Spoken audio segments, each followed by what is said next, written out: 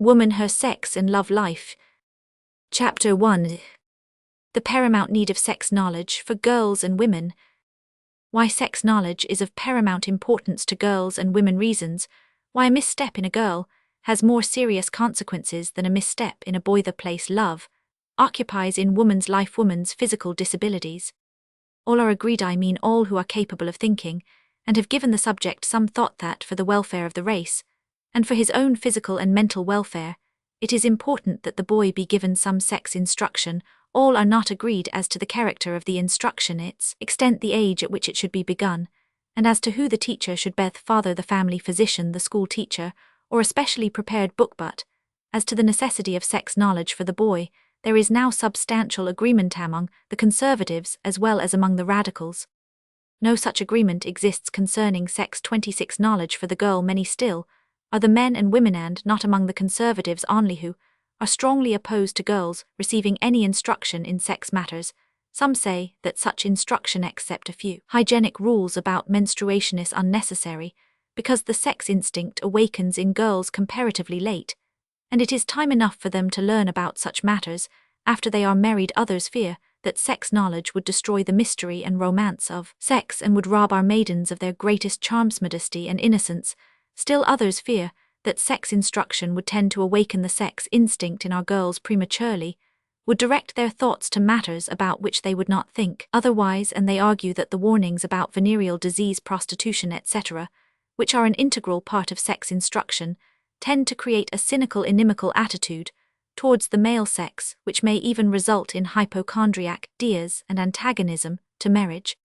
I do not deny that there is a grain of truth in all the above objections. Sex instruction does cause some girls to think of sex matters earlier than they otherwise would, and some girls have been made bitter and hypochondriac and disgusted with the male sex, but it would not be difficult to demonstrate 27 that it was not sex instruction per se that was responsible for these deplorable results. It was the wrong kind of instruction that was to blame. It was the wrong emphasis, the lurid exaggerations that caused the mischief, and not the truth. In other words, it is not sex information, it is sex misinformation that is pernicious, and of course to this everybody will agree. Rather than false information, better no information at all. But if the information to be imparted be sane, honest and truthful, without exaggerating the evils, and without laying undue emphasis on the dark shadows of our sex life, then the results can be only beneficent, and the task I have put before myself in this book is to give our girls and women sane, square, and honest information about their sex organs and sex nature, information absolutely free from luridness on the one hand, and maudlin sentimentality on the other. The female sex is in need of such information much more so than is the male sex. Yes, if boys, as is now universally agreed, are in need of sex instruction, then girls are much more in need of it. Why? For several important reasons. The first reason why sex instruction is even more important for girls than it is for boys is because a misstep in a girl has much more disastrous consequences than it has in a boy. The disastrous 28 results of a misstep in a boy are only physical in character. The results of the same misstep in a girl may be physical, moral, social and economic. To speak more plainly, if a boy through ignorance rashly indulges in illicit sexual relations, the worst consequence to him may be infection with a venereal disease. But he is not considered immoral, he is not despised, he is not ostracized, he does not lose his social standing in the slightest degree, and when he is cured of his venereal disease, he has no difficulty in getting married. He does not even have to conceal his past sexual history from his wife. But if a girl makes a misstep, the consequences to her are terrible indeed. It may not only cost her her health and social standing, she may have to pay with her very life. She runs the risk of venereal infection, the same as the boy does.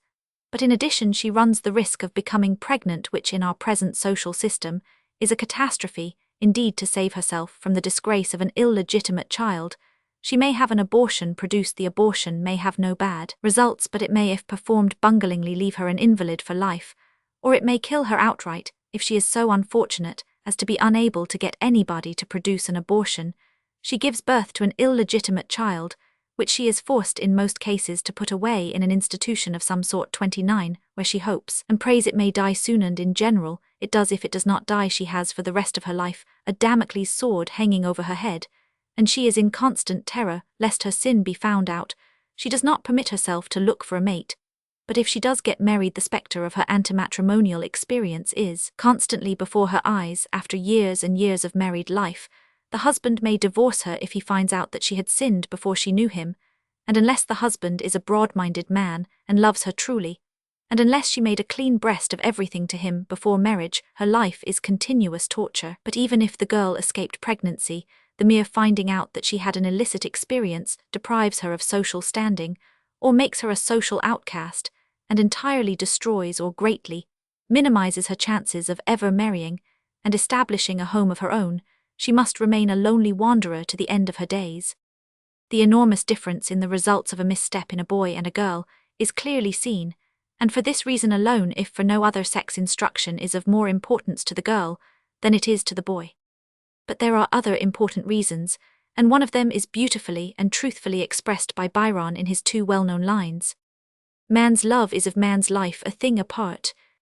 'Tis woman's whole existence. Yes, love is a woman's whole life. Some modern women might object to this. They might say that this was true of the woman of the past, who was excluded from all other avenues of human activity. The woman of the present day has other interests besides those of love.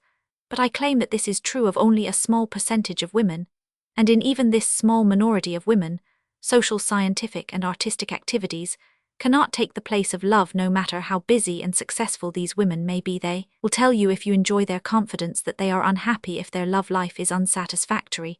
Nothing can fill the void made by the lack of love. The various activities may help to cover up the void, to protect it from strange eyes.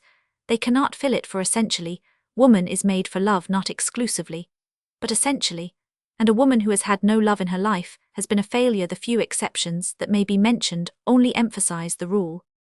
But not only psychically is a woman's love and sex life more important than a man's physically, she is also much more cognizant of her sex, and much more hampered by the manifestation of her sex. 31 nature than man is to take, but one function, menstruation, from the age 13 or 14 to the age of 45 or 50. It is a monthly reminder to woman that she is a woman, that she is a creature of sex, and while to many women this periodically recurring function is only a source of some annoyance or discomfort, to a great number it is a cause of pain, headache, suffering, or complete disability. Man has no such phenomenon to annoy him practically his whole life. But more important are the results of love union, of sex relations.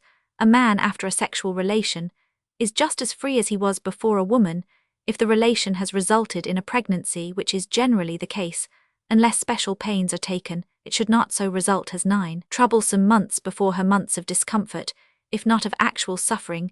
She then has an extremely trying and painful ordeal, that of childbirth, and then there is another trying period, the period of lactation, or of nursing, and of bringing up the baby. The penalty seems almost too great.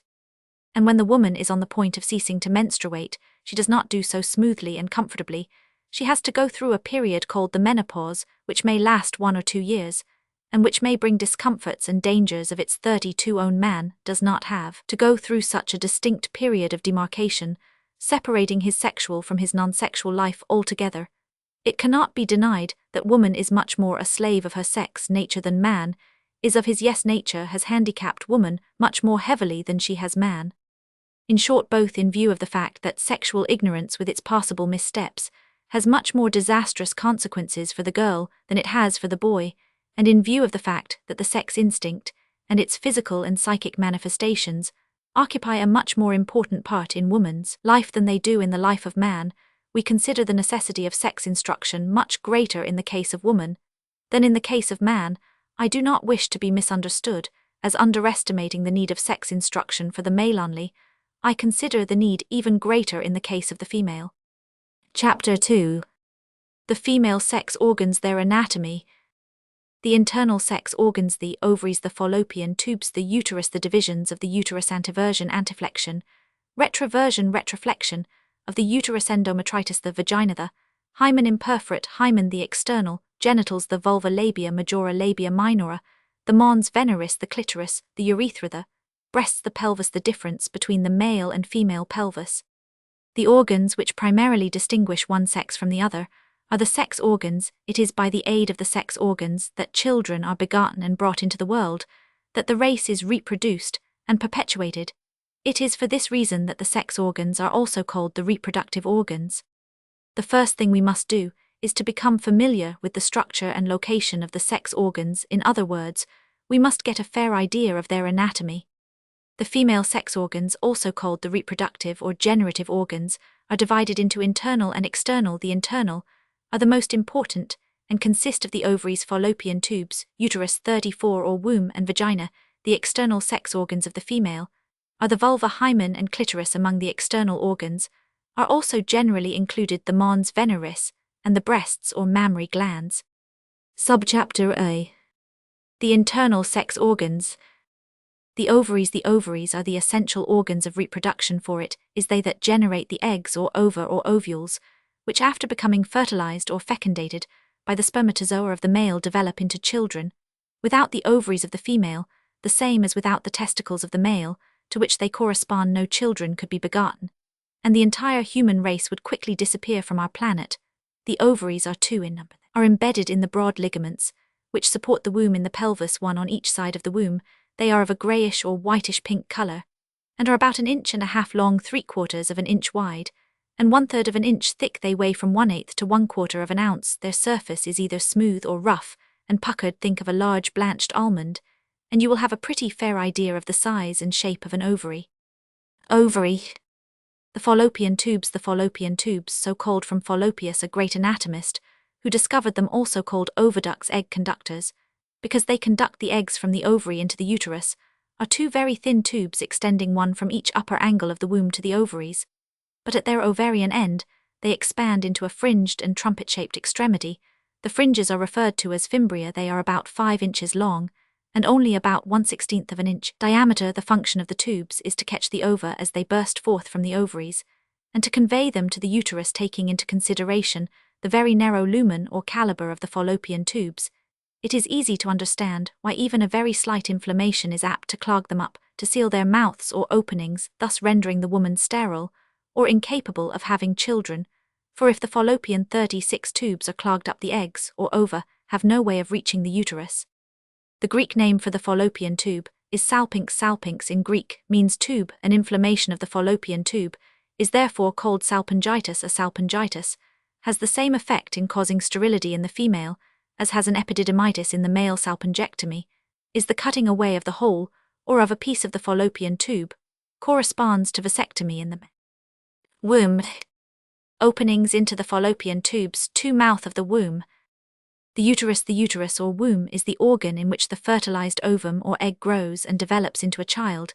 It is a hollow muscular organ about the size of a pear, with thick walls capable under the influence of pregnancy of great expansion and growth. The broad part of the pear is called the body of the uterus. The lower narrow part is called the neck of the uterus, or cervix. The uterus in the adult girl or woman is about 3 inches long, 2 inches broad in its upper part, and nearly 1 inch thick. It weighs from 1 ounce to 1.5 ounces. When the uterus is in a pregnant condition, it increases enormously both in size and in weight, as we will see in a future chapter. The cavity of the uterus is somewhat triangular in shape. At each upper angle is the small opening communicating with the fallopian tube, the upper portion of 37. The uterus is called the fundus. The external opening of the womb, situated in the center of the cervix, is called the mouth of the womb, or the arse, or external arse.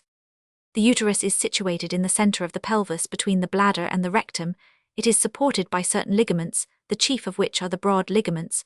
But on account of general weakness, too hard physical labor, or lifting heavy weights, the ligaments may stretch and the uterus may sink down low in the vagina, and we then have the condition known as prolapse of the womb, or the womb may turn forward, when we have a condition of anteversion. If the womb is bent or flexed forward on itself, the condition is called anteflexion. If the womb is turned backwards, the condition is called retroversion. If it is bent or flexed backward upon itself, the condition is called retroflexion. An extreme degree of anteversion or anteflexion or retroflexion may interfere with impregnation, as the spermatozoa may find it difficult or impossible to reach the opening of the womba external arse. The vagina in Latina sheath. The vagina is the tube or canal which serves as a passageway between the uterus and the outside of the body. It extends from the external genitals or vulva to the neck of the womb, embracing the latter for some distance. It is a strong fibromuscular canal, lined with mucous membrane. It is not smooth inside but arranged in folds or rug, so that when necessary as during childbirth it can stretch enormously and permit the passage of a child's head. The length of the vaginal canal is between 3 and 5 inches, but it is in general much more capacious in women that have borne 1 or more children than in those who have not borne any. Near the vaginal entrance are situated 2 small glands. They are about the size of a pea and secrete mucus. They are called Bartholin's glands. Occasionally, they become inflamed and give a good deal of trouble. Antiversion of the uterus. Antiflexion of the uterus. Retroversion of the uterus. Retroflexion of the uterus. The remains of the hymen after it is ruptured shrink and form little elevations, which can be easily felt. They are known as caruncles, in Latin caruncle meatiforms, which means in English myrtle berry-shaped caruncles. Caruncle is a small fleshy elevation derived from caro, which in Latin means flesh. Subchapter B. The external genitals. The vulva. The external genitals of the female are called the vulva. The vulva consists of the labia majora, meaning the larger lips which are on the outside, and which in the grown-up girl are covered with hair, and the labia minora, the smaller lips which are on the inside, and which are usually only seen when the labia majora are taken apart. Vulva in Latin means folding door. The ancients were fond of giving fancy names to things. The mons veneris, the elevation above the vulva 43, which during puberty becomes covered with hair, is called by the fanciful name mons veneris or Venus mountain. It is usually well padded with fatty tissue. The clitoris. The clitoris is a small body about 1 inch in length, situated beneath the mons veneris, and partly or entirely covered by the upper borders of the labia minora. The urethra between the clitoris above and the opening of the vagina below is situated. The opening of the urethra, or the urinary meatus, through which the urine passes. Many women are so ignorant, or let us say innocent, that they think the urine passes out through the vagina. This is not so. The vagina has nothing to do with the process of urination. Again enumerating the female sex organs, but in the reverse order from before backward or from out inward, we have the mons veneris and the labia majora, or the external lips of the vulva. These are the plainly visible parts of the female genital organs. When the labia majora are taken apart, we see the labia minora. When the labia majora and minora are taken apart, we can see or feel the clitoris and the hymen, or the remains of the hymen. We then have the vagina, a large stretchable musculomembranous canal, in the upper portion of which the neck of the womb or the cervix can be seen. 44. When a speculum is used or felt by the finger, only the cervix or neck of the womb can be seen, but the rest of the womb, the broader portion, can be easily felt and examined by one hand in the vagina, and the other hand over the abdomen. Continuous with the uterus are the fallopian tubes, and below the trumpet-shaped ends of the fallopian tubes are the ovaries embedded in the broad ligaments, 1 on each side. The breasts, also called mammary glands or mama in Latin breast, may be considered as accessory organs of reproduction. They are of no importance in the male, in whom they are usually rudimentary, but they are of great importance in the female. They manufacture milk, which is necessary for the proper nutrition of the infant, and they add a great deal to the beauty and attractiveness of the woman. They are thus a help to the woman in getting a mate or a husband. The projecting elevation of the breast, which the child takes in his mouth when nursing, is called the nipple. The darker colored area surrounding the nipple is called the areola. The pelvis of the male. The pelvis of the female. Subchapter C. The pelvis is. The internal sex organs are situated in the lower part of the abdominal cavity, the part that is called the pelvis or pelvic cavity.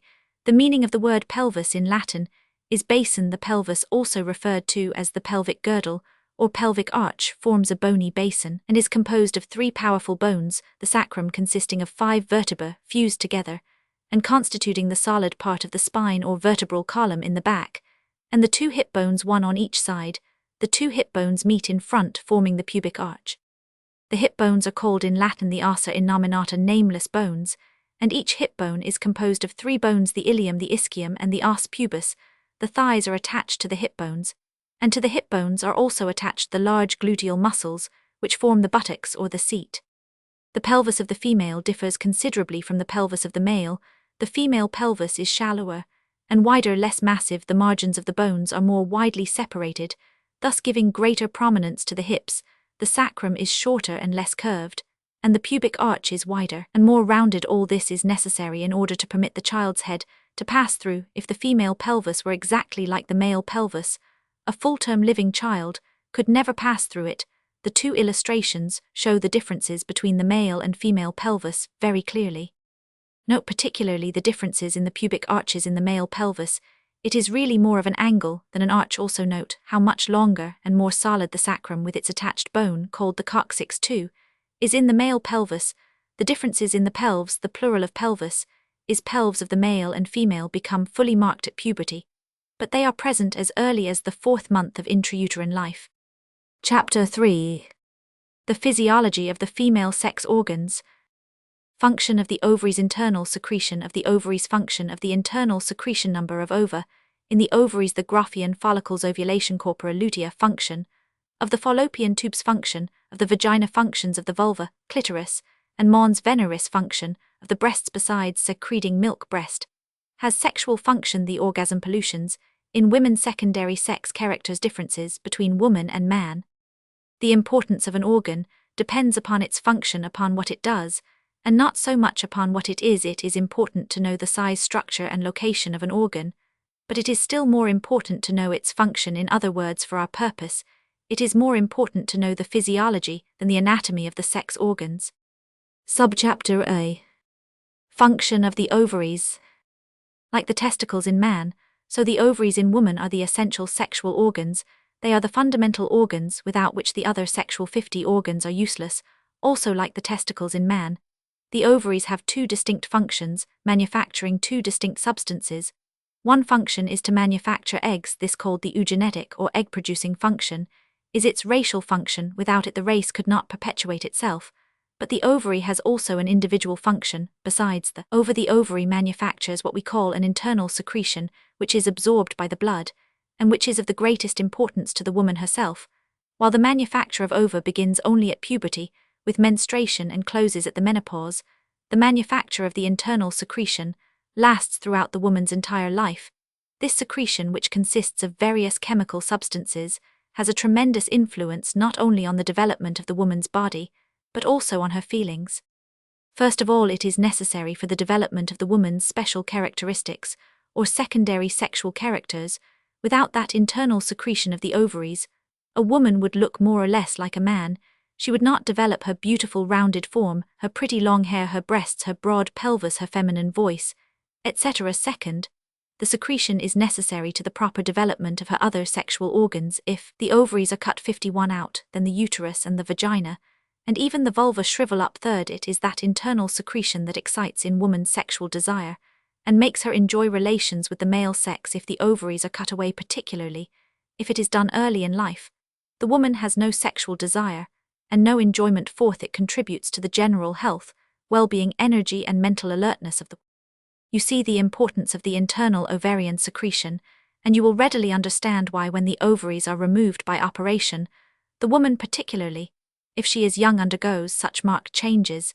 It is because we recognize now the great importance of the ovaries that we always, when operating on diseased ovaries, leave at least a small piece of ovary, if at all possible.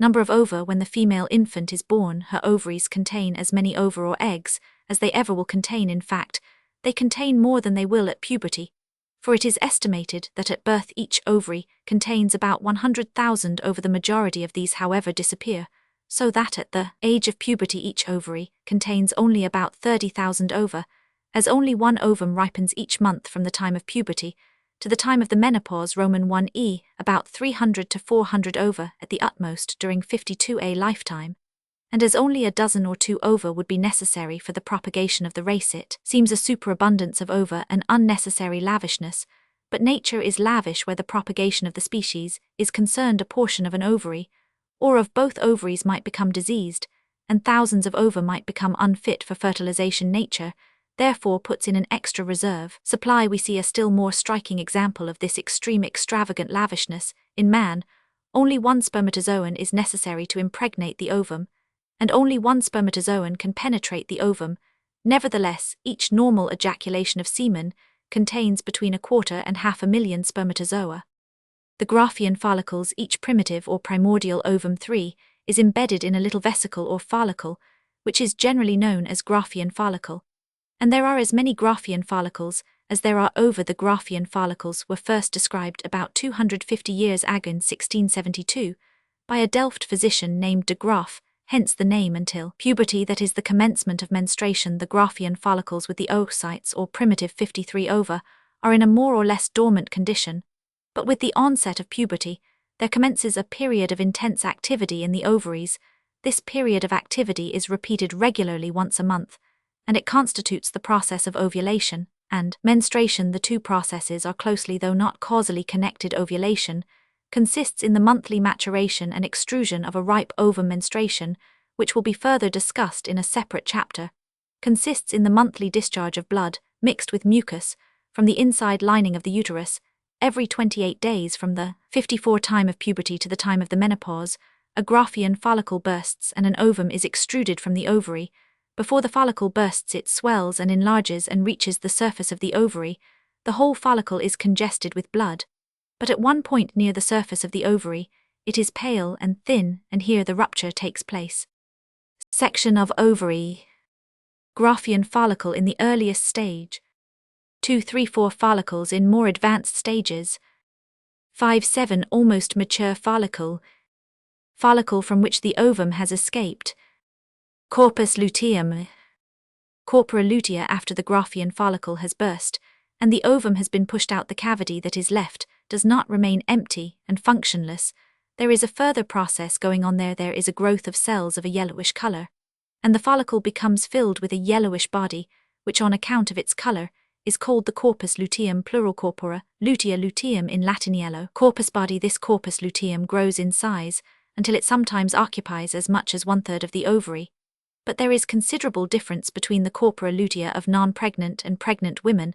Up to the end of about a month, the corpora lutea are the same, but after that the corpus luteum of the non-pregnant woman begins to get smaller, to shrink, so that at the end of 2 or 3 months it is reduced to a small scar and later cannot be noticed at all. The corpus luteum of the pregnant woman keeps on increasing until the end of the 2nd month, remains about the same size 55, until the end of the 6th month, and only then begins gradually to diminish. The corpus luteum of the non-pregnant woman, that is, the one following menstruation, is called false corpus luteum. The corpus luteum following pregnancy is called a true corpus luteum. The corpus luteum acts like a gland and elaborates a secretion which has an influence on the circulation in the uterus, and on menstruation it probably possesses other properties with which we are not yet quite familiar. The corpora lutea of various animals are now prepared in powder or tablet form, and used in medicine in the treatment of certain diseases of women. Subchapter B. Function of the other genital organs.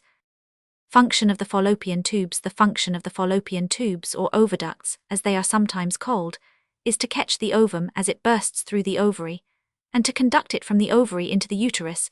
It is while the ovum is in the narrow lumen of the tube that the spermatozoon which has travelled up from the uterus usually finds it, and it is in the tube near its entrance to the womb that impregnation usually takes place. After the ovum 56 is impregnated or fecundated, it slowly moves down to the uterus, where it attaches itself and remains and grows for 9 months until it is ready to come out and start an independent life.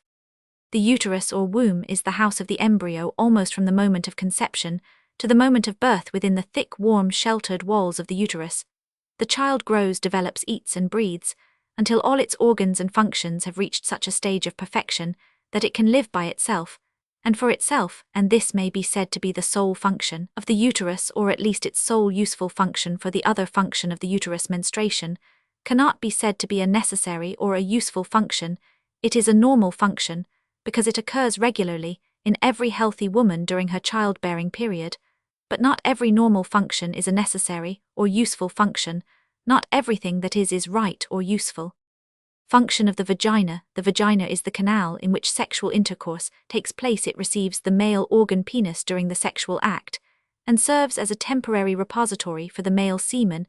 After the spermatozoa have reached the uterus, the vagina has no further function to perform. Functions of the vulva, clitoris, and mons 57 veneris. The vulva and the clitoris have no special functions to perform, but in them, in the clitoris particularly, but also in the labia minora, resides the feeling of voluptuousness, the pleasurable sensation experienced during the sexual act, another seat of voluptuousness in the woman, is located in the cervix of the uterus. The mons veneris has no special physiological function to perform, but it as well as the vulva serve as strong points of attraction for the male sex. While the entire female body is attractive to the male and vice versa, there are certain zones which are especially attractive or exciting. Such zones or areas are called erogenous zones. The word erogenous means love generating the vulva, and the mons veneris are the strongest erogenous zones. Other erogenous zones are the lips, the breasts, etc. Function of the breasts. The function of the breasts is to nurse or suckle the young on the mother's milk until they are able to live on other food. The other name for breasts is mammary gland, in Latin mammabreast, and all animals who suckle their young are called mammals or mammalia. Besides its milk-secreting function, the breasts constitute a strong erogenous zone. They are a point of strong attraction for the male sex, many men being more attracted by well-developed breasts than 58 by a pretty face.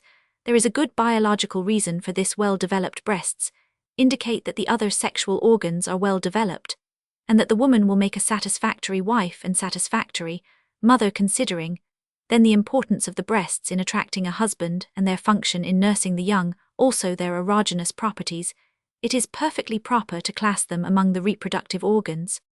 Subchapter C. The orgasm. The culmination of the act of sexual intercourse is called the orgasm. It is the moment at which the pleasurable sensation is at its highest point. The body experiences a thrill, there is a spasmodic contraction in the genital organs, and there is a secretion of fluid from the genital glands and mucous membranes. This fluid in women is not a vital fluid like the semen in man. It is merely mucus, and in some women it is very slight in amount or altogether absent. Adult women who live without sexual relations occasionally have sexual or erotic dreams, that is, they dream that they are in the company of men playing or having relations with 59 them. Such dreams are usually accompanied by an orgasm or an orgastic feeling, and by a discharge of mucus, the same as in sexual intercourse. Such a discharge of mucus during sleep is called an emission or pollution. In the male sex, pollutions play an important role. See the author's Sex Knowledge for Men, because the semen is a vital fluid, and if it is lost too frequently, the system is put under a heavy drain. In boys and men, the pollutions or night losses may occur several times a week or even every night or several times a night. When they occur with such frequency, the man may become a wreck. Not so with women. First, pollutions or night dreams in women are much more rare than they are in men, and second, as just mentioned, the fluid secreted by woman during intercourse or during an erotic dream is not of a vital character as the semen is in man. It is mucus, and the secretion of a mucus fluid, even if somewhat excessive, does not constitute a drain on the system. For this reason, women can stand frequently repeated sex relations and emissions or pollutions much better than men can. Subchapter D. The secondary sex characters. The sex organs constitute the primary sex characters. It is they that distinguish primarily one sex from another, but there are numerous other sex characters, or sex differences, which, while not so important, serve to differentiate the sexes, at the same time forming points of attraction between one sex and another. For instance, the beard and mustache are a distinct male characteristic and constitute one of the secondary male sex characters. The secondary sex characters are very numerous. One might say that each one of the billions of cells in the body bears the impress of the sex to which it belongs. First, the skeleton. The entire female skeleton differs from the male skeleton. All the bones are smaller and more gracile. The pelvis, as we have seen before, is shallower and wider. Then the muscles are smaller and more rounded. The entire contour of the body is rounded rather than angular. As in man, the skin is finer, softer, more delicate. The hair on the head is longer and of a finer texture, while over the body the hair is also finer and less abundant. The voice is finer, more pleasant, and of a higher pitch soprano. The breasts are well 61 developed and serve an important purpose, while in men they are rudimentary. The breathing is also different. Woman breathes principally with the upper part of the chest. Man, with the lower. The brain is smaller, and its convolutions somewhat less complex in woman. Woman differs considerably from man, not only physically, as we have seen, but also mentally and emotionally. But into this phase of the subject we will not enter, except to remark that it is foolish to speak of the superiority or inferiority of one sex to another. In some respects man is greatly superior to woman, in others he is inferior. On the whole, the sexes balance one another pretty well. and while the sexes are not and never will be exactly alike, we have no right to speak of the inferiority of one sex to another. We recognize that the sexes are different, but they complement one another, and the claim of the reactionary and of the woman-hater that woman is an inferior creature is just as senseless as is the claim made by some ultra-militant feminists that woman is the superior and man the inferior. Chapter 4. The Sex Instinct. Universality of the sex instinct not responsible for our thoughts and feelings. The sex instinct, which runs all through nature from the lowest animal to the highest, is the inborn impulse, craving, or desire which one sex has for the other, the male for the female, and the female for the male. This instinct, this desire for the opposite sex which is born with us, and which manifests itself at a very early age, is not anything to be ashamed of. There is nothing disgraceful, nothing sinful in it. It is a normal, natural, healthy instinct, implanted in us by nature for various reasons, and absolutely indispensable for the perpetuation of the race. If there were anything to be ashamed of, it would be the lack of this sex instinct, for without it the race would quickly die out.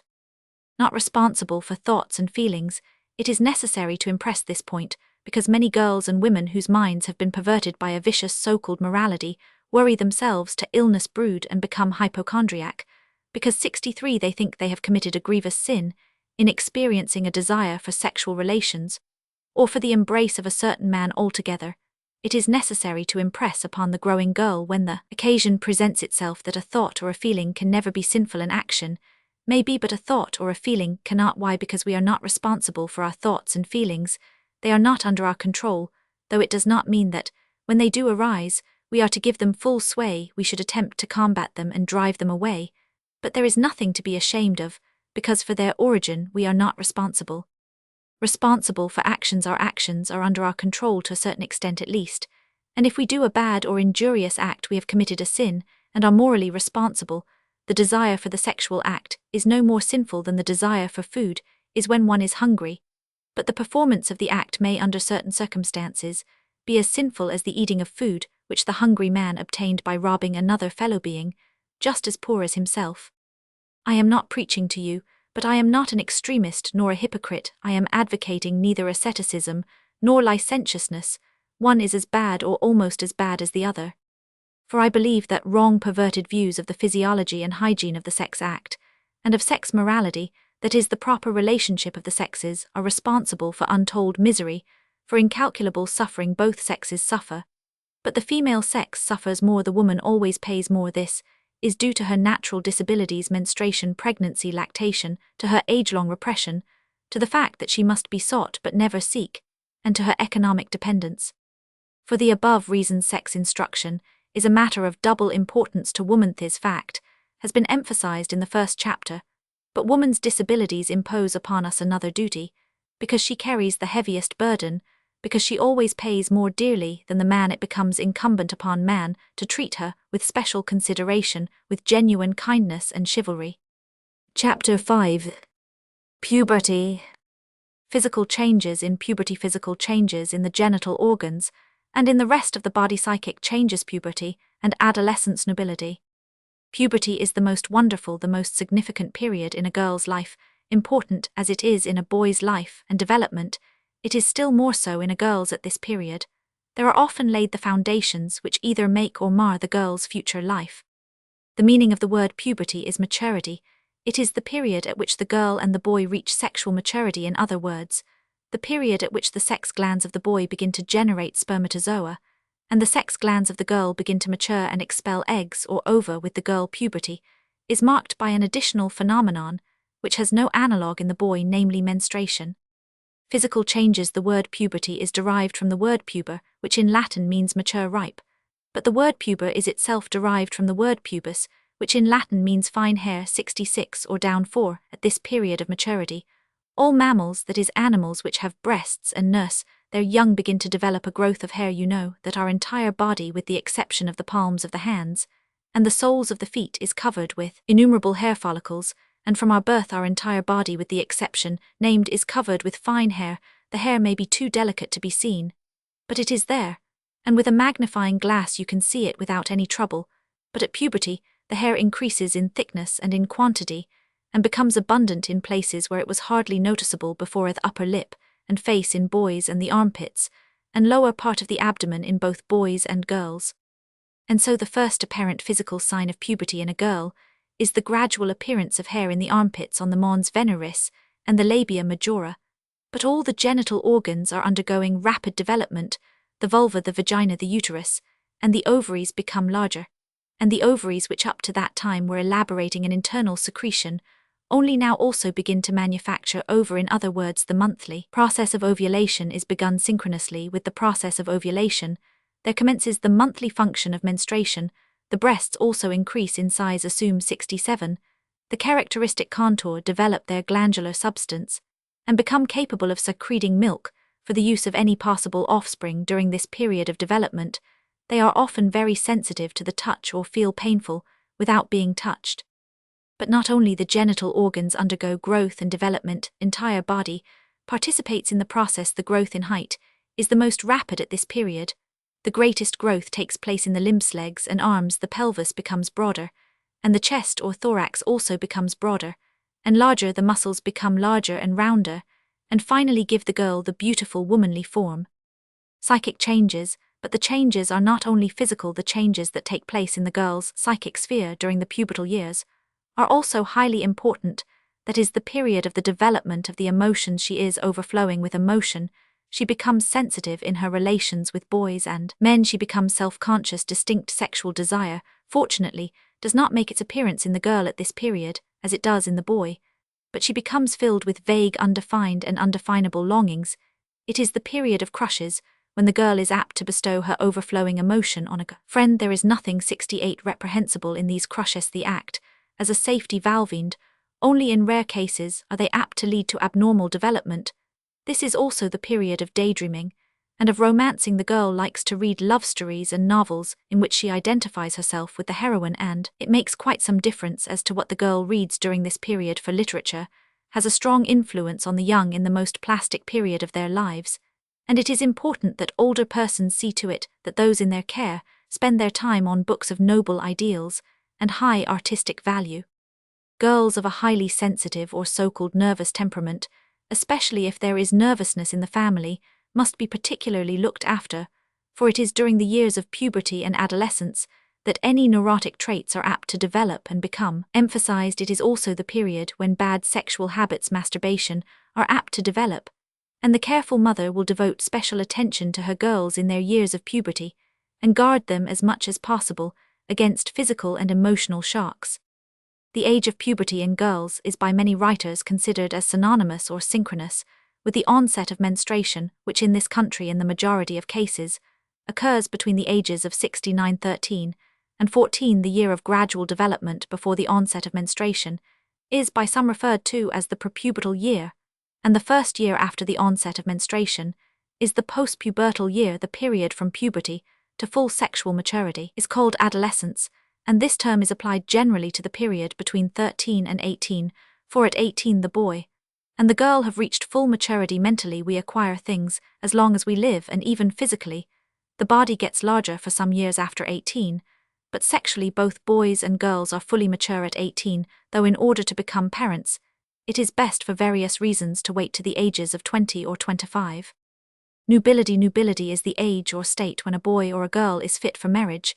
This is a vague and unsatisfactory term. At the age of 13 to 15 boys and girls are physically fit for marriage. That is, at that age, a boy is capable of begetting and a girl of having children, but it does not mean that it would be advisable for them to marry at such an early age. Neither their bodies nor their minds are fully developed, and children begotten of such young parents are apt to be weaklings both mentally and physically. The youngest age for girls 70 to marry should be 18, and for boys 20, but the youngest age for becoming parents should be 20 to 22 for the mother and 23 to 25 for the father. Chapter 6. Menstruation. Definition of menstruation: where menstrual blood comes from. Age of menstruation: age of cessation of menstruation, duration, amount, regularity and irregularity. The first function with which the girl will be confronted, which will impress upon her that she is a creature of sex, that she is decidedly different from the boy, is menstruation, and this function we will now proceed to study. What is menstruation? Menstruation is a monthly discharge of blood. The word is derived from the Latin word mensis, which means a month, and menstruation is also frequently spoken of. As the menses, it is also called the catamenia, or katameniaflo, Greek katabe, mean a month. Other terms are the period's courses, monthlies, turns, monthly changes, monthly sickness. Flowers, to be unwell, to be regular, not to see anything, is a common term for having missed the menses. This flow of blood recurs in most cases with remarkable regularity, once a month, not a calendar month, but once a lunar month, Roman 1e, once every 28-72 days. And as there are 13 lunar months a year, a woman menstruates not 12 but 13 times a year. Where does the menstrual blood come from? The menstrual blood comes from the inside of the womb every month for a few days prior to menstruation. The inside lining of the womb, what we call the mucous membrane or endometrium, becomes congested, and its blood vessels become distended with blood. If the woman has sexual intercourse and pregnancy happens to take place, then this extra blood is used to nourish and develop the new child. But if no pregnancy takes place, that extra blood exudes from the blood vessels. Some of the blood vessels rupture and is discharged from the uterus into the vagina, and from there to the outside, where it is caught on cotton sanitary napkins or some other pad. At what age does menstruation begin? The usual age at which menstruation begins in this country is 13 or 14. In some it may occur as early as 12, in others as late as 15, 16, or even 17.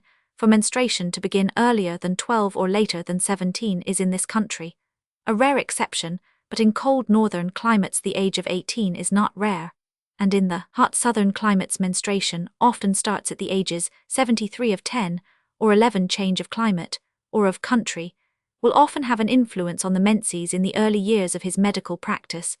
The author had many Finnish girls as patients. It was a very common occurrence for them to stop menstruating for the first few months, or even for the first year of their residence in this country. At what age does menstruation cease? The age at which menstruation ceases is called the menopause or climacteric. It usually takes place at the age of 48 or 50. In some cases, it does not take place until the age of 52. In others, it takes place as early as 45 or 44. In general, it may be said that the woman's menstruating period during which she is able to have children lasts about 35 years, and if no restraint be taken, and if no precautions be taken against conception, a woman could have 20 or 30 children during her childbearing period. How many days does a woman menstruate? The usual number of days is from 3 to 5. In some cases, menstruation lasts only 2 days, in others as long as 7. As a rule, the greatest amount of blood passed is during the first 2 days. As the amount of blood, it is hard to estimate the exact amount of blood passed by a woman during her menses, but it reaches about an ounce and a 74.5 to 3 ounces. In some women, the amount may reach as much as 4 or 5 ounces, and in exceptional cases as much as 8 ounces. Where it exceeds this amount, it is an abnormal condition requiring treatment. The usual statement that a normally menstruating woman should not have to use more than 3 napkins during the 24 hours is correct. The periodical regularity with which menstruation recurs in many women is remarkable. I know a woman who has not missed her menses in 20 years. During those 20 years, the menses have started every 4th Friday, almost always at the same hour. I know another one who has her menses every 4th Wednesday about 7 in the morning. She skipped her periods during her 2 pregnancies, then they were irregular for a while, then they came back to Wednesday. Other women have their menses on a certain day of the month, say the 1st or the 5th, regardless of the number of days in the month. Such cases are, however, exceptional, and in some women the menses are irregular every 3 weeks, every 5 or 6 weeks, every 6 or 7 weeks, etc. Some women never know when they may expect their menses, so irregular they are. Chapter 7. Abnormalities of menstruation. Disorders of menstruation: menorrhagia, metrorrhagia, menorrhea, vicarious menstruation, dysmenorrhea, of organic and of nervous origin. In many girls and women, menstruation is a perfectly normal physiological process. They suffer no discomfort whatever from it. They suffer no pains, no headache, no irritability.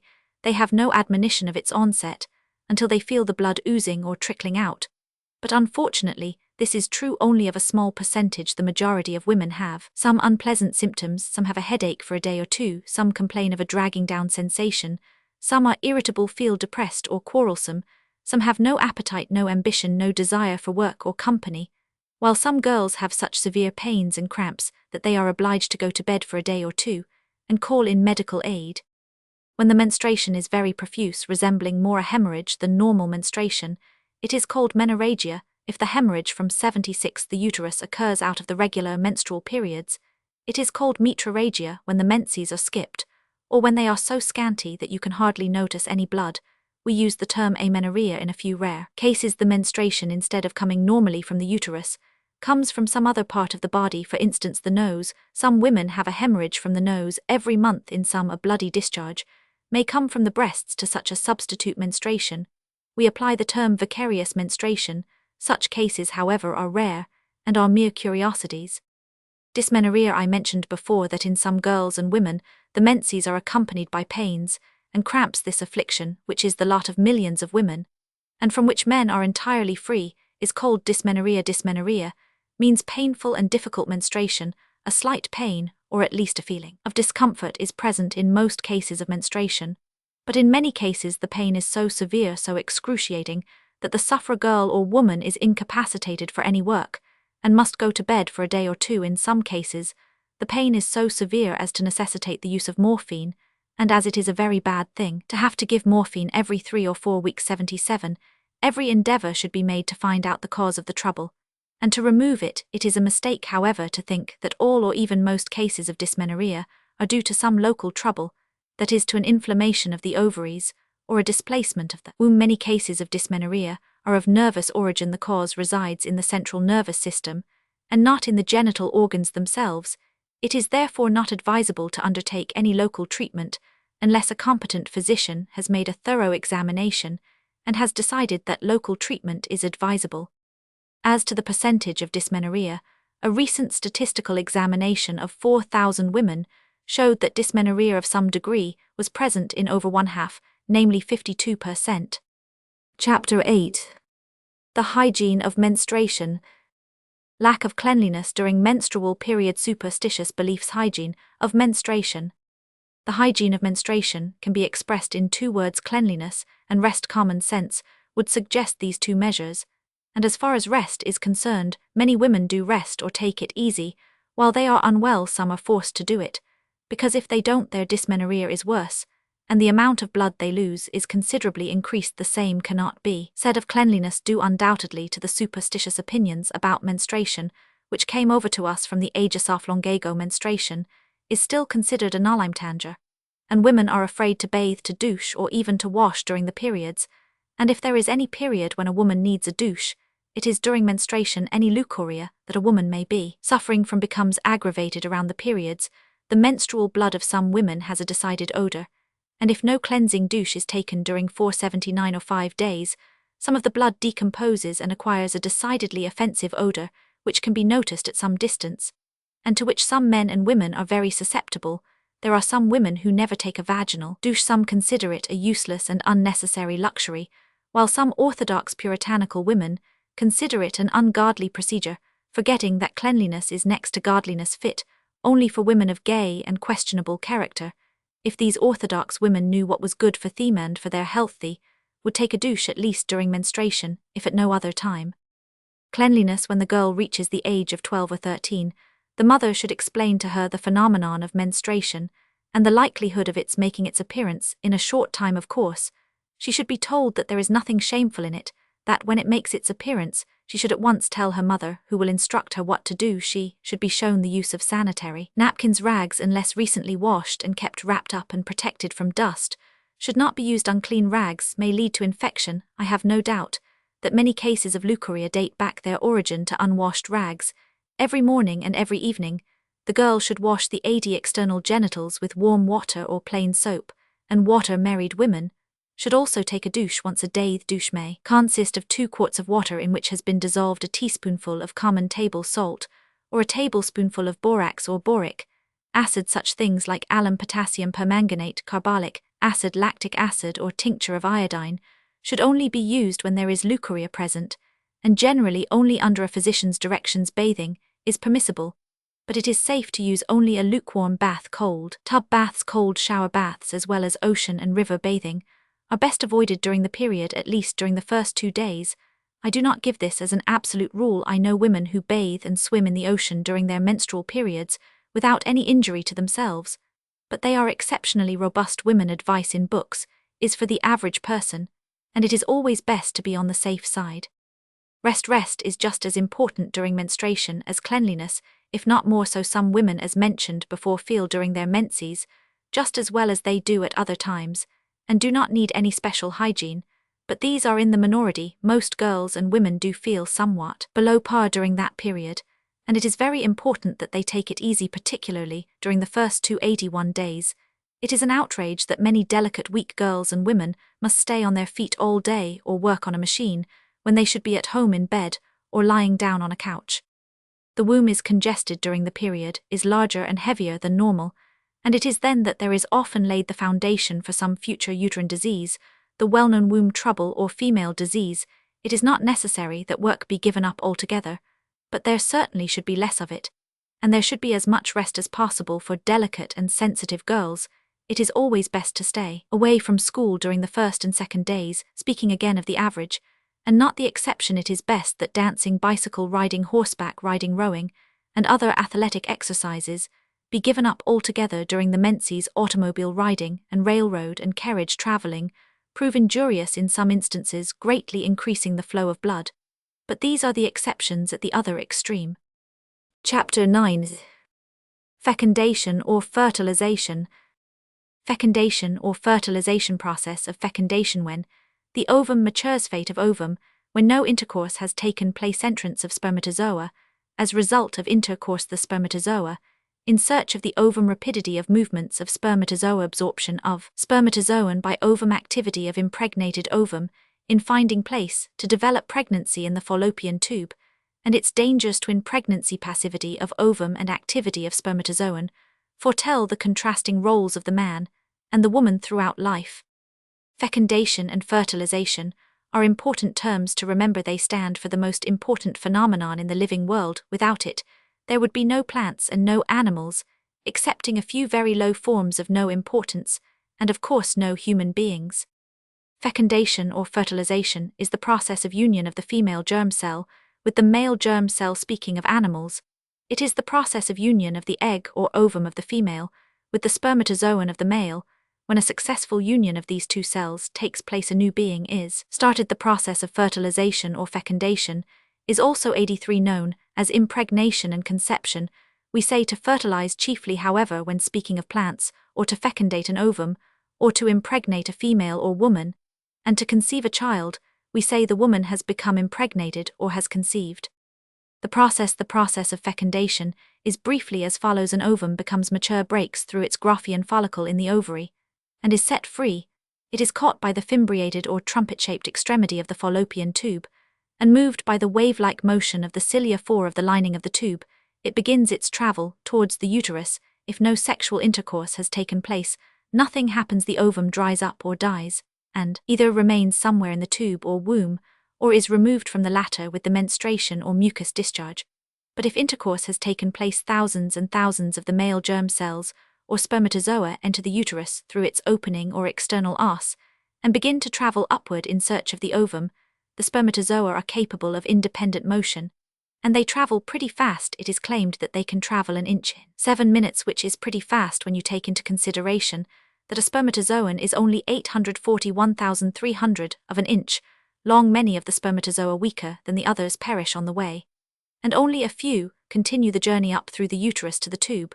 When near the little ovum, which remains passive, their movements become more and more rapid. They seem to be attracted to it, as if by a magnet, and finally one spermatozoon, just one that happens to be the strongest or the nearest, makes a mad rush at it with its head, perforates it, and is completely swallowed up by it.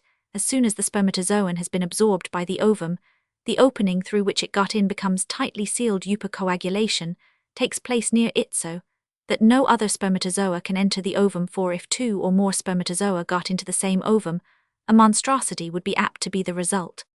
Spermatozoon penetrating the ovum.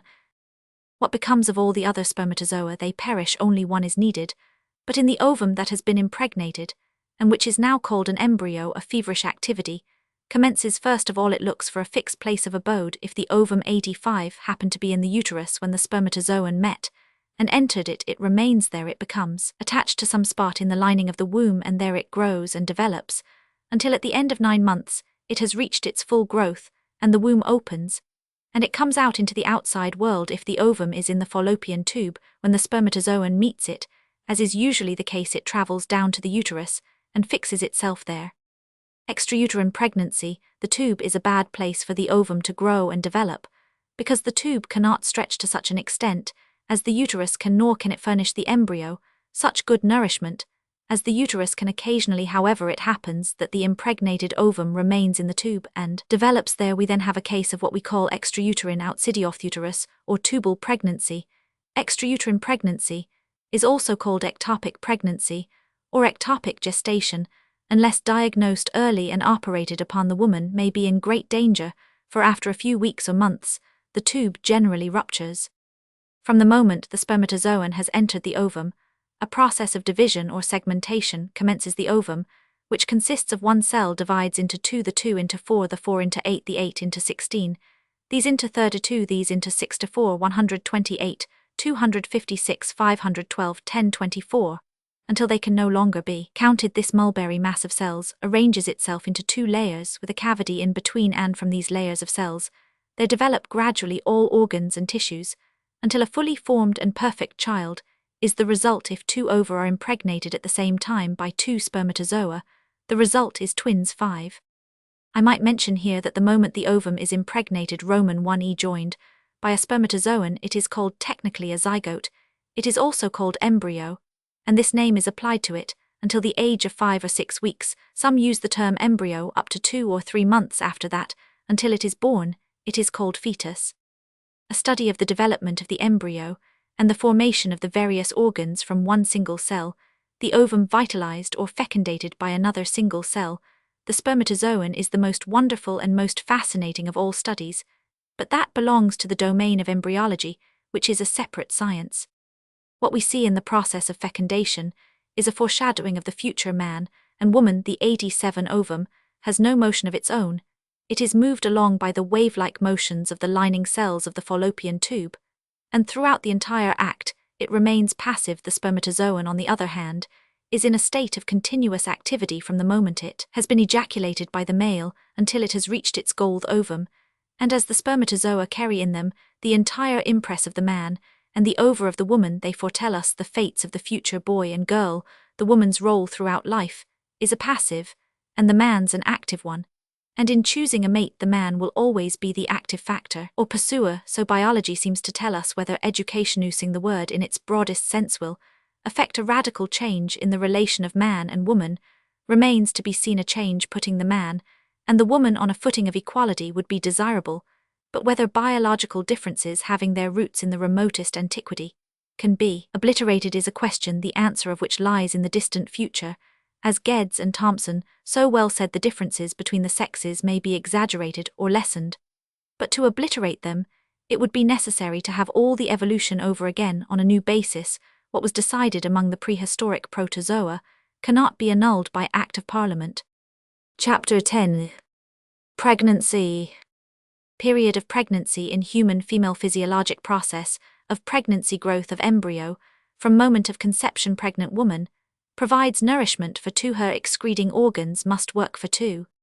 From the moment the ovum has been fertilized or fecundated by the spermatozoon, the woman is said to be pregnant, or in French enceinte. This term was used very frequently, and is still used by prudes who seem to consider the word pregnant vulgar and disgraceful. Pregnancy, or the period of gestation, lasts from the moment of conception to the moment that the fetus or child is expelled from the uterus. The period of pregnancy differs very widely in different animals. 6. But in the human female it lasts 9 calendar months or 10 lunar months, from about 274 to 280 days. We usually count 280 days from the first day of the last menstruation. A pregnant woman generally wants to know the day of the expected confinement for 89. This purpose, a table is appended to this chapter. If you know the first day of your last menstruation, you will see at a glance when the confinement may be expected. There may be a difference of a few days either before or after the expected date, but for practical approximate purposes, the tables serve very well. A simple way is to count back 3 months and add 7 days. For instance, a woman's last menstruation occurred on April 4th. Counting back 3 months gives you January 4th. Add 7 days, and you get January 11th, the probable date of delivery. The first day of the last menstruation was December 30th. Counting back 3 months gives you September 30th, add 7 days, and you get October 6th, the probable date of delivery. The presence of a short month like February may be disregarded, as the calculation is not absolutely, but only approximately correct. The period at which the child's movements begin to be felt by the mother is termed quickening. It usually occurs at the middle of the pregnancy, between the 16th and 18th week. Pregnancy is a normal physiological process, but every active physiological process is apt to be accompanied by disturbances, and there is certainly no process in the animal body in which greater 90 activity, greater changes go on than during the process of pregnancy. Just see what occurs in 9 months. The uterus, at first the size of a small pear, reaches a size larger than that of the head of a big man. It does not merely stretch as some think, but it actually grows enormously in size. The muscular wall. A pregnant uterus being many times thicker than those of a non-pregnant one, they have to be, or they would not have the strength to expel the child when the proper time comes. It is to be borne in mind that the child does not slip out by itself. It is the powerful muscular contractions of the uterus that push it out. If the uterus should refuse to work, if its walls were too thin or too weak, the child could not come out, but would have to be taken out with forceps. Still greater changes than in the uterus take place in the child itself at the moment of conception. It is the size of the head of a pin at the moment of birth. It weighs from 7 to 10 pounds at the moment of conception. It is a minute undifferentiated mass of protoplasm, just a single fertilized cell. At the moment of birth it consists of millions and millions of cells, which have become differentiated into numerous harmoniously working organs and different tissues, such as brain and nerve tissue, muscular tissue, connective tissue, bone, cartilage, etc., etc. A truly wonderful process. And in the meantime this child, which is biologically a parasite, though it is not a nice name to call it, draws its sustenance from the mother's blood. And the mother has to provide nourishment for 2, and besides providing nourishment, her excreting organs, her kidneys, must work for 2, because her system has also to get rid of the child's excretions. No wonder that the pregnant woman, particularly under an artificial unhealthy mode of living, is subject to many troubles and disturbances. Dr. Ely's table for calculating the date of confinement. January 1, 2, 3, 4, 5, 6, 7, 8, 9, 10, 11, 12, 13, 14, 15, 16, 17, 18, 19, 20, 21, 22, 23, 24, 25, 26, 27, 28, 29, 30, 31.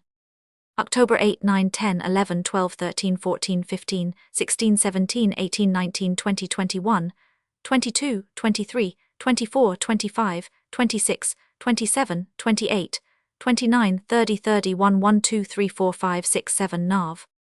February 1, 2, 3, 4, 5, 6, 7, 8, 9, 10, 11, 12, 13, 14, 15, 16, 17, 18, 19, 20, 21, 22, 23, 24, 25, 26, 27, 28. November 8, 9, 10, 11, 12, 13, 14, 15, 16, 17, 18, 19, 20, 21, 22, 23, 24, 25, 26, 27, 28, 29, 30, 1, 2, 3, 4, 5, Dec. March 1, 2, 3, 4, 5, 6, 7, 8, 9, 10, 11, 12, 13, 14, 15, 16, 17, 18, 19, 20, 21, 22, 23, 24, 25, 26, 27, 28, 29, 30, 31. December 6, 7, 8, 9, 10, 11, 12, 13, 14, 15, 16, 17, 18, 19, 20, 21, 22, 23, 24, 25, 26, 27, 28, 29, 30, 31, 1, 2, 3, 4, 5, Jan. April 1, 2, 3, 4, 5, 6, 7, 8, 9, 10, 11, 12, 13, 14, 15, 16, 17, 18, 19, 20, 21, 22, 23, 24, 25, 26, 27, 28, 29, 30. January 6, 7, 8, 9, 10, 11, 12, 13, 14, 15, 16, 17, 18, 19, 20, 21, 22, 23, 24, 25, 26, 27, 28, 29, 30, 31, 1, 2, 3, 4, Feb. May 1, 2, 3, 4, 5, 6, 7, 8, 9, 10, 11, 12, 13, 14, 15, 16, 17, 18, 19, 20, 21, 22, 23, 24, 25, 26, 27, 28, 29, 30, 31.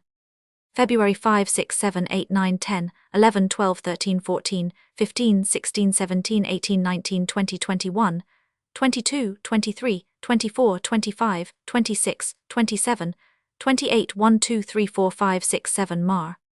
June 1, 2, 3, 4, 5, 6, 7, 8, 9, 10, 11, 12, 13, 14, 15, 16, 17, 18, 19, 20, 21, 22, 23, 24, 25, 26, 27, 28, 29, 30. March 8, 9, 10, 11, 12, 13, 14, 15, 16, 17, 18, 19, 20, 21, 22, 23, 24, 25, 26, 27, 28, 29, 30, 31, 1, 2, 3, 4, 5, 6, April. July 1, 2, 3, 4, 5, 6, 7, 8, 9, 10, 11, 12, 13, 14, 15, 16, 17, 18, 19, 20, 21, 22, 23, 24, 25, 26, 27, 28, 29, 30, 31. April 7, 8, 9, 10, 11, 12, 13, 14, 15, 16, 17, 18, 19, 20, 21, 22, 23, 24, 25, 26, 27, 28, 29, 30, 1, 2, 3, 4, 5, 6, 7, May. August 1, 2, 3, 4, 5, 6, 7, 8, 9, 10, 11, 12, 13, 14, 15, 16, 17, 18, 19, 20, 21, 22, 23, 24, 25, 26, 27, 28, 29, 30, 31. May 8, 9, 10, 11, 12, 13, 14, 15, 16, 17, 18, 19, 20, 21, 22, 23, 24, 25, 26, 27, 28, 29, 30, 31, 1, 2, 3, 4, 5, 6, 7, June. September 1, 2, 3, 4, 5, 6, 7, 8, 9, 10, 11, 12, 13, 14, 15, 16, 17, 18, 19, 20, 21, 22, 23, 24, 25, 26, 27, 28, 29, 30. June 8, 9, 10, 11, 12, 13, 14, 15, 16, 17, 18, 19, 20, 21, 22, 23, 24, 25, 26, 27, 28, 29, 30, 1, 2, 3, 4, 5, 6, 7, 8, July. October 1, 2, 3, 4, 5, 6, 7, 8, 9, 10, 11, 12, 13, 14, 15, 16, 17, 18, 19, 20, 21, 22, 23, 24, 25, 26, 27, 28, 29, 30, 31. July 8, 9, 10, 11, 12, 13, 14, 15, 16, 17, 18, 19, 20, 21, 22, 23, 24, 25, 26, 27, 28, 29, 30, 31, 1, 2, 3, 4, 5, 6, 7, Aug. November 1, 2, 3, 4, 5, 6, 7, 8, 9, 10, 11, 12, 13, 14, 15, 16, 17, 18, 19, 20, 21, 22, 23, 24, 25, 26, 27, 28, 29, 30. August 8, 9, 10, 11, 12, 13, 14, 15, 16, 17, 18, 19, 20, 21, 22, 23, 24, 25, 26, 27, 28, 29, 30, 31, 1, 2, 3, 4, 5, 6, Sept. December 1, 2, 3, 4, 5, 6, 7, 8, 9, 10, 11, 12, 13, 14, 15, 16, 17, 18, 19, 20, 21, 22, 23, 24, 25, 26, 27, 28, 29, 30, 31. September 7, 8, 9, 10, 11, 12, 13, 14, 15, 16, 17, 18, 19, 20, 21, 22, 23, 24, 25, 26, 27, 28, 29, 30, 1, 2, 3, 4, 5, 6, 7, Arct. Explanation: find in top line the date of menstruation. The figure below will indicate the date when confinement may be expected. Roman 1e. If date of menstruation is June 1st, confinement may be expected on March 8th or one day earlier, if leap year. Chapter 11. The disorders of pregnancy. Smooth course of pregnancy. In some women, pregnancy and parturition may be made normal processes through education in true hygiene. Morning sickness and its treatment necessity for medical advice in pernicious vomiting, anorexia, bulimia, aversion towards certain foods, peculiar cravings, tendency to constipation aggravated by pregnancy, dietary measures, constipation, rectal injections. In constipation, laxatives cause of frequent desire to urinate during first 2 or 3 and last months of pregnancy. Treatment of frequent urination cause of piles during pregnancy, and their treatment cause of itching of external genitals during pregnancy, and treatment cause of varicose veins and treatment liver spots. We saw that in some women menstruation runs a perfectly smooth course free from any disagreeable symptoms. The same is true of pregnancy. It is remarkable how smooth and easy the entire course is with some women. Many women know that they are pregnant only because of the non-appearance of the monthly periods, and even in the later months they feel no discomfort attending to all their work and pleasures as usual, and even childbirth is a trifling matter with them. Unfortunately, the number of such women is not very large, and because 94% of our confined, unnatural, often exhausting way of living is becoming smaller and smaller, there is no question that the civilized, refined woman has a harder ordeal in pregnancy and childbirth than has her primitive sister. We confidently hope that this will not be so in the future. We expect the time to come when true hygiene will be an integral part of the education and the life of every girl, and then pregnancy and parturition may become even easier processes than they are in the primitive races, but the time is not yet, and in the meantime our young women have a good deal to go through. Morning sickness. One of the commonest disorders of pregnancy is the so-called morning sickness. This consists in a feeling of nausea and vomiting which comes on soon after getting up. The morning sickness makes its first appearance in the 3rd, 4th or 5th week of pregnancy, and lasts usually until the end of the 3rd or 4th month. In some women, however, the morning sickness comes on in a few days after impregnation has taken place, and those women diagnose their condition unmistakably by the feeling of slight nausea, which they experience on getting up. Medicines are, as a rule, of little use in treating morning sickness. The disease can be relieved, but not cured. The patient should stay in bed later than usual, should have her 95 breakfast in bed, and then not get up for about half an hour afterward. If the patient is anemic, a good iron preparation may prove useful. Pernicious vomiting. The vomiting of pregnancy sometimes becomes so severe and uncontrollable that it has been given the name pernicious. The patient is unable to retain any kind of food, not even liquids, vomits almost incessantly, and may become very much run down and exhausted. The vomited matter may contain blood. For this condition, a competent physician must be consulted, for in some cases the patient's life may be in danger, and an abortion has to be performed. Capricious appetite. A capricious appetite is very common in pregnancy. The capriciousness may express itself in 4 different directions. 1. The patient may lose her appetite almost altogether, partaking only of very little food, and that with effort. This condition of loss of appetite is called anorexia. 2. The patient may develop an enormous appetite, what we call bulimia, eating several times as much as she does ordinarily. 3. She may develop an aversion towards certain articles of food. Thus many women develop an aversion towards meat, the mere sight of or talk about meat causing in them a sensation of nausea. 4. She may show a craving for the most peculiar 96 articles of food, and for articles which are not food at all. The craving for sour pickles or sour cabbage is well known, but some women will eat chalk sand, and even more peculiar things for the chalk. There may be a reason. The system needs an extra amount of lime, and chalk is carbonate of lime. Constipation. Constipation is very common among women in the non-pregnant condition, but in the pregnant it is much more common, and much more aggravated. Constipation must be guarded against, but the measures must be of a mild nature if we can relieve the constipation by dietary measures alone, so much the better. The dietary measures should consist in eating plenty of fruit, prunes, apples, figs, dates, etc., and coarse bread and bran. Constipating articles, such as cheese or coffee, should be eliminated. Where dietary measures alone are insufficient, the patient should take an enema rectal injection twice or 3 times a week. The enema should consist of about 8 ounces, half a pint of cold or lukewarm water containing a pinch of salt, and should be retained about 10 minutes instead of water.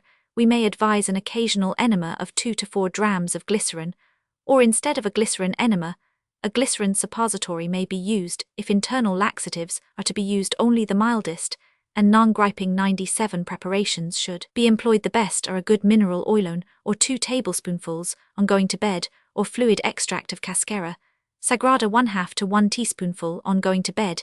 It is very important, whatever we use, not to use the same thing for a long time. If the same drug or measure is used without any change, the bowels get used to it and cease to respond, and we have to use larger and larger doses in fighting constipation.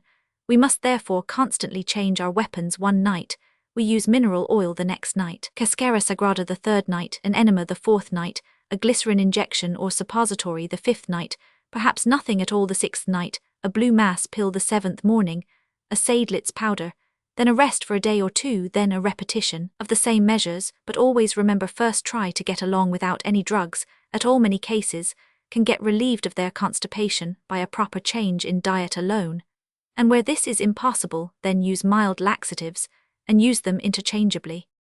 Toothache is not uncommon in pregnancy, and a pregnant woman should have her teeth put in first-class condition.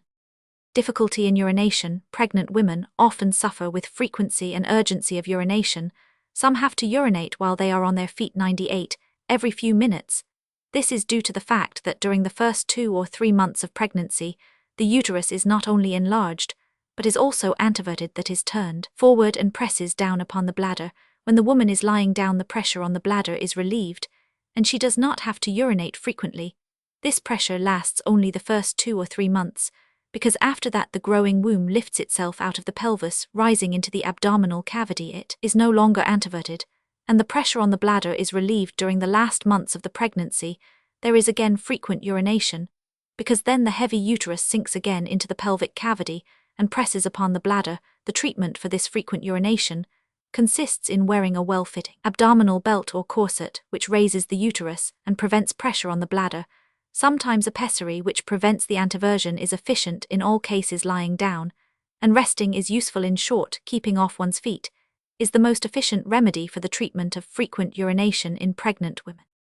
Hemorrhoids. Piles on account of the pressure of the womb on the rectum, and also on account of the constipation which is so frequent during pregnancy. Hemorrhoids or piles are quite frequent 99 among pregnant women.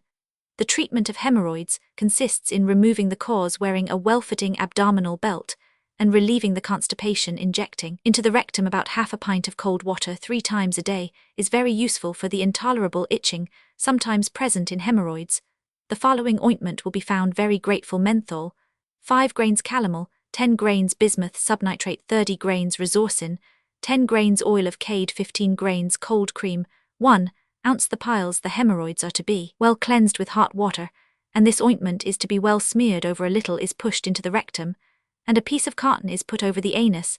This protects the clothes from soiling and keeps the medicine in place for a longer time. Instead of ointment, a cocoa butter suppository may be used. A suppository of the following composition is good: powdered nut galls, 3 grains oil of cade, 3 drops resorcin, 1 grain bismuth subnitrate, 5 grains cocoa butter, 20 grains. 1 such suppository, to be inserted 3 times a day. The ointment and the suppository given above, if used in conjunction with the proper regulation of the bowels, will not only relieve, but will cure most cases of hemorrhoids caused by pregnancy. Itching of the vulva. Pruritus vulv. Itching of the external genitals during pregnancy is not 100 uncommon. This may be due to the fact that the vulva is generally congested and swollen during pregnancy, or it may be caused by an increased leucorrheal discharge. The itching is sometimes very severe, and if the patient scratches with her nails and produces bleeding, she may cause an infection of the parts. The patient should be cautioned against scratching. She should try simple measures to relieve the itching: a small towel or gauze compress wrung out of boiling water and applied to the vulva several times a day, followed by a free application of stearate of zinc powder, is often efficient. If it is not, the following salve may be tried: carbolic acid, 10 grains menthol, 5 grains resorcin, 15 grains zinc oxide, 1 dram, and white vaseline, 1 ounce. In very severe cases, the vulva should be painted with a solution of silver nitrate, 25 grains to 1 ounce of distilled water. Varicose veins. In most women during pregnancy, the veins in the legs become somewhat enlarged. This is due to the pressure of the womb, which interferes with the circulation. If the veins become very prominent, swollen, and tortuous, they are called varicose. This condition should be prevented because it often and to some degree always persists permanently, even after the pregnancy is over. The best precautionary measure is for the 101 woman to wear a well-fitting abdominal belt or maternity corset, which supports the womb and does not permit it to sink too low into the pelvis.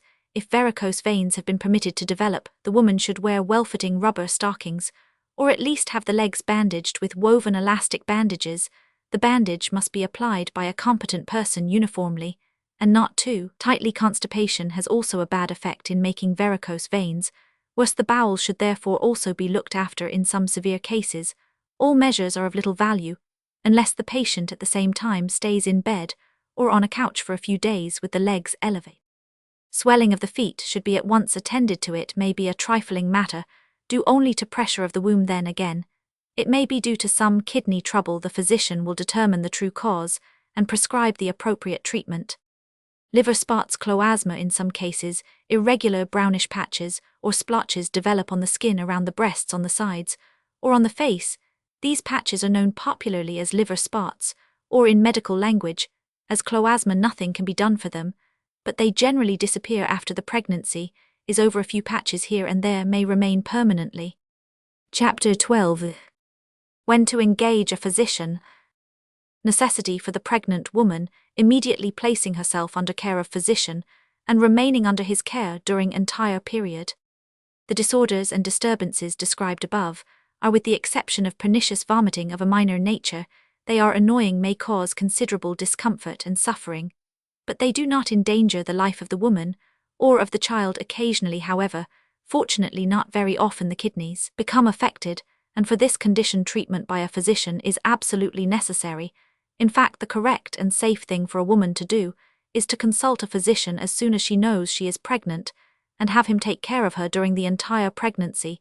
Some women engage a physician during the 8th or 9th month, and this is decidedly wrong, because it may then be too late to correct certain troubles, which if taken at the outset could have been easily cured, while many troubles in the hands of a competent physician can be prevented altogether. I must therefore reiterate 103. Every woman should engage a physician from the beginning of her pregnancy, or at least during the 3rd or 4th, and certainly not later than the 5th month. He will examine the urine every month and make sure that the kidneys are in order. He will make sure that the child is in a normal position and will prevent a host of other ills. Position of the child in the womb. This is not a special treatise on the management of pregnancy, and therefore minute details are out of place. Besides, to the details the physician will attend, but some hints regarding diet and general hygiene will prove useful. If everything is satisfactory, if there is no severe vomiting, kidney trouble, etc., the usual mixed diet may continue. The only changes I would make are the following: drink plenty of hot water during entire course of pregnancy, a glass or 2 in the morning, 2 or 3 glasses in the afternoon, the same at night, from 6 to 12 glasses may be consumed. Also plenty of milk, buttermilk, and fermented milk, plenty of fruit and vegetables, meat, only once a day for the tendency to constipation, whole wheat bread, rye bread, baked of bran or bran with cream. Bathing may be kept up to the day of delivery, but warm baths, particularly during the last 2 or 3 months, are preferable to cold baths. Chapter 13. The size of the fetus. Approximately correct measurements and weight of fetus at end of each month of pregnancy.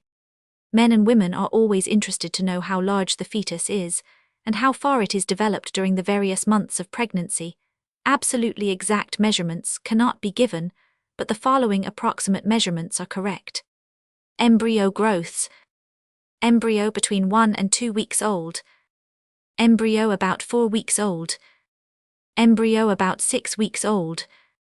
At the end of the 1st month lunar, it is about 106, the size of a hazelnut, weighs about 15 grains. At the end of the 2nd month, it is the size of a small hen's egg. The internal organs are partially formed. It begins to assume a human shape, but the sex cannot yet be differentiated up to the 5th or 6th week. It does not differ much in appearance from the embryos of other animals. At the end of the 3rd month, it is the size of a large goose egg. It is about 2 to 3.5 inches long, weighs about 1 ounce. At the end of the 4th month, the fetus is between 6 and 7 inches long and weighs about 5 ounces. At the end of the 5th month, the fetus is between 7 and 11 inches long and weighs 8 to 10 ounces. At the end of the 6th month, it is 11 to 13 inches long and weighs 1 1/2 to 2 pounds if born is capable of living a few minutes, and it is reported that some 6 months children have been incubated. At the end of the 7th month, the fetus is from 13 to 15 or 16 inches long and weighs about 3 pounds, is capable of independent life, but must be brought up with great care, usually in an incubator. At the end of the 8th month, the length is 107 from 15 to 17 inches and weight from 3 to 5 pounds. At the end of the 9th month, the length of the fetus is from 16 to 17 1/2 inches and weight from 5 to 7 pounds. At the end of the 10th lunar month at birth, the length of the child is from 17 to 19 inches, and the weight from 6 to 12 pounds. The average is 7.25, but there are full-term children weighing less than 6 pounds, and more than 12, but these are exceptions. Chapter 14. The afterbirth placenta and cord. How the afterbirth develops bag of water's umbilical cord. The naval fetus, nourished by absorption, fetus breathes, by aid of placenta. No nervous connection between mother and child. Whatever part of the womb the ovum attaches itself to is stimulated to intense activity, to growth. Numerous blood vessels begin to grow, and that part of the lining membrane with its numerous blood vessels constitute the placenta, or as it is commonly called afterbirth, because it comes out after the birth of the child from the placenta. There is also reflected a membrane over the ovum so as to give it additional protection. That membrane forms a complete bag over the fetus. This bag becomes filled with liquid, so that the fetus floats freely in a bag of waters. This bag bursts only during childbirth. The fetus is not attached close to the placenta, but is so to say suspended from it by a cord which is called the umbilical cord. When the child is born, the umbilical cord is cut, and the scar or depression in the abdomen where the umbilical cord was 109 attached constitutes the navel or umbilicus in slang language, or belly button. The umbilical cord consists of 2 arteries and 1 vein embedded in a gelatin-like substance and enveloped by a membrane, and it is through the umbilical cord that the blood from the placenta is brought to, and carried from the fetus. The blood of the fetus and the blood of the mother do not mix. The blood vessels are separated by thin walls, and it is through these thin walls that the fetal blood receives the ingredients it needs from the mother's blood. In other words, it receives its nourishment from the mother by absorption or osmosis. The blood from the placenta also furnishes the fetal blood with oxygen, so that the fetus breathes by the aid of the placenta and not through its own lungs. It is well to remember that there is absolutely no nervous connection between mother and child. There are no nerves whatever in the umbilical cord, so that the nervous systems of the fetus and of the mother are entirely distinct and separate, and this will explain why certain nervous impressions and shocks received by the mother are not readily transmitted to the child. It is only through changes in the mother's blood that the fetus can be influenced. As will be seen in a later chapter, we are skeptical about maternal impressions. Chapter 15. Lactation or nursing. No perfect substitute for mother's milk when nursing is injurious to mother and child. Modified milk, artificial foods. Care essential in selecting wet nurse. Suckling child benefits mother. Reciprocal affection strengthened by nursing. Sexual feelings while nursing. Alcoholics are injurious. Attention to condition of nipples during pregnancy. Essential treatment of sunken nipples. Treatment of tender nipples. Treatment of cracked nipples. How to stop the secretion of milk when necessary. Menstruation while nursing. Pregnancy. In the nursing, every mother should nurse her child if she can. There is no perfect substitute for mother's milk. There is only one excuse for a mother not nursing, that is when she has no milk, or when the quality of the milk is so poor that the child does not thrive on it, or when the mother is run down, is threatened with, or is suffering with tuberculosis, etc. In such cases, the nursing would prove injurious to both mother and child. When the mother cannot nurse the child, it should be brought up artificially on modified cow's milk. Formulas for modified milk have been worked out for every month of the child's life, and if the formulas are carefully followed and the bottle and 111 nipples are properly sterilized, the child should have no trouble but should thrive and grow like on good mother's milk. If the child is sickly or delicate and does not thrive on modified cow's milk or on the other artificial foods such as Horlicks malted milk or Nestle's food, then a wet nurse may become necessary. But before engaging a wet nurse, great care should be taken to make sure that she is healthy, that the age of her child is approximately the same as the age of the child which she is about to nurse, and particularly that she is free from any syphilitic taint. 1, 2 or more Wassermann tests should be made to settle the question definitely. Mothers should bear in mind that suckling the child is good not only for the child, but for the mother as well. Lactation helps the involution of the uterus. The uterus of a nursing mother returns more quickly and more perfectly to its normal antepregnant condition than the uterus of the mother who cannot or will not nurse her child. It is asserted that the reciprocal affection between mother and child is greater in cases in which the child suckled its mother's breast. This is quite likely. It is also asserted that the nursing mother transmits certain traits to its child, which the non-nursing mother cannot. This is merely a hypothesis without any scientific proof. That the mother who nurses her child should partake of sufficient nourishment goes without saying, but the advice often given to nursing mothers to partake of beer, ale, or wine is a bad one. It is a question if a mother partaking of considerable quantities of alcoholic beverages may not transmit the taste for alcohol to her children. No alcoholics should be left alone, but milk, eggs, meat, fruit, and vegetables should be partaken of in abundance. Preparing the nipples for the infant to be able to nurse properly. The nipples of the breast must be in good condition. If the nipples are sunken, depressed, it is torture for the child to nurse. It uses up a lot of energy, uselessly becomes exhausted, and gets very little milk, while if the nipples be tender or cracked, the process of nursing is a torture for the mother. It is therefore necessary to attend to the nipples in due time. To begin at the 5th or 6th month is not too early. If the nipples are sufficiently prominent, little need be done for them, except to wash them with a little boric acid solution, 1 teaspoonful of boric acid to a glass of water occasionally, and now and then to rub in a little petrolatum plain, 113, or borated. But if the nipples are sunken so that they are below the surface of the breast, or if they are only slightly above the surface of the breast, they must be treated. Gentle traction must be made on them with the fingers 3 or 4 times a day. There are only a few cases where persistent manipulation will not develop the nipple and make it stand out prominently. If the nipple is tender, it should be washed 2 or 3 times a day with a mixture of alcohol and water. 1 part of alcohol to 3 parts of water is sufficient in washing the nipple with this diluted alcohol. It should be dried, and a little petrolatum or Vaseline rubbed in. This done 2 or 3 times a day during the last month or 2 of the pregnancy will generally produce a good healthy nipple.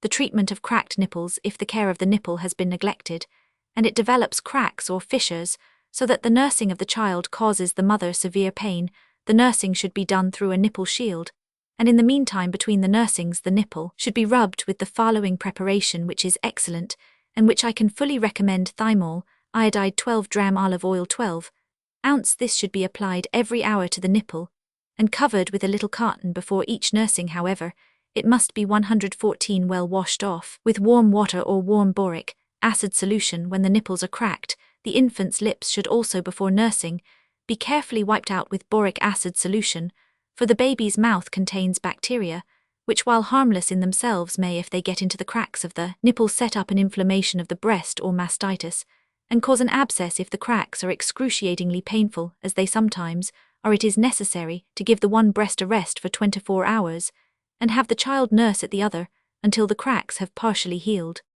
When it is necessary to dry up the breasts in case of the death of the child, or if the mother for some other reason finds herself unable to nurse, such as in cases where there is absolutely no nipple, instead of the prominence of the nipple, there being a deep depression, it becomes necessary to stop the secretion of the milk, or, as it is said in common parlance, to dry up the breasts. In former days, not so very long ago, and the practice is still common enough to call attention to it, and to condemn it, the breasts used to be tightly bandaged, or they used to be pumped every few hours. The first causes unnecessary pain and trouble, while the second procedure, the pumping, does exactly the reverse to what it is intended to do. Instead of 115, drying up the breasts, it keeps up the secretion. The best thing to do in a case like that is to leave the breasts alone, not to pump them but just gently support them with a bandage, and then in 3 or 4 days the secretion of the milk will gradually disappear. There is some discomfort the first 24 or 48 hours, but if left alone the discomfort is less than if the breasts are manipulated, bandaged, or pumped. Menstruation or pregnancy. While nursing, many women do not menstruate, and do not become pregnant while they are nursing. Some women will not conceive no matter how long they may nurse the child, a year or 2 or longer, and some women take advantage of this fact, and in order to avoid another child, they will keep up the nursing as long as possible. In Egypt and other Oriental countries, where our means for the prevention of conception are unknown, it is no rare sight to see a child 3 or 4 years old interrupting his work or his play, and running up to suckle his mother's breast. But not all women have this good luck. Some women, about 50%, begin to menstruate in the 6th month of lactation, while some become pregnant even before they begin to menstruate. It only too often happens that a woman, considering lactation her safeguard, omits to use any precautions. 116, and finds herself to her great discomfiture in a pregnant condition. When a nursing woman discovers that she is pregnant, she should give up nursing at once. The milk is apt to become of poor quality, but even where this is not the case, it is too much for a woman to feed 1 child in the uterus and one at the breast. Chapter 16. Abortion and miscarriage.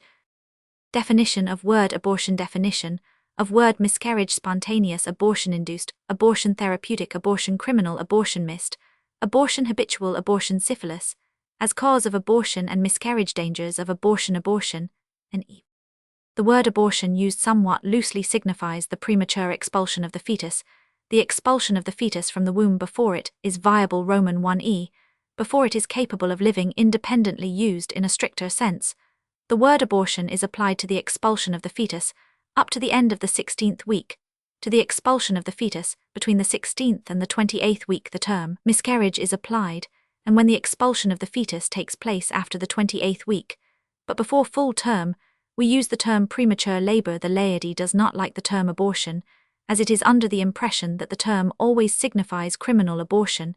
It therefore prefers to use the term miscarriage, regardless of the time at which the expulsion of the fetus takes place.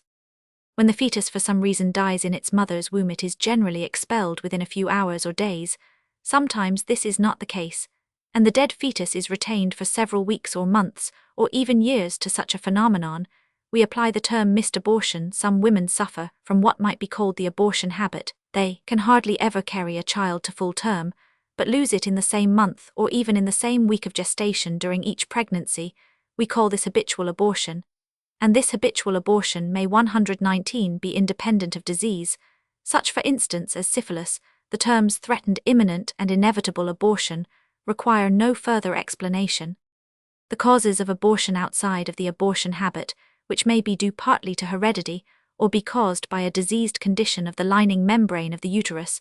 The principal cause of abortion and miscarriage is syphilis, and when a woman has had 2 or 3 or 4 or more miscarriages in succession, we generally assume the cause to be syphilis, and in most cases the assumption will be correct.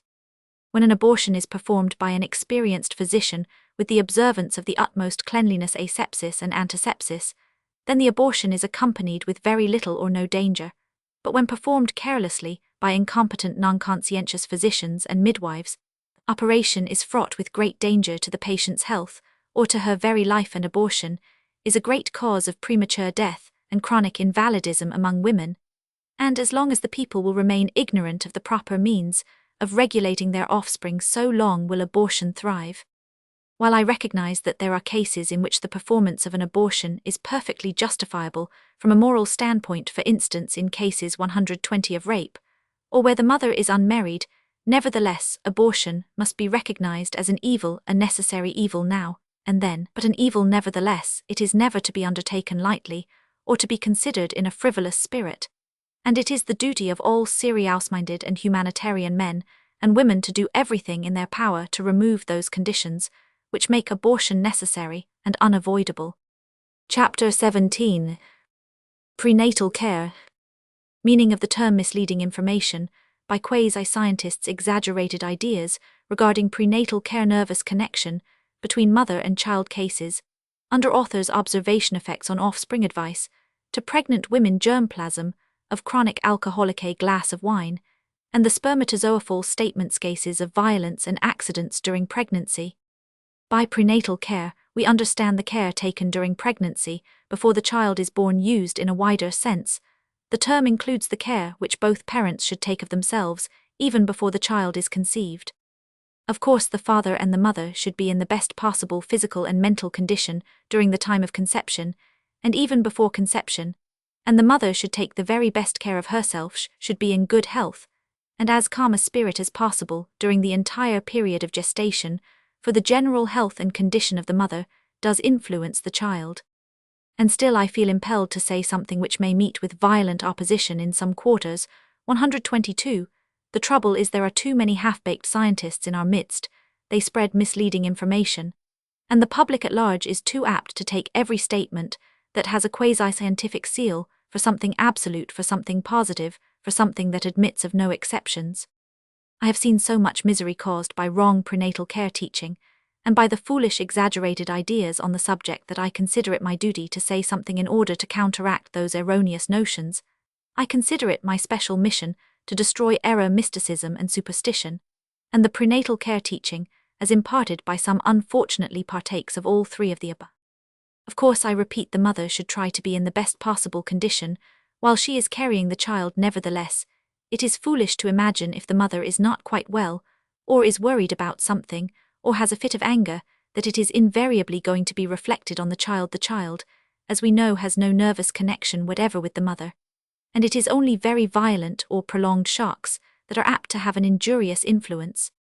I know of children that were carried by their mothers in anger and in anguish from the day of conception to the day of delivery, and still they were born perfectly normal. I know of a child whose 123 mother was suffering the most hellish tortures of jealousy during the entire period of pregnancy, and still the child was born perfectly healthy, perfectly normal, and is now a splendid specimen of manhood.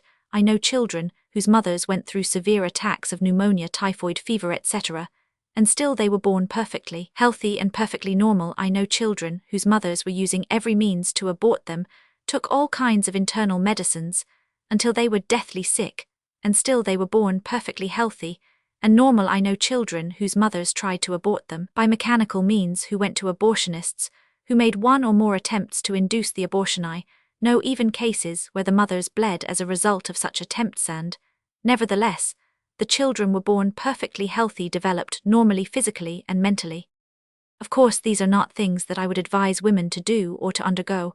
I would not advise pregnant women to worry, to be sick, to take poisonous medicines, or to make attempts at abortion.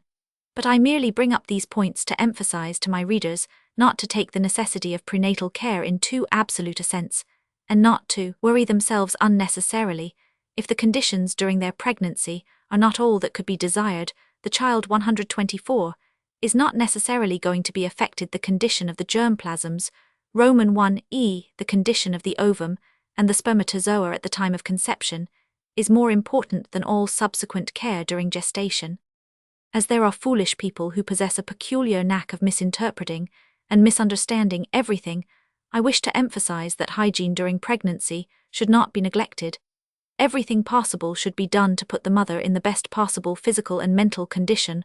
All I want to say is that it is bad to be insane on the subject, that it is bad to take things in an absolute sense, and that it is bad to exaggerate. You will often hear it said that a child that was conceived when the father was in an exhilarated condition is apt to be epileptic or nervous or insane, and whatnot. This is also to be taken with a grain of salt. A chronic alcoholic has a defective germplasm, and his children are apt to be defective, but a glass of wine at a wedding banquet cannot affect the previously formed spermatozoa, and the statements about children being born defective or developing defectively because their fathers took an occasional glass of wine are unworthy of serious consideration, are unworthy of any consideration. In connection with the above, the reports of some 125 cases of violence and accidents during pregnancy, which in spite of their severity, did not affect the children, will prove of interest. A delicate little woman missed her periods. She was sure she couldn't be more than 2 weeks overdue, and this is what she Roman 999 for 5 nights in succession.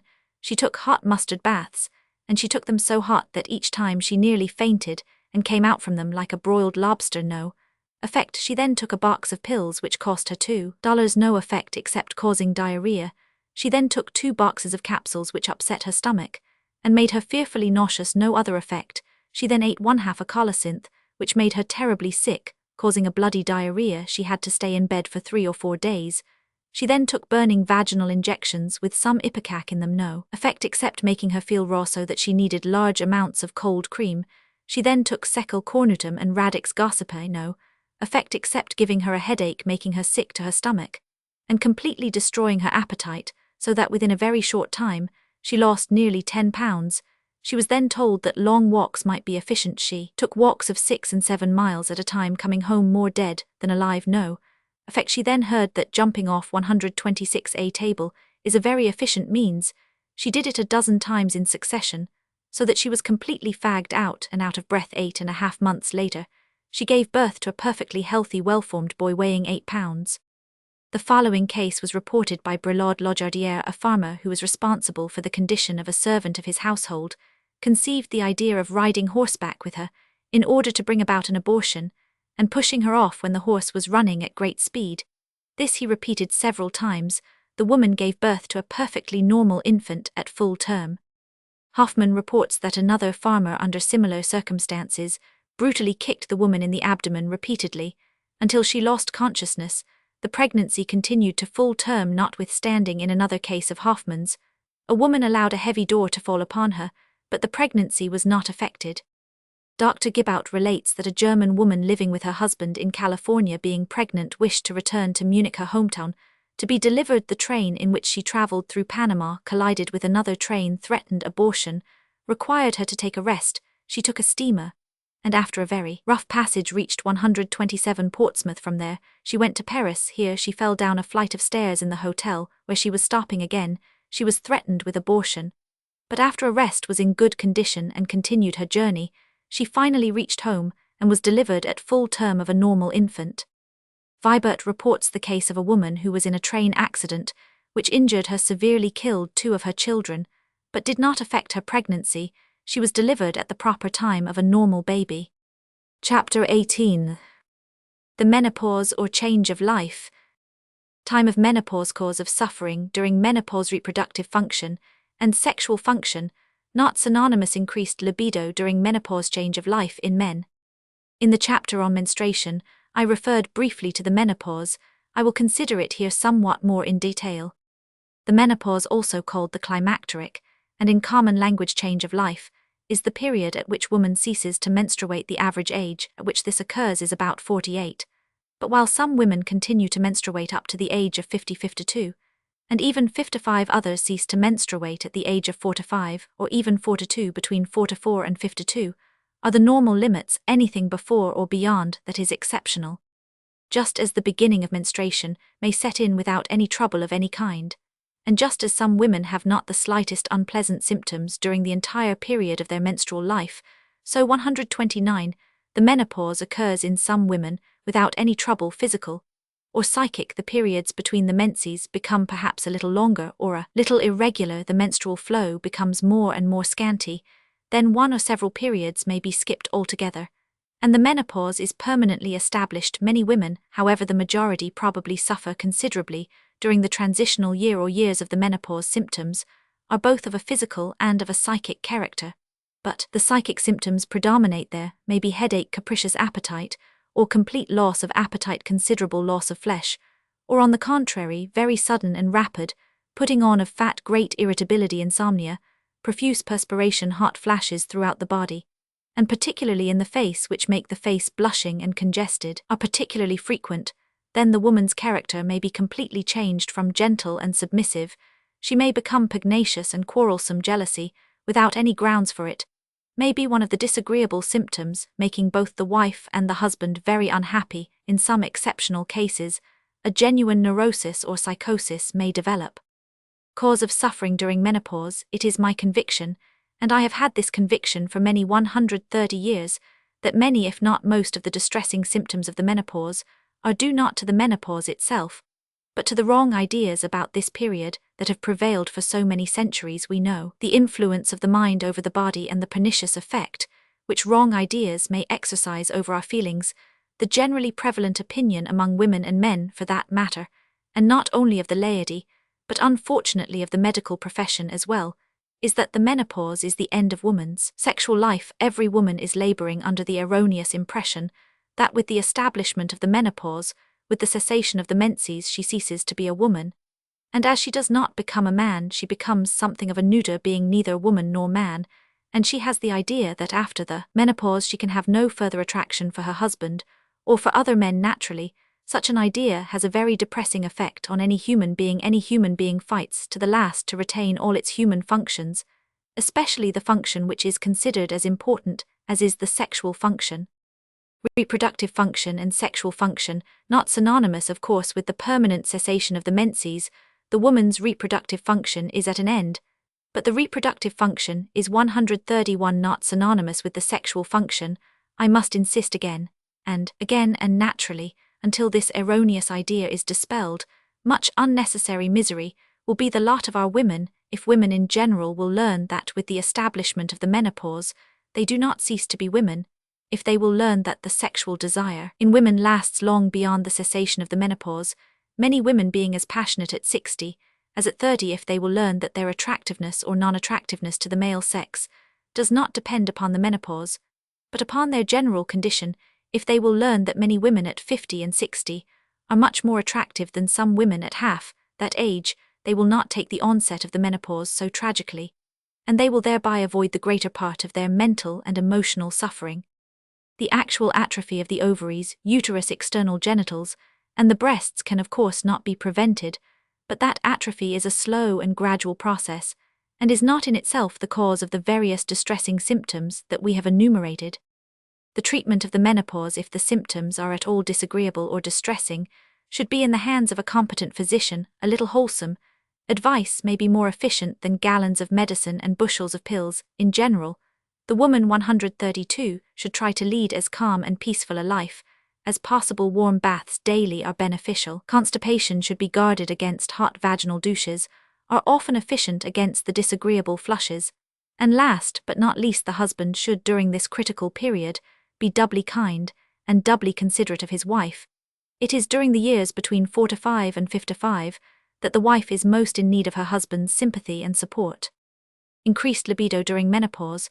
There is one rather delicate symptom which I must not pass unmentioned. Some women during the years, while the menopause is being established, and for some years after the menopause, experience a greatly heightened sexual desire. In some cases, this increased libido is normal, that is, no other pathologic symptoms or local conditions can be discovered. In some cases, the increased libido is distinctly due to local congestion of the ovaries, the uterus, etc. In some cases, I can distinctly testify it is psychic or autosuggestive, because the woman thinks and believes that other people think that she is soon going to lose all her sexuality.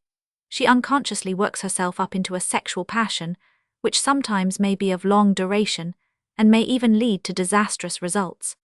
What to do in such cases where the woman's 133 libido is normal or near normal?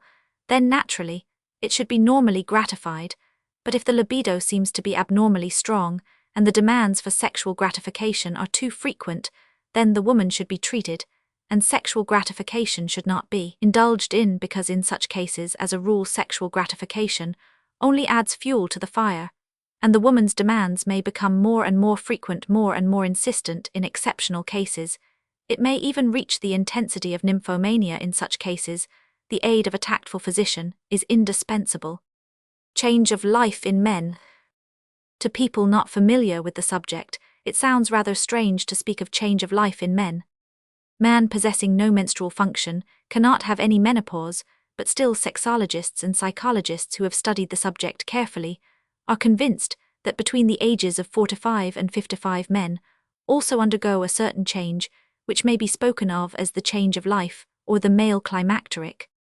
They become irritable, capricious, very susceptible to feminine charms, are apt to fall in love, and in many the sexual instinct is greatly increased, as 134 in women. This increase of the sexual desire is sometimes due to pathologic causes such as an inflamed prostate gland. In other cases, it is of psychic origin. Just as a man should be particularly kind and considerate to his wife during her menopause, so the wife, understanding that her husband is going through a critical period, will also increase her tact, patience, and consideration. Chapter 19. The habit of masturbation. Definition of masturbation: its injurious effects in girls, as compared with boys. Married life of the girl masturbator. Necessity for change in injurious attitude of parents who discover the habit. Common sense treatment of the habit. How to prevent formation of habit. Parents' advice to children: hot baths as factor in masturbation. Other physical factors: mental masturbation and its effects. Masturbation or self-abuse is a term applied to a bad habit, which consists in handling and rubbing the genitals. It is a bad habit because it is apt to injure the health and future development of the girl. The more frequently it is practiced, the more injurious it is. It is more injurious than when practiced by boys, because the effects are usually more permanent. Girls who indulge in the habit of masturbation to excess not only weaken themselves, become anemic, and get a dingy, pimply complexion, but they lose their desire for normal sexual relations when they grow up, and are unable to derive any pleasure from the sexual act when they get married. In fact, many girls who masturbated excessively get a strong aversion to the normal sexual 136 act, and their married life is an unhappy one. Their husbands often have to ask for a divorce. Fortunately, the habit is much less widespread among girls than it is among boys, while about 90% of all boys, 9 out of every 10 masturbate, more or less only about 10, or at most 20% of girls are addicted to this habit. But whatever the percentage may be, the habit is an injurious one, and if you value your health, your beauty, and proper growth and mental development, you should not indulge in it if you are already indulging, if you are used to handling your genitals. If a bad companion has initiated you into the habit, you should give it up, and mothers should watch their children, guard them against developing the habit, and do everything possible to cure them of it, if prevention comes too late. But while, as you see, I do not deny the evil effects of masturbation, it is necessary to state that a great change has taken place in our opinions on the subject, and it is but right that parents should know of this change of opinion among the medical profession, particularly among those who specialize in sexology.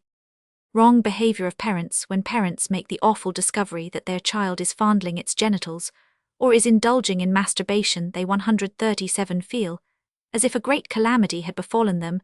They could not feel worse if they learned that the child was a thief or a pyromaniac, imbued with the medieval idea of the sinfulness of the habit, as well as its injuriousness. They begin to scold the child, to frighten it, to make it believe that it is doing something terrible, that it has disgraced them and itself, and they try to persuade it that unless it stops immediately, the most direful consequences are awaiting it. The results of this mode of procedure are disastrous, much more so than is the masturbation itself. Often the scolding and the exposure of the child are done in the presence of others. This implants in the poor girl a sullen resentment that only makes it more difficult for it to break the habit. When the child is brought to the physician, you can see by its behavior, by its downcast looks, by its sulkiness, by its attempt to refrain from tears and other signs, that it regards the physician in exactly the same light as a youthful criminal regards the judge before whom he has been brought for trial. It is high time that this silly and injurious attitude toward a practice which is very common be radically changed. It is time that parents and physicians learn that the injuriousness of the habit has been grossly exaggerated. It is time 138 that they know that the vast majority of boys and girls get over the habit without being much or any the worse for it. The knowledge of this fact will not only save them and the children much needless anguish and suffering, but will make it much easier to deal with the latter, make it much easier to get them divorced from the habit. If we look at the matter in a sensible, common-sense way, and do not tell the child caught in the practice that it has done something disgracefully vicious and criminal, but speak to it kindly, and tell it that it is doing something that may injure it greatly, that may interfere with its future mental and physical health and development, then we shall have far greater success in our endeavors to break the boy or the girl of the habit of masturbation, as I have said in another place. In my opinion, stigmatizing even the most moderate indulgence in masturbation as a vice has a deleterious effect upon the people who so indulge, and makes it harder for them to break off the habit.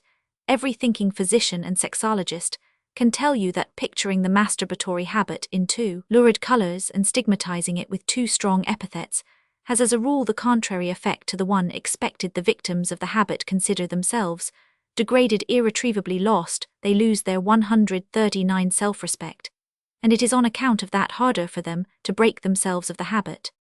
We shall accomplish a good deal more with our youthful and older patients if we leave alone altogether the moral side of the question. If there be any moral side to it, and emphasize the physical injuriousness of the habit, we do not want to diminish the self-respect of our boys and girls. We want to increase it, and we cannot do this if we make them believe that a masturbator is a vicious criminal. Inspire your patients with confidence.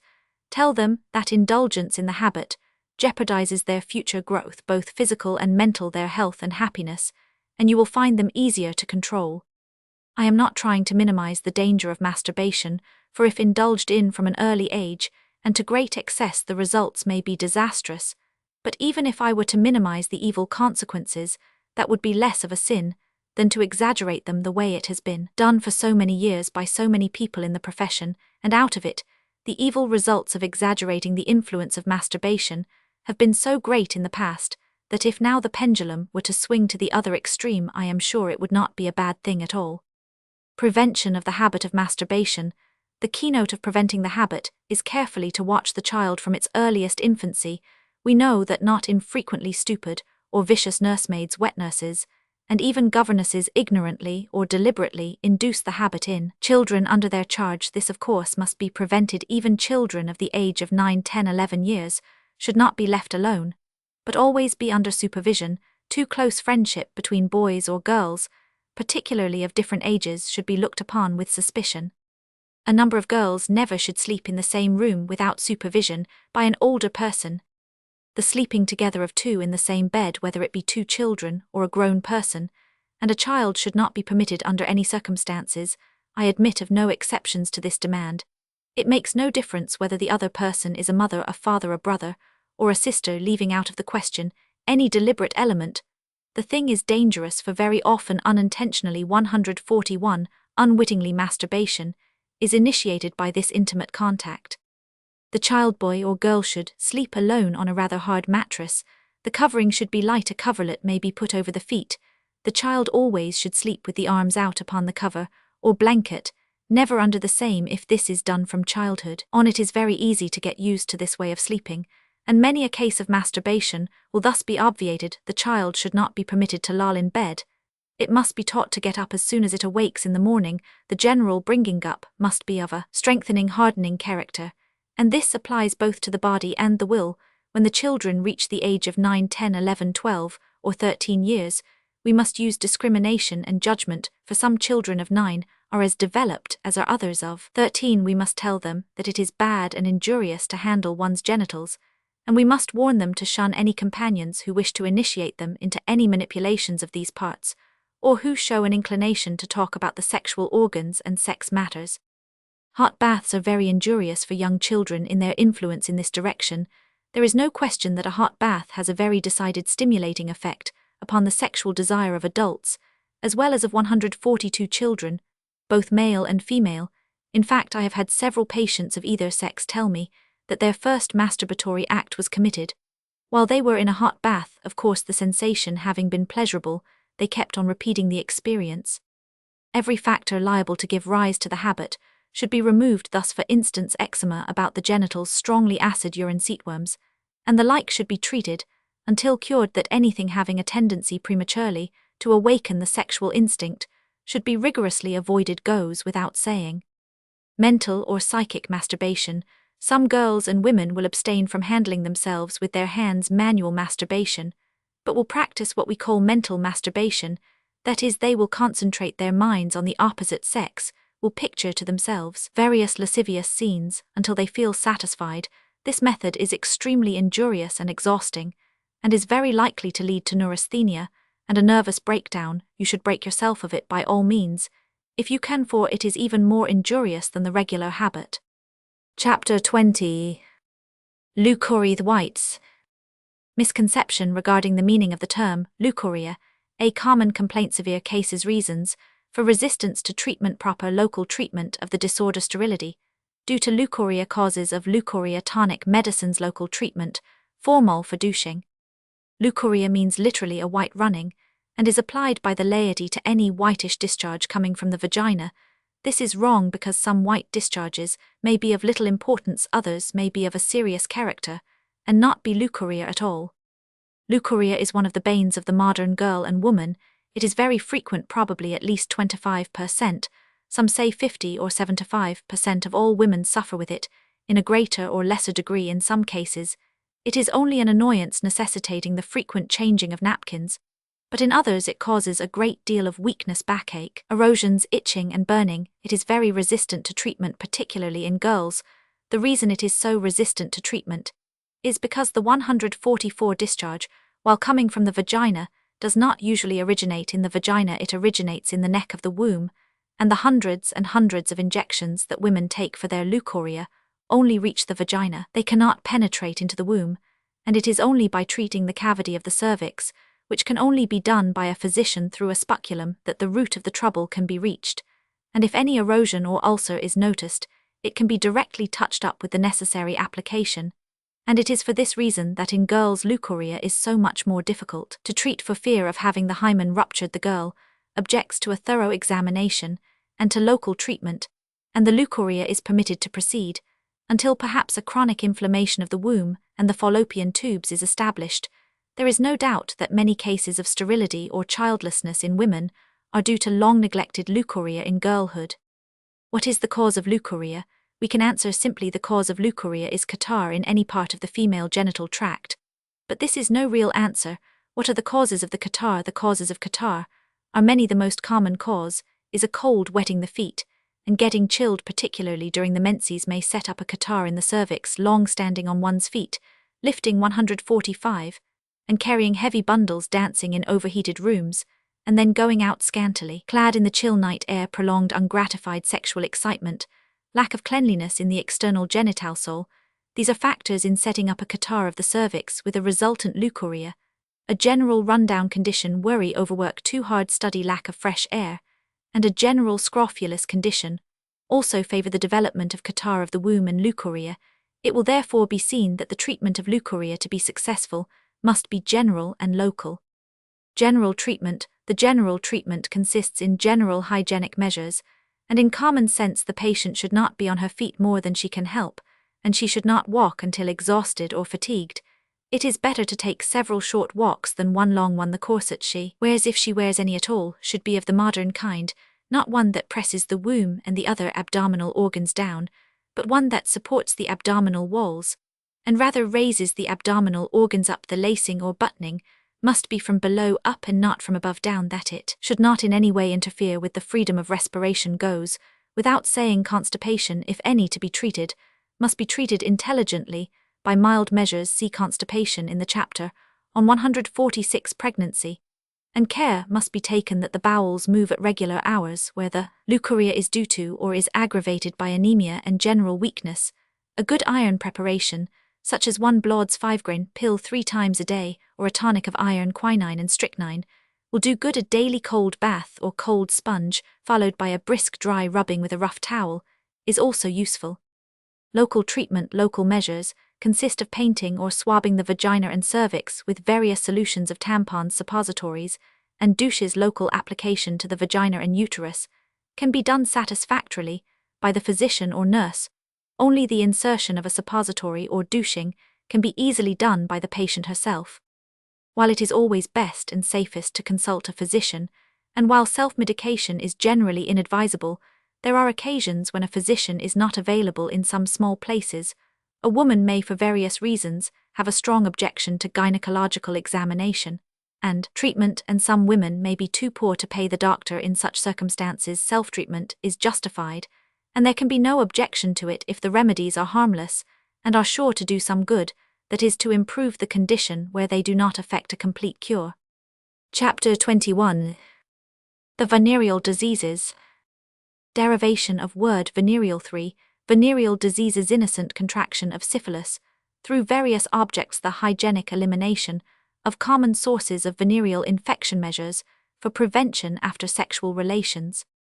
The word venereal means pertaining to sexual intercourse. Venereal excess. In sexual intercourse, venereal disease acquired from sexual intercourse with an infected person. The word is derived from Venus genitiva veneris, the Roman goddess of spring flowers and love. There are 3 venereal diseases: gonorrhea, syphilis, and cancroid. Of these, gonorrhea is the most widespread. Syphilis, the most serious. Cancroid is of comparatively little importance. While by far the greatest amount of venereal disease, probably 90% of the totales, contracted from illicit semen intercourse, it is well to bear in mind that some of it is contracted innocently, either from a kiss or from using a sponge or a towel 150, which has been used by an infected person, etc., while the gonorrheal germ is generally transmitted directly. The syphilitic poison may be transmitted through various objects. Syphilis contracted not during intercourse, but in an innocent manner from a kiss, a towel, a toothbrush, a razor, etc., is called syphilis of the innocent or syphilis insontium. In former years, doctors would not very rarely contract syphilis from examining syphilitic women with their bare fingers. Now, since gloves have come into use for examining purposes, the number of infections has considerably diminished, and no doubt that as the people become more familiar with the danger of venereal infection from non-venereal sources, the number of innocent infections will greatly diminish. The dangerous roller towel and the no less dangerous common drinking cup are being gradually eliminated as factors of non-venereal infection, and we may confidently expect that in a decade or two, the amount of venereal disease from venereal infection will be greatly lessened in all civilized countries, the general increase in cleanliness in all strata of society, and the universal use of antiseptics after suspicious sexual relations will constitute the chief factors in this diminution of venereal disease. Chapter 22. The extent of venereal disease. Former ban on discussion of venereal disease and its evil results. Present reprehensible exaggerations of extent of venereal disease. Erroneous and ridiculous statements of reformers' senseless fear of marriage in girls due to lurid exaggeration. Study by woman psychologist reveals harmful results of exaggerated statements. Truth in regard to percentage of men afflicted with venereal disease. Former silence. Only a very few years ago respectable women, by which I mean all women outside of the women called fallen, did not know of the existence of venereal disease. It was considered a prohibited, disgraceful subject, not to be mentioned or even hinted at in conversation, in books or magazines, in lectures, or on the stage. When I say that they did not know of the existence of such a thing as venereal disease, that the very words gonorrhea and syphilis were unknown to them, I used these expressions not as figures of speech, but in their literal meaning, all avenues of acquiring such knowledge being closed to them. Lay people don't usually now, and they surely didn't then, purchase and read strictly medical works. Where could they obtain 152 the information? The result was that, when a woman was so unfortunate as to contract a venereal disease from her husband, she did not understand its character, and did not suspect its source, which was a rather good thing, for the husband family peace was more secure. Present exaggerations. Now a change has taken place in this respect, and as is often the case with recent changes, the pendulum has swung to the other extreme. The silence of former days has given place to shouting from the housetops. The last phrase is also used almost in its literal sense. Many men and women, deeply stirred by the venereal peril and sincerely anxious to guard boys and girls from venereal infection, have been indulging in very reprehensible exaggerations. Particularly lurid have been the exaggerations as to the prevalence of the disease in the male sex, with its consequent disastrous effects on married women. A statement made by a Dr. Nogarath, a German physician who practiced at the time in New York, nearly half a century ago, to the effect that 80% of all men have gonorrhea, and that 90% of these remain uncured and infect, or are apt to infect their wives, has been shown to be a ridiculously absurd exaggeration. If it had been true, the race would now be at the point of dying out. Nevertheless, this statement is copied 153 from book to book, as if it were gospel truth, as if it were a scientifically and statistically established fact. Instead of a wild sensational guess, an esteemed New York physician, Dr. Prince A. Morrow, did excellent pioneer work in calling attention to the dangers of venereal disease.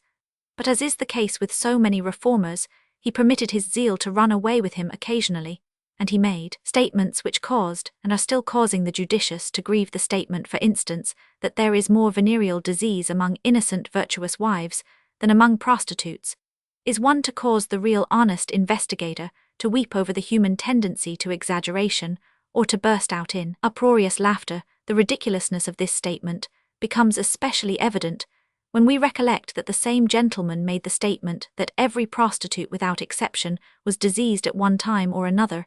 If venereal disease exists among prostitutes to the extent of 100%, then how can it exist to a greater extent among innocent virtuous wives? And to still further emphasize the absurdity of the above statement, I will tell you that the extent of venereal disease among married women is believed by careful non-sensational venereologists not to exceed 5%. Yes, the silence of former years has given place 154 to the lurid exaggeration of the present day. While on the whole the former was worse than the latter is bad enough, because it makes many girls unhappy. Sowing in them the seeds of suspicion and cynicism tends to make them antagonistic to the entire male sex, and inoculates them with a senseless fear of marriage. A study made by Miriam Roman 100 Good of the Department of Psychology and Philosophy in the University of Pittsburgh Social Hygiene, April 1916, corroborates our remarks in a striking manner.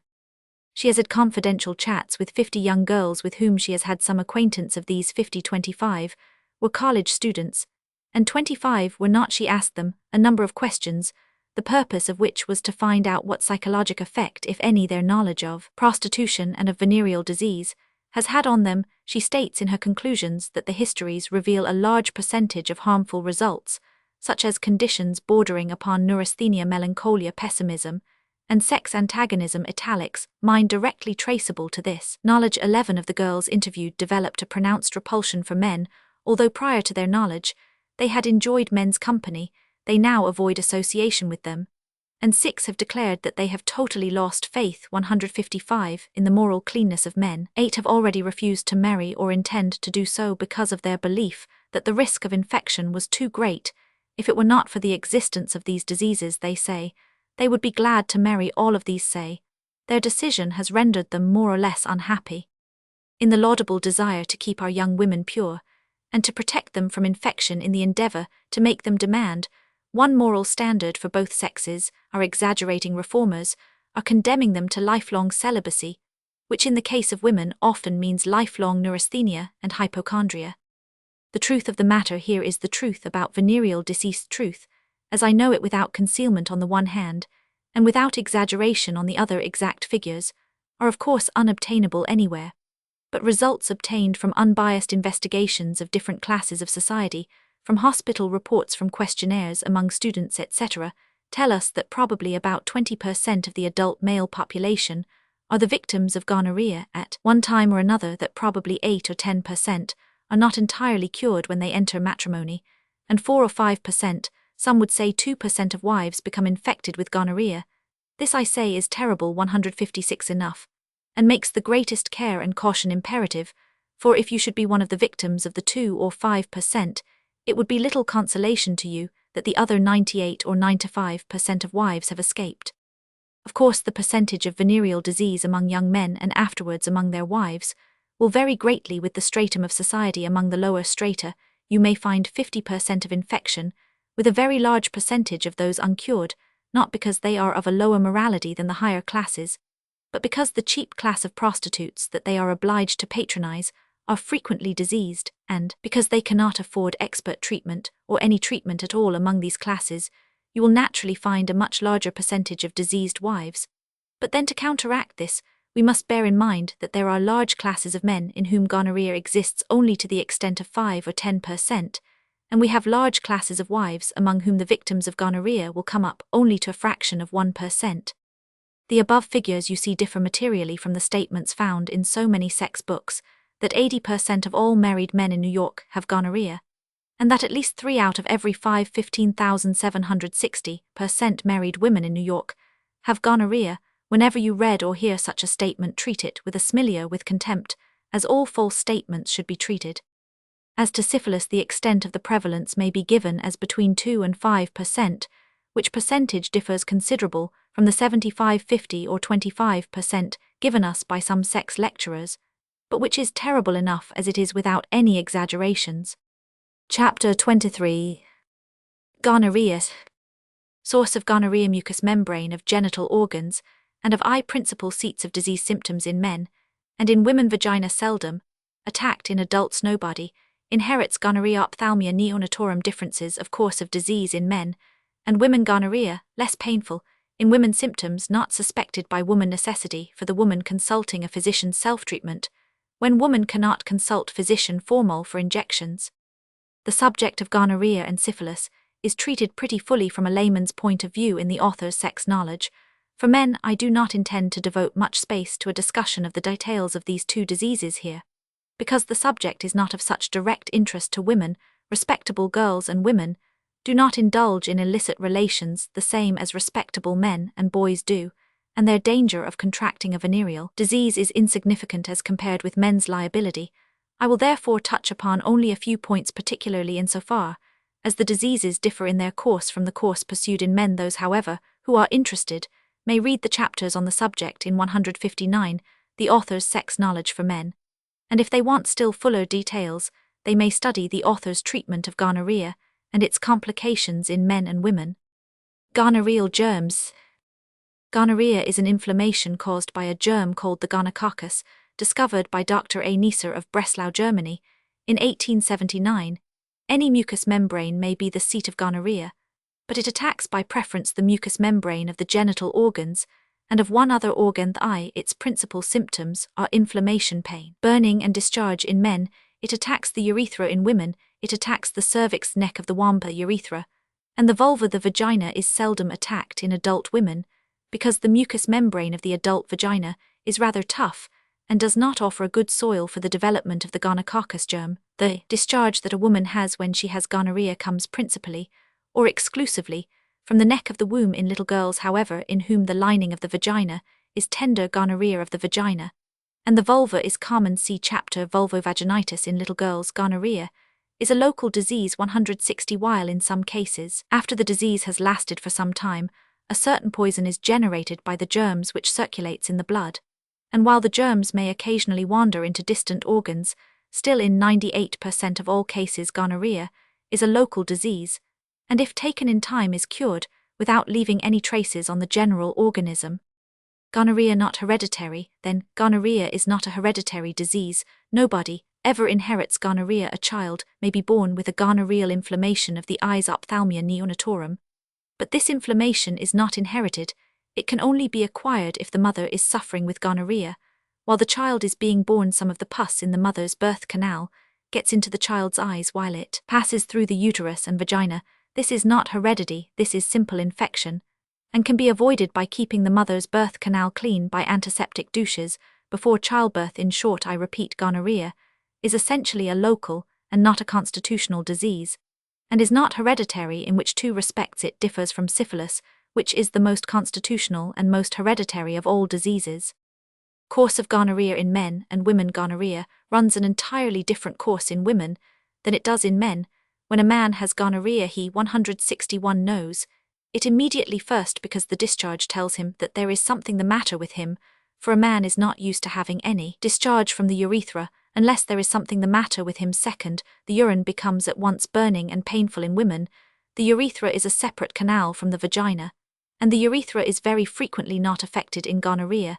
The infection generally starts in the cervix, and the disease may last for considerable time before the woman becomes aware of it. In general, gonorrhea is a less painful disease in woman, and this is a bad thing because she thus neglects treatment and loses valuable time, permitting the disease to develop even when the urethra is affected. In women, it does not give as severe symptoms as inflammation of the urethra in men. If the woman does have pains, she often pays no attention to them because woman is used to pains.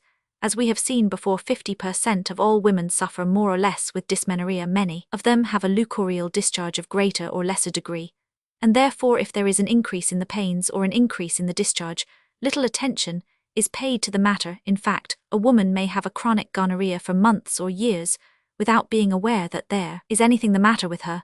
It is important to 162 teach women to seek medical aid as soon as they notice any increase in the amount of the discharge or change in color, particularly if it becomes greenish, or if the odor becomes offensive, or if there is chafing, burning, or irritation around the genitals, and particularly if there is an increase in the frequency or urgency of urination, or if there is a burning, scalding, or cutting sensation during the act of urination.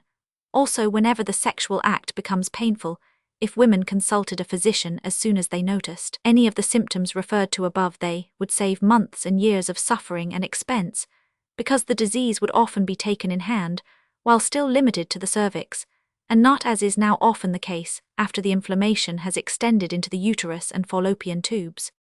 Self-treatment. I do not believe in self-treatment because it is generally unsatisfactory and may often even become dangerous, and I decidedly advise every woman who suspects that she has contracted gonorrhea to apply at once to a competent physician. But it happens not infrequently that a woman is so situated that she cannot consult a physician, and in the meantime there is danger of the gonorrhea spreading further and further. In such cases, it is advisable for the woman to use an injection until such time when she can consult a physician. The 163 injection I am going to advise may in itself produce a cure, and if it does not produce a complete cure, it at any rate improves the condition, prevents the extension of the disease, makes subsequent treatment easier, and besides, is perfectly harmless. The best injection for self-use in gonorrhea is tincture of iodine. The proportion is 2 teaspoonfuls to a quart or 2 quarts of water. If the case is very bad, such an injection may be taken twice a day. If the case is not very bad, once a day is sufficient. After using the tincture of iodine for 5 days to a week, it is good to change off to lactic acid by a pint or so of lactic acid in a drugstore, and use 1 tablespoonful to a quart of water. It is preferable to have the water hot, about 100 deg, but where this is inconvenient, it may be used lukewarm. The lactic acid injection is used for 3 days, then the iodine injection is resumed, then again the lactic acid, and so on. I know of many cases that were cured by this treatment alone. And I might mention that these injections are generally also very efficient in leukorrhea, as stated in the chapter on leukorrhea. Chapter 24. Vulvovaginitis in little girls. Former causes of vulvovaginitis in little girls: discharge. Chief symptom: evil results of vulvovaginitis. Psychic results of treatment effects in hastening sexual maturity. Vulvovaginitis, a cause of permanent sterility measures to prevent the disease. Toilet seats and vulvovaginitis. The mucous membrane, or the lining of the vulva and vagina in little girls, is very tender and therefore very readily subject to infection. An infection of the vulva and vagina due to the gonococcus or to some other germ is very common in little girls. At least it used to be, particularly among children of the poor in institutions and hospitals. The very dangerous infective character of vulvovaginitis was not known, and the infection was therefore easily transferred by towels, linen, toilet seats, bedpans, syringe nozzles, thermometers, the nurse's hands, and in various other ways. Now great care is being taken, and in most hospitals no children are admitted in the general wards, unless it is determined that they are free from vulvovaginitis. Generally speaking, vulvovaginitis in children is 165A mild infection. A child may have it for several weeks or months without being aware of it, without saying anything about it, the diagnosis often being made by the mother, who begins to notice the creamy discharge on the girl's linen or underwear. And this is the principal symptom in little girls thus afflicted: discharge. This discharge may be very profuse, covering the vulva, vagina, and cervix. In severe cases, there is also an infection of the urethra, and the child may complain of burning at urination, itching and pain around the vulva and anus, and slight pain in the abdomen. There may be a moderate rise in temperature up to 101 deg F, and in some instances the attack is sufficiently acute to give rise to a chill, and fever. A mild inflammation of the joints may set in within the first weeks of the infection, although as a usual thing it comes later on. Evil sequel of vulvovaginitis: while as stated, vulvovaginitis is a comparatively mild infection as far as its symptoms are concerned, it nevertheless has a very bad effect on the child, who is unfortunate enough to become a victim of the disease. First of all, it is an extremely long-drawn, persistent disease. It usually takes months, and these months may run into years before a complete cure is effected. Second, relapses are quite common. Third, 166, the treatment is a disagreeable one for the child, and is occasionally painful. Fourth, it has a disastrous effect on the child's morale. Most parents, though they may love the child, most affectionately look somewhat askance at it, and continuous vaginal treatment somehow or other has a humiliating effect on the child, which begins to consider itself as an outcast, as something apart from other children. Fifth, the child's education is very frequently, seriously and permanently interfered with, because it must often be taken out of school, whether public or private, and private tutoring is of course feasible only for the few. Sixth, and this is a point not sufficiently appreciated by the profession and the laity, but it is an important point, nevertheless, vulvovaginitis in children has unfortunately a disastrous effect in hastening the sexual maturity of the child, whether this is due to the congestion of the organs produced by the inflammation, or to the speculum examinations, paintings, douches, applications, tampons, suppositories, etc. The fact remains that girls who suffer from vulvovaginitis in childhood become sexually mature considerably earlier than normal girls of the same class, stratum, and climate, and their demand for sexual satisfaction is much more insistent. Seventh, a mild vulvovaginitis may be the cause of permanent sterility. Chapter 25. Syphilis. Syphilis due to germ. Syphilis, a constitutional disease. Primary lesion: incubation period roseola. Primary stage, secondary stage mucus patches, tertiary stage gamma. Hereditary nature of syphilis milder course in women than in men. Obscure symptoms in syphilis: necessity for examination by physician. Locomotor ataxia, softening of the brain. Cancroids. Syphilis is a disease caused by a germ called spirocheta. The full name is Spirocheta pallida, pale, spiral-shaped germ, though the disease has been ravaging Europe and America for centuries. 169. The germ of it has been discovered only a few years ago, namely in 1905, and like the gonococcus, also by a German scientist, Fritz Schoden. Syphilis is a constitutional disease in 10 days to 3 weeks after a person has contracted syphilis. He or she develops a sore at the spot where the germs got in. This sore is called canker or primary lesion. But when this sore makes its appearance, the spirochete and the poison which they elaborate are already circulating in the blood all over the system. The disease is already systemic or constitutional, and the canker is the local expression of a constitutional disease. Cutting out the canker will not cure the disease, because as stated, the germs are already in the system. The time between the contraction of the disease, the infectious intercourse, and the appearance of the canker is called the incubation period. The time between the appearance of the canker and the appearance of the rash on the body. The rash looks like a measles rash and is called roseola, which means a rose-colored rash, is called the primary stage. It lasts about 6 weeks. With the appearance of the rash commences the secondary stage. This stage is characterized by all sorts of eruptions, mild and severe, by white little patches, called mucus patches in the throat, mouth, tonsils, vagina, by falling out of the hair, etc.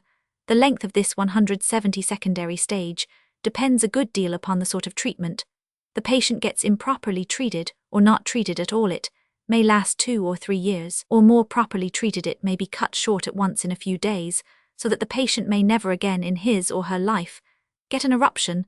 The third or tertiary stage is characterized by ulcerations in various parts of the body, and by swellings or tumors. The name of a syphilitic swelling or tumor is gumma, plural gummata. The tertiary stage is the most terrible stage, and it used to be the terror of syphilitic patients, but at the present time, under our modern methods of treatment, patients, if properly treated, never have a tertiary stage. We have seen many patients who considered syphilis a trifling disease, because all they knew of their disease was the canker and the first eruption, Roman 1 either roseola, and perhaps a slight falling out of the hair. They then put themselves under energetic treatment. The activity of the disease was checked, and they never had another symptom afterwards, though a Wassermann test showed that the disease was not entirely eradicated. It was merely held in check, which is the second best thing. Germ of syphilis. Spirochete pallida or treponema pallidum, the germ of syphilis as seen under the microscope. As stated before, syphilis is the most hereditary of all diseases. Fortunately, if the disease is still very active in the parents, particularly in the 171 mother, the child is generally aborted. Some syphilitic mothers will have half a dozen or more miscarriages in succession when the disease has become attenuated, either by treatment or by itself. Many diseases lose their virulence in time. The child may be carried to term. It then may be born dead, or it may be born strongly syphilitic and die in a few days or weeks, or it may be born without any signs of syphilis and be apparently healthy and then develop the disease at the age of 10, 12, 14 or later, or it may be born healthy and remain healthy. But no woman who had syphilis or whose husband had syphilis should dare to conceive or to give birth to a child, unless she has been given permission by a competent physician. I mean just what I say, it is not a personal matter. Woman has a right to marry a syphilitic husband if she wants to and run the risk of contracting syphilis. Her body is her own, and if she does it with her eyes open, it is her affair. But a woman has no right to bring into the world syphilitic or syphilitically tainted children. Here society has a right to interfere. Syphilis runs a milder course in women than it does in men, but this milder course is not an unmixed blessing. It may be considered a misfortune, because the same as gonorrhea in women, syphilis is often present for months and years, until it has 172 made such inroads that it is but little amenable to treatment. In many women, the disease runs such a mild course as far as definite symptoms are concerned that they are sure they never had anything the matter with them, and they are perfectly sincere in their denial of ever having had any infection. Often, it is only when they complain of obscure symptoms for which we can find no explanation, and then take a Wassermann test, that we discover what the real trouble is. And then the internal organs are sometimes found so deeply affected that it is hard to do anything. So it is seen that the mildness of the course of the disease, while a good thing in itself, is bad in that respect that it prevents timely treatment. It is therefore important that whenever a woman is in any way suspicious that she may have the disease, that she have herself examined, and if she has reasons to suspect that her husband or partner has the disease, she should persuade him to have himself examined. Locomotor ataxia, one of the most terrible sequel of syphilis, is much more rare in women than it is in men. So is general paresis, also called general paralysis of the insane or softening of the brain. Cancroids. There is one other minor disease belonging to 173, the venereal diseases, that is cancroids. Cancroids are little ulcers on the genitals. They are purely local, and do not affect the system. They are due largely to uncleanliness, and are found only among the poorer classes of prostitutes, and therefore among the poorer classes of men. One sees them now and then in public dispensaries, but in private practice they are now quite rare. They used to be quite common, which shows that the general level of cleanliness has been raised considerably among all classes of people. At any rate, cancroids are of little significance as compared with syphilis and gonorrhea, and when speaking of the venereal peril, these are the two diseases we have in mind. Chapter 26. The curability of venereal disease. Gonorrhea may be practically cured in every case. In man, extensive gonorrheal infection; in woman, difficult to cure, positive cure; in syphilis, impossible to guarantee. Just as the usual statements in regard to the extent of venereal disease have been found untrue or greatly exaggerated, so do the statements regarding the curability, or rather incurability, of venereal disease need careful revision. The picture usually painted of the hopelessness of gonorrhea and syphilis is too somber, too black, and contrary to the assertions made by laymen and laywomen and physicians who do not specialize in the treatment of venereal disease.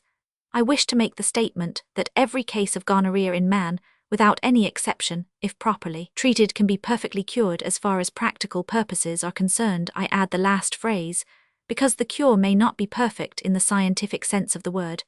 That is, the man may not be brought back into the condition in which he was before he got the disease, but for all practical 175 purposes, as far as he himself is concerned, as far as his wife is concerned, and as far as the future children are concerned, every case may be cured without any doubt. And I say this basing myself upon a varied professional experience extending over nearly a quarter of a century. As to gonorrhea in women, that depends to a great extent upon the virulence of the disease and the promptness with which treatment is instituted. If the gonorrhea is limited only to the cervix, the vulva, and the urethra, then prompt treatment will usually bring about a cure in a comparatively short time.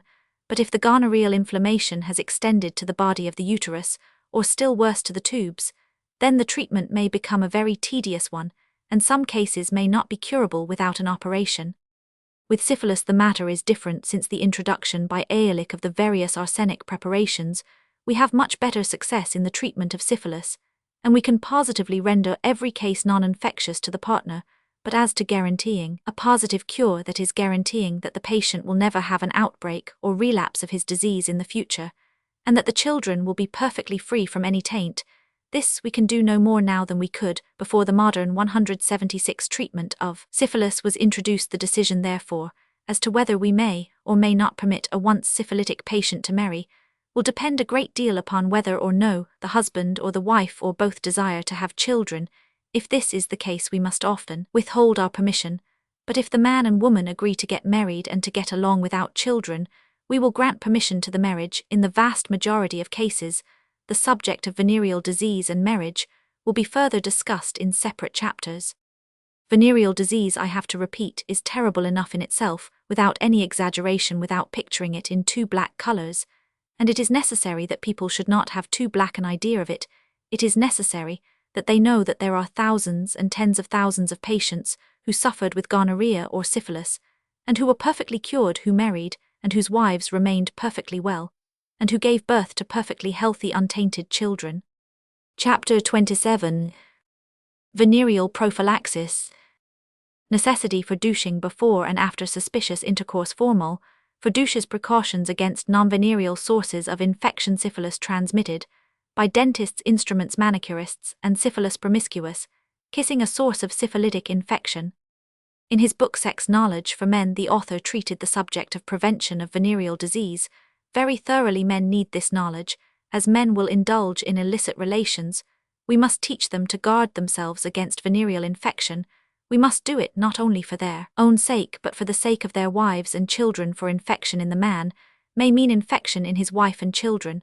But as women readers of this book are not likely to indulge in promiscuous relations with strangers, a detailed discussion of the subject would be out of place. I will merely say that where the woman has a suspicion that her husband is in an infectious state, she should abstain from relations with him until she is sure that he is safe. But where for some reason 178a suspicions intercourse is indulged in, the woman should use an antiseptic douche before and after intercourse. Where it is inconvenient to use a douche both before and after, a douche after will have to suffice. But it is much safer and surer to use the douche both before and after. When you use a douche, there is always some of the solution left in the vagina, and that destroys wholly or in part the infective germs. The following makes an effective douche dissolve: a tablet of bichloride. They come on the market of the weight of about 712 grains, in 2 quarts of water, hot, lukewarm or cold. Use before intercourse a small amount, about a pint or half a pint, and use the balance after intercourse instead of the bichloride. You may use a tablespoonful of carbolic acid, or 2 tablets of chinosol, or a tablespoonful of lysol, or 2 tablespoonfuls of boric acid. Instead of the douche, an antiseptic jelly in a collapsible tin tube with a long nozzle may be used. But besides the venereal sources of infection, the woman must guard against the non-venereal sources. Do not ever, if you can avoid it, use a public toilet. If you are forced to use it, protect yourself by putting some paper over the seat. Do not use a public drinking cup. If you have to use one, keep your lips away from the rim. 179 can learn to drink without touching the rim of the glass or cup with the lips. Do not under any circumstances use a public towel. The roller towel is a menace to health and should be forbidden in every part of the country. If you have to sleep in a hotel or in a strange bed, make sure that the linen is clean and fresh. Never sleep on bed linen which has been used by a stranger. Never use a public brush or comb. Be sure that your dentist is a careful, up-to-date man and sterilizes his instruments carefully. Many a case of syphilis has been transmitted by a dentist's instrument. A syphilitic who goes to a dentist to be treated generally conceals his disease, and if the dentist is not in the habit of sterilizing his instruments after each patient, disaster may result. Be sure that your manicurist is not syphilitic, or at least that her hands are healthy, clean and free from any eruption. And last but not least, do not indulge in promiscuous kissing. This is a particularly important injunction for young girls. This is a real peril, and there are thousands of cases of syphilis that are known to have been contracted directly from kissing. People suffering with syphilis often have little white sores, mucus patches on their lips, tongue, and 180 inside of cheeks. These sores are very infectious, and by kissing the disease is readily transmitted. Kissing games have been responsible in more than one case for the spread of syphilis to many persons. I have now under treatment a girl of 19 who contracted syphilis on her summer vacation from having kissed a man once. Avoid promiscuous kissing.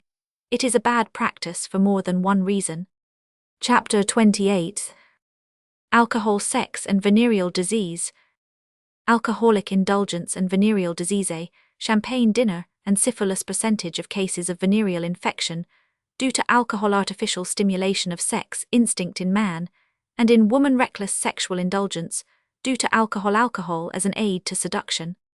That Bacchus, the god of wine, is the strongest ally of Venus, the goddess of love. Using love in its physical sense, as the French use the word amour, has been well known to the ancient Greeks and Romans, as it is well known today to every saloon keeper and every keeper of a disreputable house, and all measures to combat venereal disease and to prevent girls from making a false step will be only partially successful if we do not at the same time carry on a strong educational campaign against alcoholic indulgence. Of what use to young men is the knowledge of the venereal peril and familiarity with the use of venereal prophylactics. When under the influence of alcohol, the mind is befuddled, they forget everything and do things that they never would do in the sober state. Of what use are 182 warnings to a girl when under the influence of a heavy dinner and a bottle of champagne to which she is unaccustomed? Her passion is aroused to a degree she has never experienced before. Her will is paralyzed, and she yields, though deep down in her consciousness something tells her she shouldn't. Yields, becomes pregnant, and is in the deepest agony for several months, and has a wound which will probably never heal for the rest of her life. Of what use have all the lectures, books and maternal injunctions been to her? Or this case here is a young lawyer, 28 years of age, engaged to a fine girl, and with everything to look forward to. He always was very moderate and circumspect in his sexual indulgence, and though careful in choosing his partners, he never failed to use a venereal prophylactic. After intercourse, there was too much at stake for him, and he did not care to take any chances, even if the chances were 1 in 1,000. For a period of 1 year during which he had been engaged, he abstained from sexual intercourse altogether, though it cost him a great deal of effort to do so. He was to be married very shortly, but a luck made him accept an invitation to a bachelor dinner, where champagne and smutty stories were flowing freely. Too freely. He left about midnight, and as the night was 183 beautiful, he decided to walk home. He met a siren who invited him to accompany her. Under other circumstances, he would have sent her on her way, or at least, he would have stepped into a drugstore for a prophylactic. But excited by the wine, the smutty stories, and the year's abstinence, he went along like a sheep, as a matter of course, without trying to reason or interposing any objections.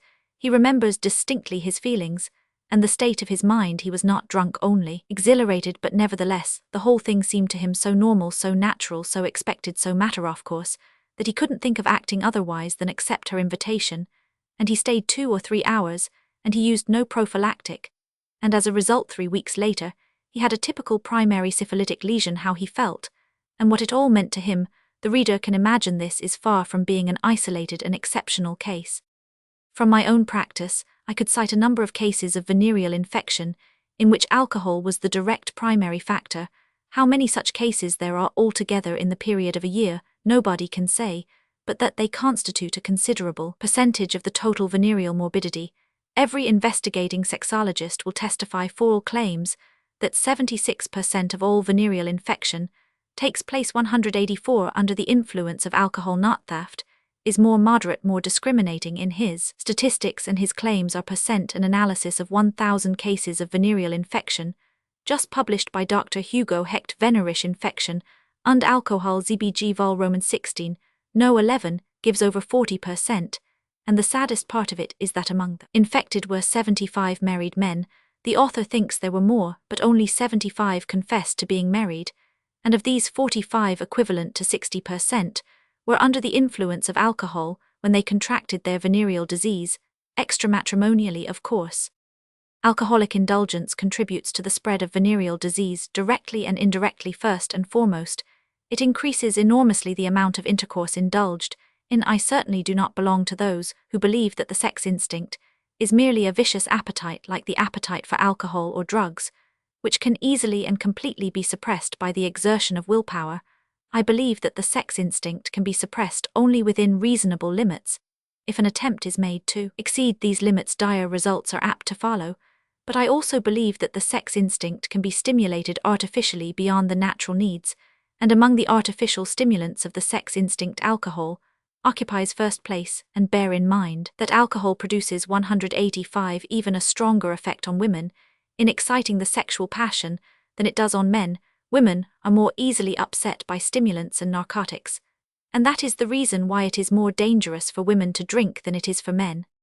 So this then is count number 1, the man and the woman who in a sober condition would easily abstain with their libido stimulated, and their willpower paralyzed by alcohol, indulge unnecessarily, with the risk of venereal infection to the man, and the double risk of venereal infection and pregnancy to the woman.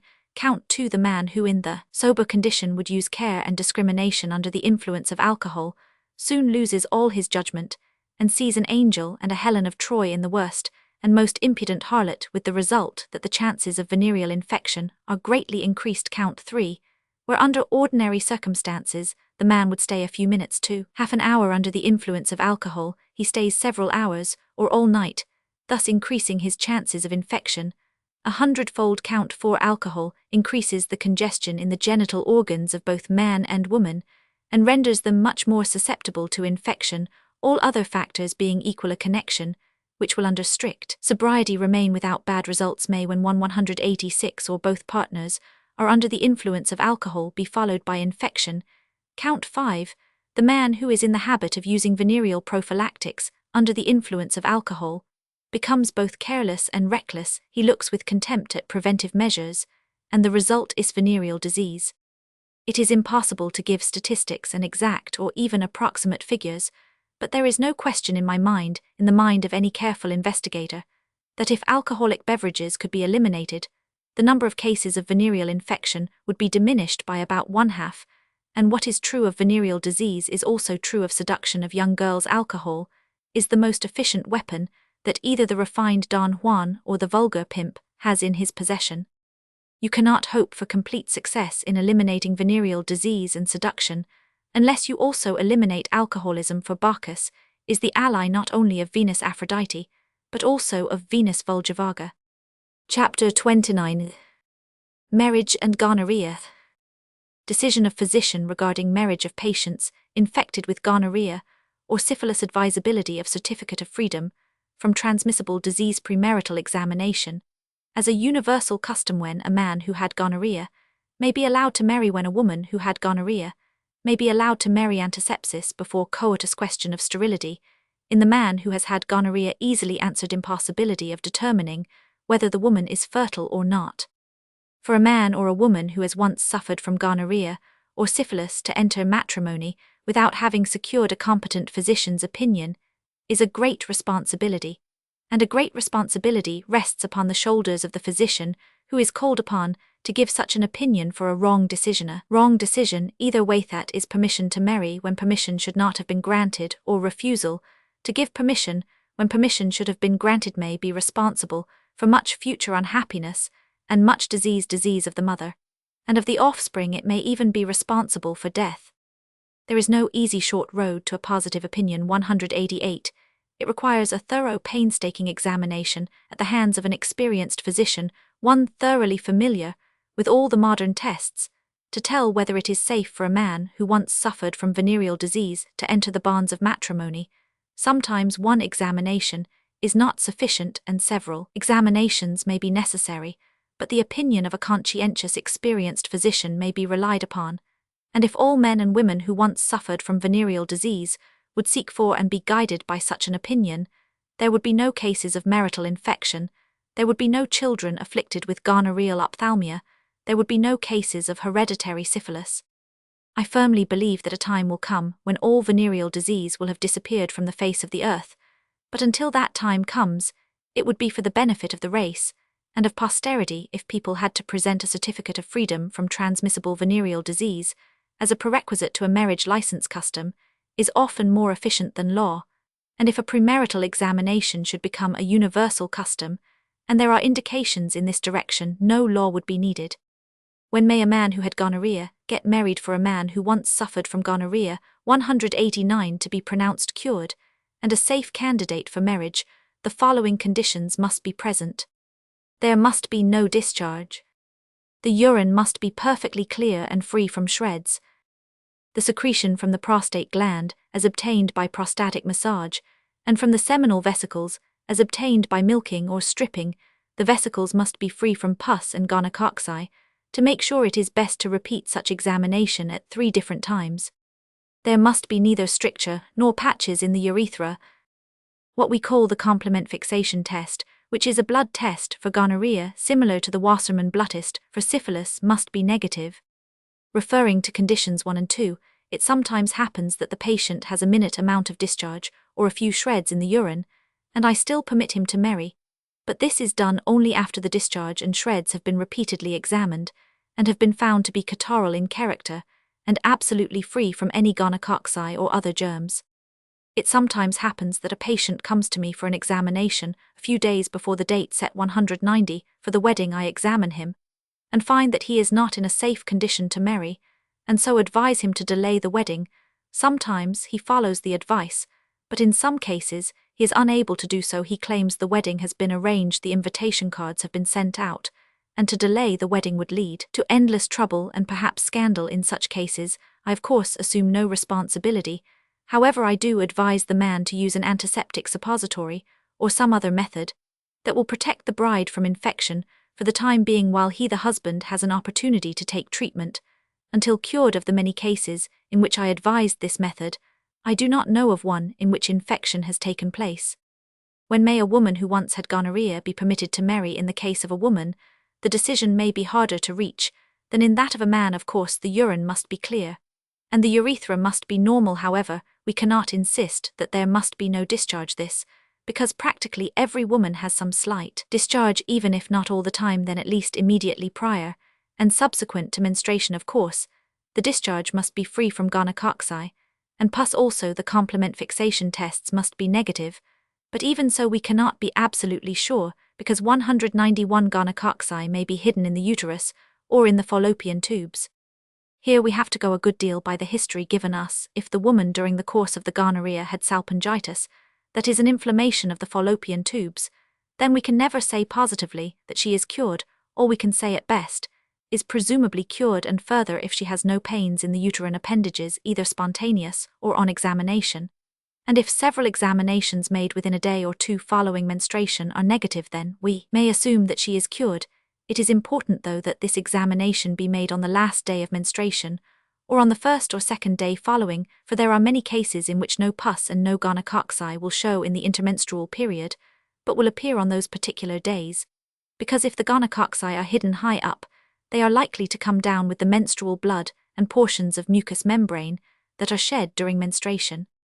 At best it is a delicate problem, so that whenever there has been the least suspicion that the woman may harbour gynecology, I have always advised, as is my custom to be on the safe side, and directed the woman to use either an antiseptic suppository or an antiseptic douche before coitus. With these 192 precautions adopted, I have never had an accident happen. The question of probable sterility, thus far I have considered the problem of marriage from the standpoint of infectivity.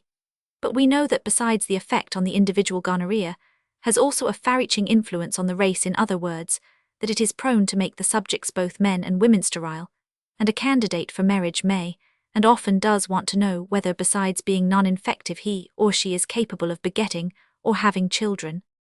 In the case of man, the problem is fortunately a very simple one. We can easily obtain a specimen of the man's semen and determine, by means of the microscope, whether it contains spermatozoa, or not. If it does contain a normal number of lively, rapidly moving spermatozoa, the man is fertile regardless of whether he ever had epididymitis or not. If the semen contains no spermatozoa, or only a few deformed or lazily moving ones, then he is sterile.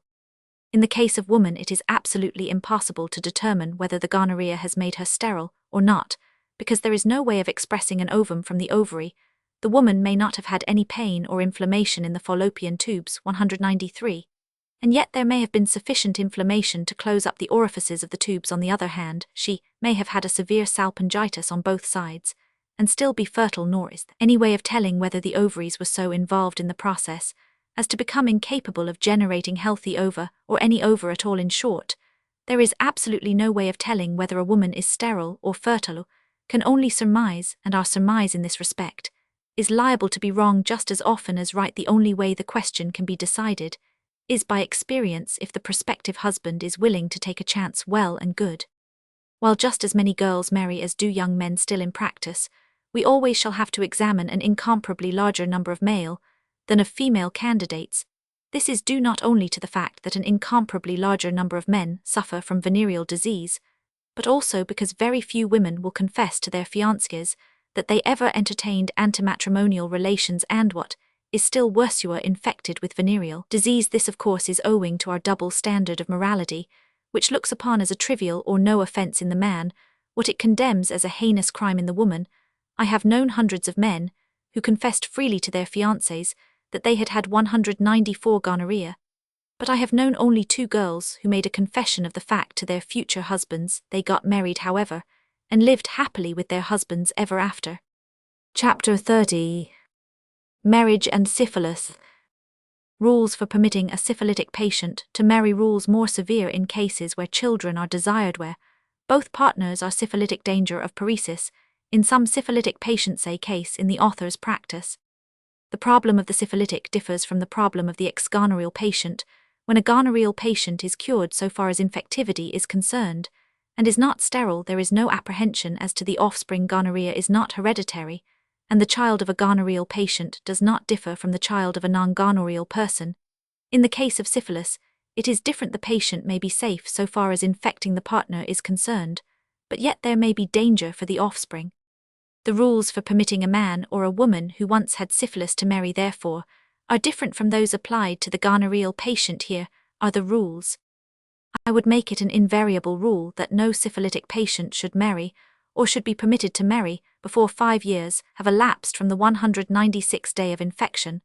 But the period of time alone is not sufficient. Other conditions must be met before we may give a syphilitic patient permission to marry. The man or the woman must have received thorough systematic treatment for at least 3 years, either constantly or off, and on according to the physician's judgment. For at least 1 year before the intended marriage, the person must have been absolutely free from any manifestations of syphilis, that is, from any eruptions on the skin, from any mucus patches, swelling in the bones, ulcerations, and so on. 4 Wassermann tests taken at intervals of 3 months, and at a time when the patient was receiving no specific treatment, must be absolutely negative. If these 4 conditions are fully met, then the patient may be permitted to marry. It is important, however, to state that in permitting or refusing syphilitic persons to marry, we are guided to a great extent by the fact as to whether they expect to have children soon or not. In the case of a couple who are anxious to have children soon after their marriage, the conditions for our permission must be more severe than when the couple are willing or anxious to use contraceptive measures for the first years of their married 197 life, for if a man is free from any skin lesions and from any mucus patches, his wife is safe from infection as long as she does not become pregnant, but if she does get pregnant, she may become infected through the fetus, and of course the child also is liable to be syphilitic. Hence, much stricter requirements for syphilitics who expect to become parents are necessary than for those who do not. In case both the man and the woman are or have been syphilitic, permission to marry may be granted without hesitation, as the danger of infection is absent, but permission to have children must be refused absolutely and unequivocally regardless of the time that may have elapsed from the period of infection, regardless of treatment, regardless of Wassermann tests. The danger to the child is too great if both parents have the syphilitic taint in them. A healthy child may be born from 2 syphilitic parents who have undergone energetic treatment, but we have no right to take the chance. I at least never wanted to nor ever will want to take such a responsibility. The danger of locomotor ataxia or paresis. There is still one more point to consider in dealing with a syphilitic patient, in patients who did not receive energetic treatment from the very beginning of the disease, as also in patients whose treatment 198 was only desultory and irregular. We never can guarantee, in spite of lack of external symptoms, in spite of a negative Wassermann reaction, that some trouble may not develop later in life. What shall we do in such cases, and what particularly shall we do if from a general examination of the patient we carry away the impression that while free from the danger of infection, the man is not a good risk? Under these circumstances, we must refuse all personal responsibility, leaving the assumption of the responsibility to the prospective wife.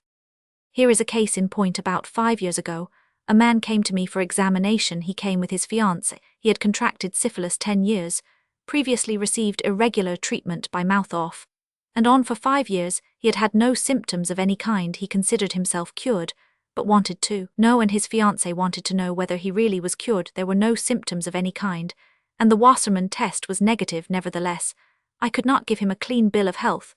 I noticed what seemed to me a slowness in thinking, and just the least bit of hesitation in his speech. I told the girl the man was 35, she was 32, that I could not render a definite decision in the matter, that everything might be all right 199, and then again, it might not, but that the question about children she would have to decide definitely once for all, namely, that she was not to have any children. She was fully satisfied. So far as that part was concerned, she said she herself objected to children, and did not intend to have any, and knew how to take care of herself. All she wanted to know was whether she was in danger of being infected. I told her no, but that in my opinion there was some danger of her husband developing general paresis or locomotor ataxia. The girl had been a teacher for about 12 years, and she was so sick at heart of the work, was so anxious for a home of her own, that she decided to take the risk, and they got married. The marriage remained childless. The man developed general paresis, softening of the brain, 3 years later, and died about a year afterward. The woman, now a widow, I understand, is not sorry for the step she had taken. This shows what things our social economic conditions and our moral code are responsible for. Chapter 31. Who may and who may not marry. The physician often consulted as to advisability of marriage. Venereal disease, the most common question. Tuberculosis, sexual appetite, of tubercular patients, effect of pregnancy, contraceptive knowledge, for tubercular wife, heart disease, serious bar, to marriage, influence of sexual intercourse, cancer, fear of hereditary transmission, exophthalmic goiter, most frequent in women, simple goiter, exceptions to rule, obesity, family history, obesity and stoutness not synonymous, arteriosclerosis, danger in sexual act, goutrial causes of gout, mumps, parotid glands and sex organs, mumps and sterility, oophorytis due to mumps, hemophilia, hemophilic sons may marry hemophilic daughters, may not marry, anemia, chlorosis, epilepsy, hysteria, symptoms of hysteria, marriage of hysterical women, alcoholism, effect on offspring, alcoholics and impotence, feeble-mindedness, evil effects on offspring, sterilization of feeble-minded only preventive insanity, functional insanity, organic insanity, hereditary transmissibility of insanity, fear, resulting in insanity, environment versus heredity, in insanity, neurosis, neurasthenia, psychasthenia, neuropathy, psychopathy, nervous conditions, and genius, sexual impotence, and genius, drug addiction. External causes: consanguineous marriages. When consanguineous marriages are advisable, offspring of consanguineous marriages, homosexuality, homosexuals, often ignorant of their condition, sexual repression, and homosexuality, sadism, and divorce, masochism, sexual impotence and marriage effect upon the wife, frigidity, marital relations, and frigid woman, excessive libido, and marriage, excessive demands upon wife, satyriasis, the excessively libidinous wife, nymphomania, treatment, hair lip myopia, stigmatism, premature boldness, criminality, crime, 201, as result of environment, legal and moral crime, ancestral criminality, and marriage rules of heredity, pauperism, difference between pauperism and poverty. In former years, nobody thought of asking a physician for permission to get married. He was not consulted in the matter at all. The parents would investigate the young man's social standing, his ability to make a living, his habits, perhaps whether he was a drinking man or not.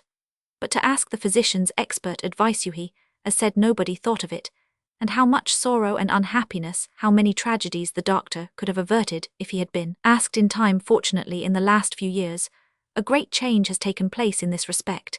It is now a very common occurrence for the intelligent layman and laywoman, imbued with a sense of responsibility for the welfare of their presumptive future offspring, and actuated perhaps also by some fear of infection, to consult a physician as to the advisability of the marriage, leaving it to him to make the decision, and they abiding by that decision. As a matter of fact, as often is the case, the pendulum now is in danger of swinging to the other extreme, for a little knowledge is a dangerous thing, and the tendency of the layman is to exaggerate matters, and to take things in an absolute instead 202 of in a relative manner. As a result, many laymen and laywomen nowadays insist upon a thorough examination of their own person and the person of their future partner, when there is nothing the matter with either. Still, this is a minor evil, and it is better to be too careful than not careful enough. I am frequently consulted as to the advisability or non-advisability of a certain marriage taking place. I therefore thought it desirable to discuss in a separate chapter the various factors, physical and mental, personal and ancestral, likely to exert an influence upon the marital partner and on the expected offspring, and to state as briefly as possible, and so far as our present state of knowledge permits, which factors may be considered eugenic or favorable to the offspring, and dysgenic or unfavorable to the offspring.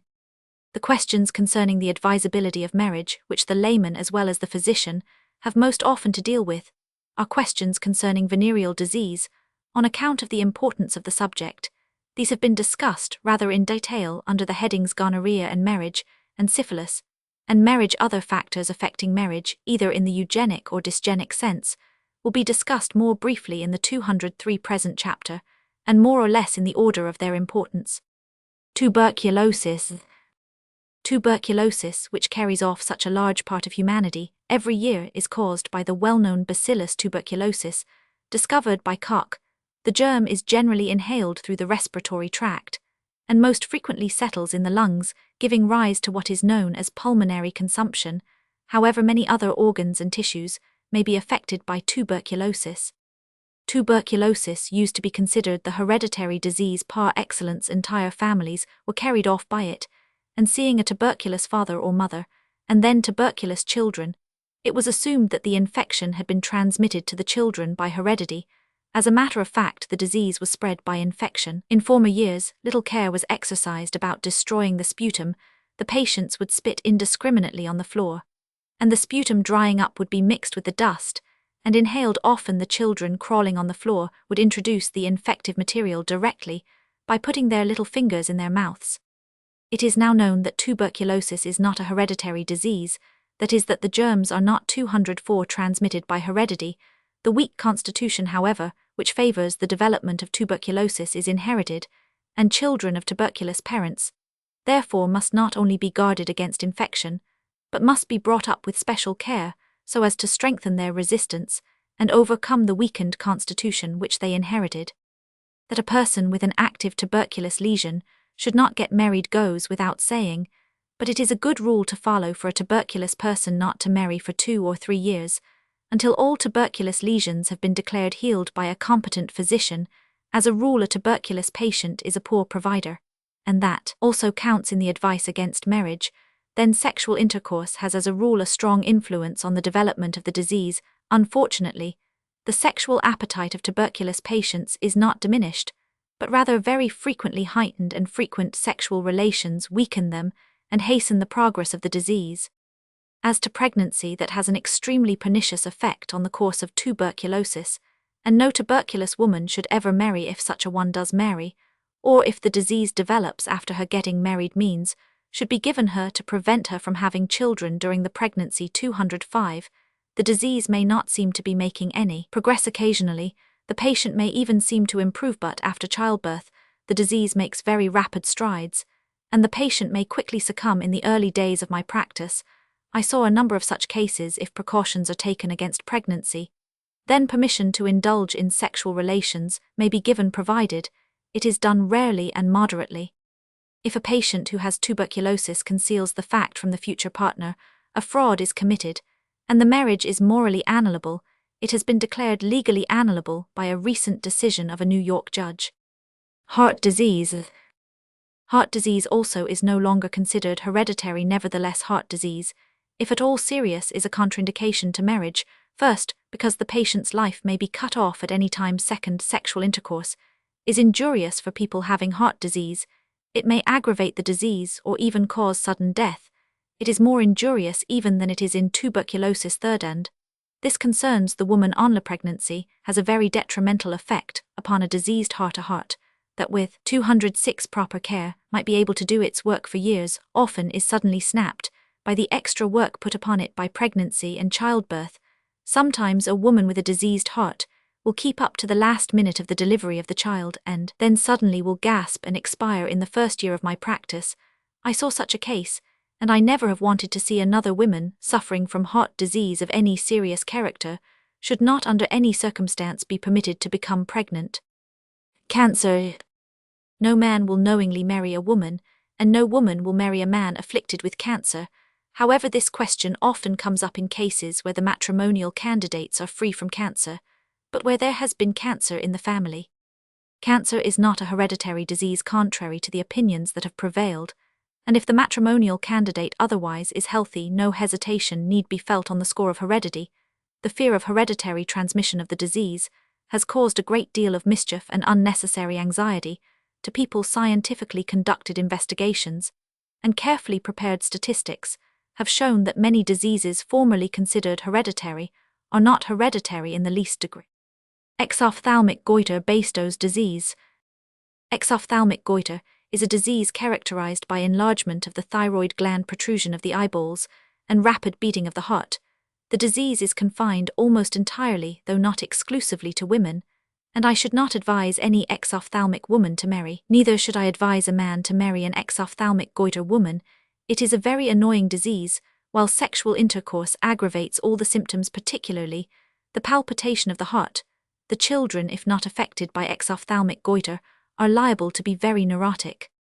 Simple goiter, that is enlargement of the thyroid gland, chiefly occurring in certain high mountainous localities, such as Switzerland, is not so strongly dysgenic as is exophthalmic goiter. Still, goiter patients are not good matrimonial risks. Of course, there are always exceptions. I know an exophthalmic goiter woman who brought up 4 children, and very good healthy children. They are 208. But in writing, we can only speak of the average and not of exceptions.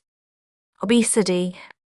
Obesity or excessive stoutness is an undue development of fat throughout the body. That it is hereditary, that it runs in families, there is no question whatsoever, and while with great care as to the diet, and by proper exercise, obesity may as a rule be avoided in those predisposed. It none the less often will develop in spite of all measures taken against it. Some very obese people eat only 1/2 or less of what many thin people do, but in the former everything seems to run to fat. Obesity must be considered a dysgenic factor. The obese are subject to heart disease, asthma, apoplexy, gallstones, gout, diabetes, constipation. They withstand pneumonia and acute infectious diseases poorly, and they are bad risks when they have to undergo major surgical operations. They also as a rule are readily fatigued by physical and mental work. As to the latter, there are remarkable exceptions. Some very obese people can turn out a great amount of work, and are almost indefatigable in their constant activity. Each case should be considered individually, and with reference to the respective family history. If the obese person 209 comes from a healthy long-lived family, and shows no circulatory disturbances, no strong objections can be raised to him or to her, but as a general proposition, it must be laid down that obesity is a dysgenic factor. But bear in mind that obesity and stoutness are not synonymous terms. Arteriosclerosis. Arteriosclerosis means hardening of the arteries.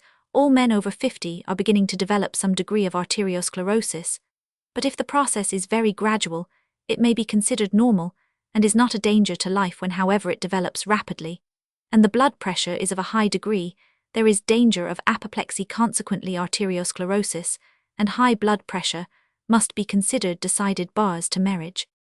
It must be borne in mind that the sexual act is in itself a danger to arteriosclerotics, and people with high blood pressure, because it may bring about rupture of a blood vessel.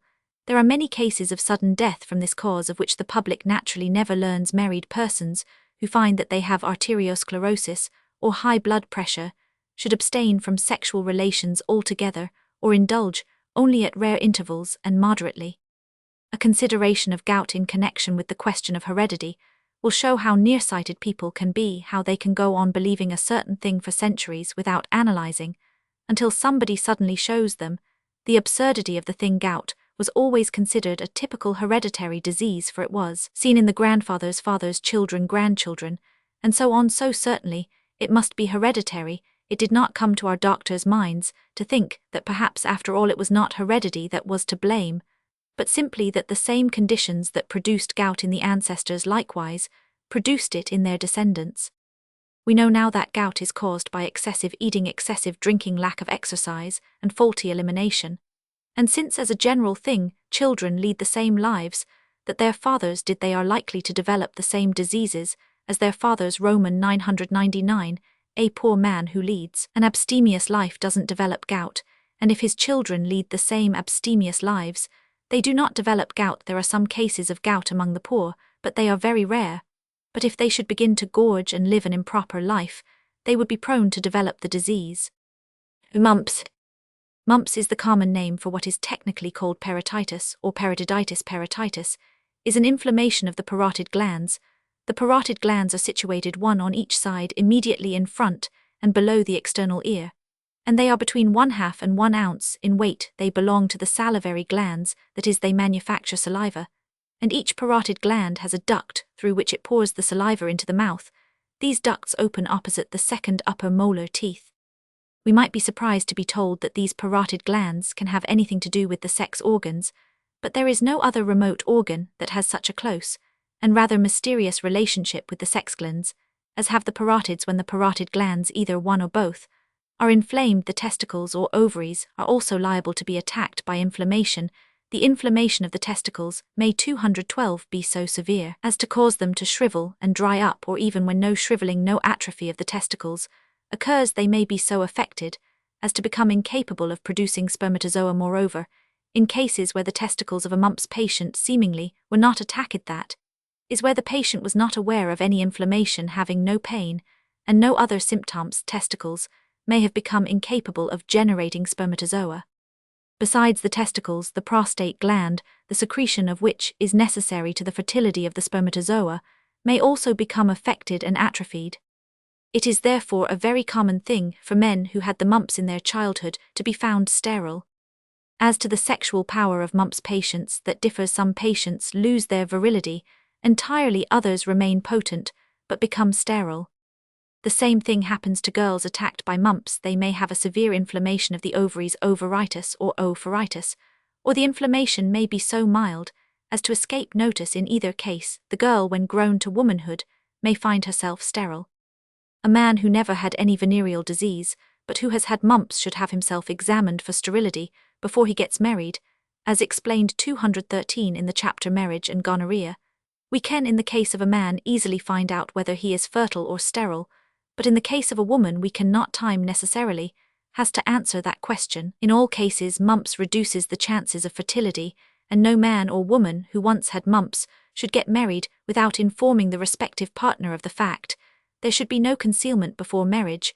When the partners to the marriage contract know of the facts, they can then decide as to whether or not the marriage is desirable to them. Hemophilia or bleeder's disease. Hemophilia is a peculiar disease consisting in frequent and often uncontrollable hemorrhages. The least cut or the pulling of a tooth may cause a severe or even dangerous hemorrhage. The slightest blow, squeeze, or hurt will cause ecchymoses or discolorations of the skin.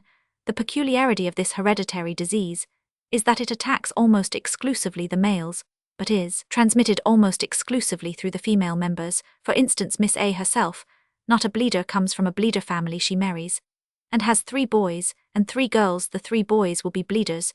The 3 girls will not. The 3 boys marry and have 214 children. Their children will not be bleeders. The 3 girls marry and their male children will be bleeders. What is the lesson? The lesson is that boys who are bleeders may marry because they will most likely not transmit the disease, but girls who come from a hemophilic family, irrespective of whether they themselves are hemophilics or not, must not marry because most likely they will transmit the disease. Anemia. Anemia is a poor condition of the blood. The blood may contain an insufficient number of red blood cells or an insufficient percentage of the coloring matter of the blood, that is hemoglobin. A special kind of anemia, affecting young girls, is called chlorosis. Anemia and chlorosis cannot be considered contraindications to marriage because they are usually amenable to treatment. In fact, some cases of anemia and chlorosis are due to the lack of normal sexual relations, and the subjects get well very soon after marriage. But it is best and safest to subject anemic patients to a course of treatment and to improve their condition before they marry. While epilepsy, known commonly as fits or falling sicknesses, not as hereditary, as it was one time thought to be, its hereditary character being ascertainable in only about 5% of cases, nevertheless, it is a decidedly dysgenic agent, and marriage with an epileptic is distinctly advised against. Where both parents are epileptics, the children are almost sure to be epileptic, and such a marriage should be prohibited by law under no circumstances. Should parents who are both epileptic bring children into the world, it should be the duty of the state to instruct them in methods of preventing conception. Hysteria. Hysteria is a disease the chief characteristics of which are a lack of control over one's emotions, and acts the imitation of the symptoms of various diseases, and an exaggerated self-consciousness. The patient may have extreme pain in the region of the head, ovaries, spine, in some parts of the skin. There is extreme hypersensitiveness, hyperesthesia, so that the least touch causes great pain. In others there is complete anesthesia, that is absence of sensation, so that when you stick the patient with a needle, she will not feel it. A very frequent 216 symptom is a choking sensation, as if a ball came up the throat and stuck there, globus hystericus. Then there may be spasms, convulsions, retention of urine, paralysis, aphonia, loss of voice, blindness, and a lot more. There is hardly a functional or organic nervous disorder that hysteria may not simulate. Of late years, our ideas about hysteria have undergone a radical change, and we now know that most, if not all, cases of hysteria are due to a repression or non-satisfaction of the sexual instinct, or to some shock of a sexual character in childhood. Only too often a girl who was very hysterical before marriage loses her hysteria, as if by magic, upon contracting a satisfactory marriage. On the other hand, a healthy girl can become quickly hysterical if she marries a man who is sexually impotent, or who is disagreeable to her and incapable of satisfying her sexually. While hysteria in itself is not hereditary, it nevertheless is a question whether a strongly hysterical woman would make a satisfactory mother. The entire family history should be investigated. If the hysteria is found to be an isolated instance in the given girl, it may be disregarded if not extreme. But if the entire family or several members of it are neuropathic, the condition is a dysgenic one. Marriage may be contracted provided no 217 children are brought into the world until several years have elapsed, and the mother's organization seems to have become more stable. In some cases, a child acts as a good medicine against hysteria. In short, every case must be examined individually on its merits, and the counsel of a good psychologist or psychoanalyst may prove very valuable. Alcoholism. A good deal depends upon what we understand by alcoholism. The fanatics consider a person an alcoholic who drinks a glass of beer or wine with his meals. This is nonsense. This is not alcoholism, and cannot be considered a dysgenic factor. but where there is a distinct habit so that the individual must have his alcohol daily, or if he goes on an occasional drunken spree, marriage must be advised against, and where the man or woman is what we call a real drunkard, marriage not only should be advised against but most decidedly should be prohibited by law. Alcoholism as a habit is one of the worst dysgenic factors to reckon with. First, the offspring is liable to be affected, which is sufficient in itself to condemn marriage with an alcoholic. Second, the earning powers of an alcoholic are generally diminished and are likely gradually to diminish more. And 218 more. Third, an alcoholic is irritable, quarrelsome, and is liable to do bodily injury to his wife. Fourth, an alcoholic often develops sexual weakness or complete sexual impotence. Fifth, alcoholics are likely to develop extreme jealousy, which may become pathological even to the extent of a psychosis. If both the husband and wife are alcoholics, then marriage between them, which results in children, is not merely a sin, but a crime. We do not now come across cases so often as we used to of women marrying drunkards in the hope, or with the hope of reforming them, but such cases still happen. This is a very foolish procedure. Let the man reform first, let him stay reformed for 2 or 3 years, and then the woman may take the chance if she wants to. Feeble-mindedness. Feeble-mindedness in all its gradations, including idiocy, imbecility, moralism, and so on, is strongly hereditary, and is one of the most dysgenic factors we have to deal with. It is the most dysgenic of all factors. It is more dysgenic than insanity. Marriage with a feeble-minded person not only should be advised against, but should be prohibited by law. A feeble-minded man has much fewer chances for marriage than has a feeble-minded 219 woman. Feeble-minded girls, even to the extent of being morons if pretty as they often are, have very good chances of getting married, not infrequently getting for husbands young men of good families, who themselves of course are not very strong mentally, but still are far from being considered feeble-minded.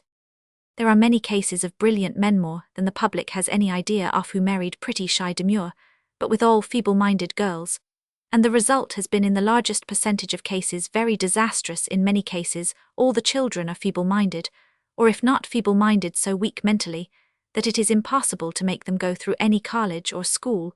All the private tutoring is often in vain, and the brilliant father's heart breaks. It must be borne in mind that feeble-mindedness or weak mentality is much more difficult to detect in a woman than it is in a man. Weak-mindedness in a woman often passes for cuteness, and as among the conservatives, a woman is not expected to be able to discuss current topics, her intellectual caliber is often not discovered by the blinded husband until some weeks after the marriage ceremony.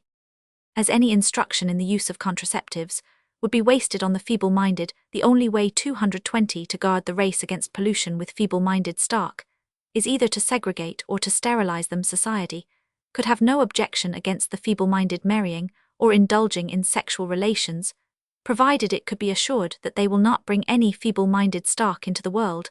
After the man and the woman have been sterilized, there is no objection to their getting married. Where a normal, able or brilliant husband finds out too late that his wife's mentality is of rather a low order, he is certainly justified in using contraceptives, and if he is determined to have children, he will be obliged to divorce his wife, of course. This applies also to the wife of a weak-minded husband. Insanity. Insanity may be briefly defined as a disease of the mind. We will not here go into a discussion as to what constitutes real insanity, as to what is understood by insanity in the legal sense of the term, and so on, except to note that we have 2 divisions.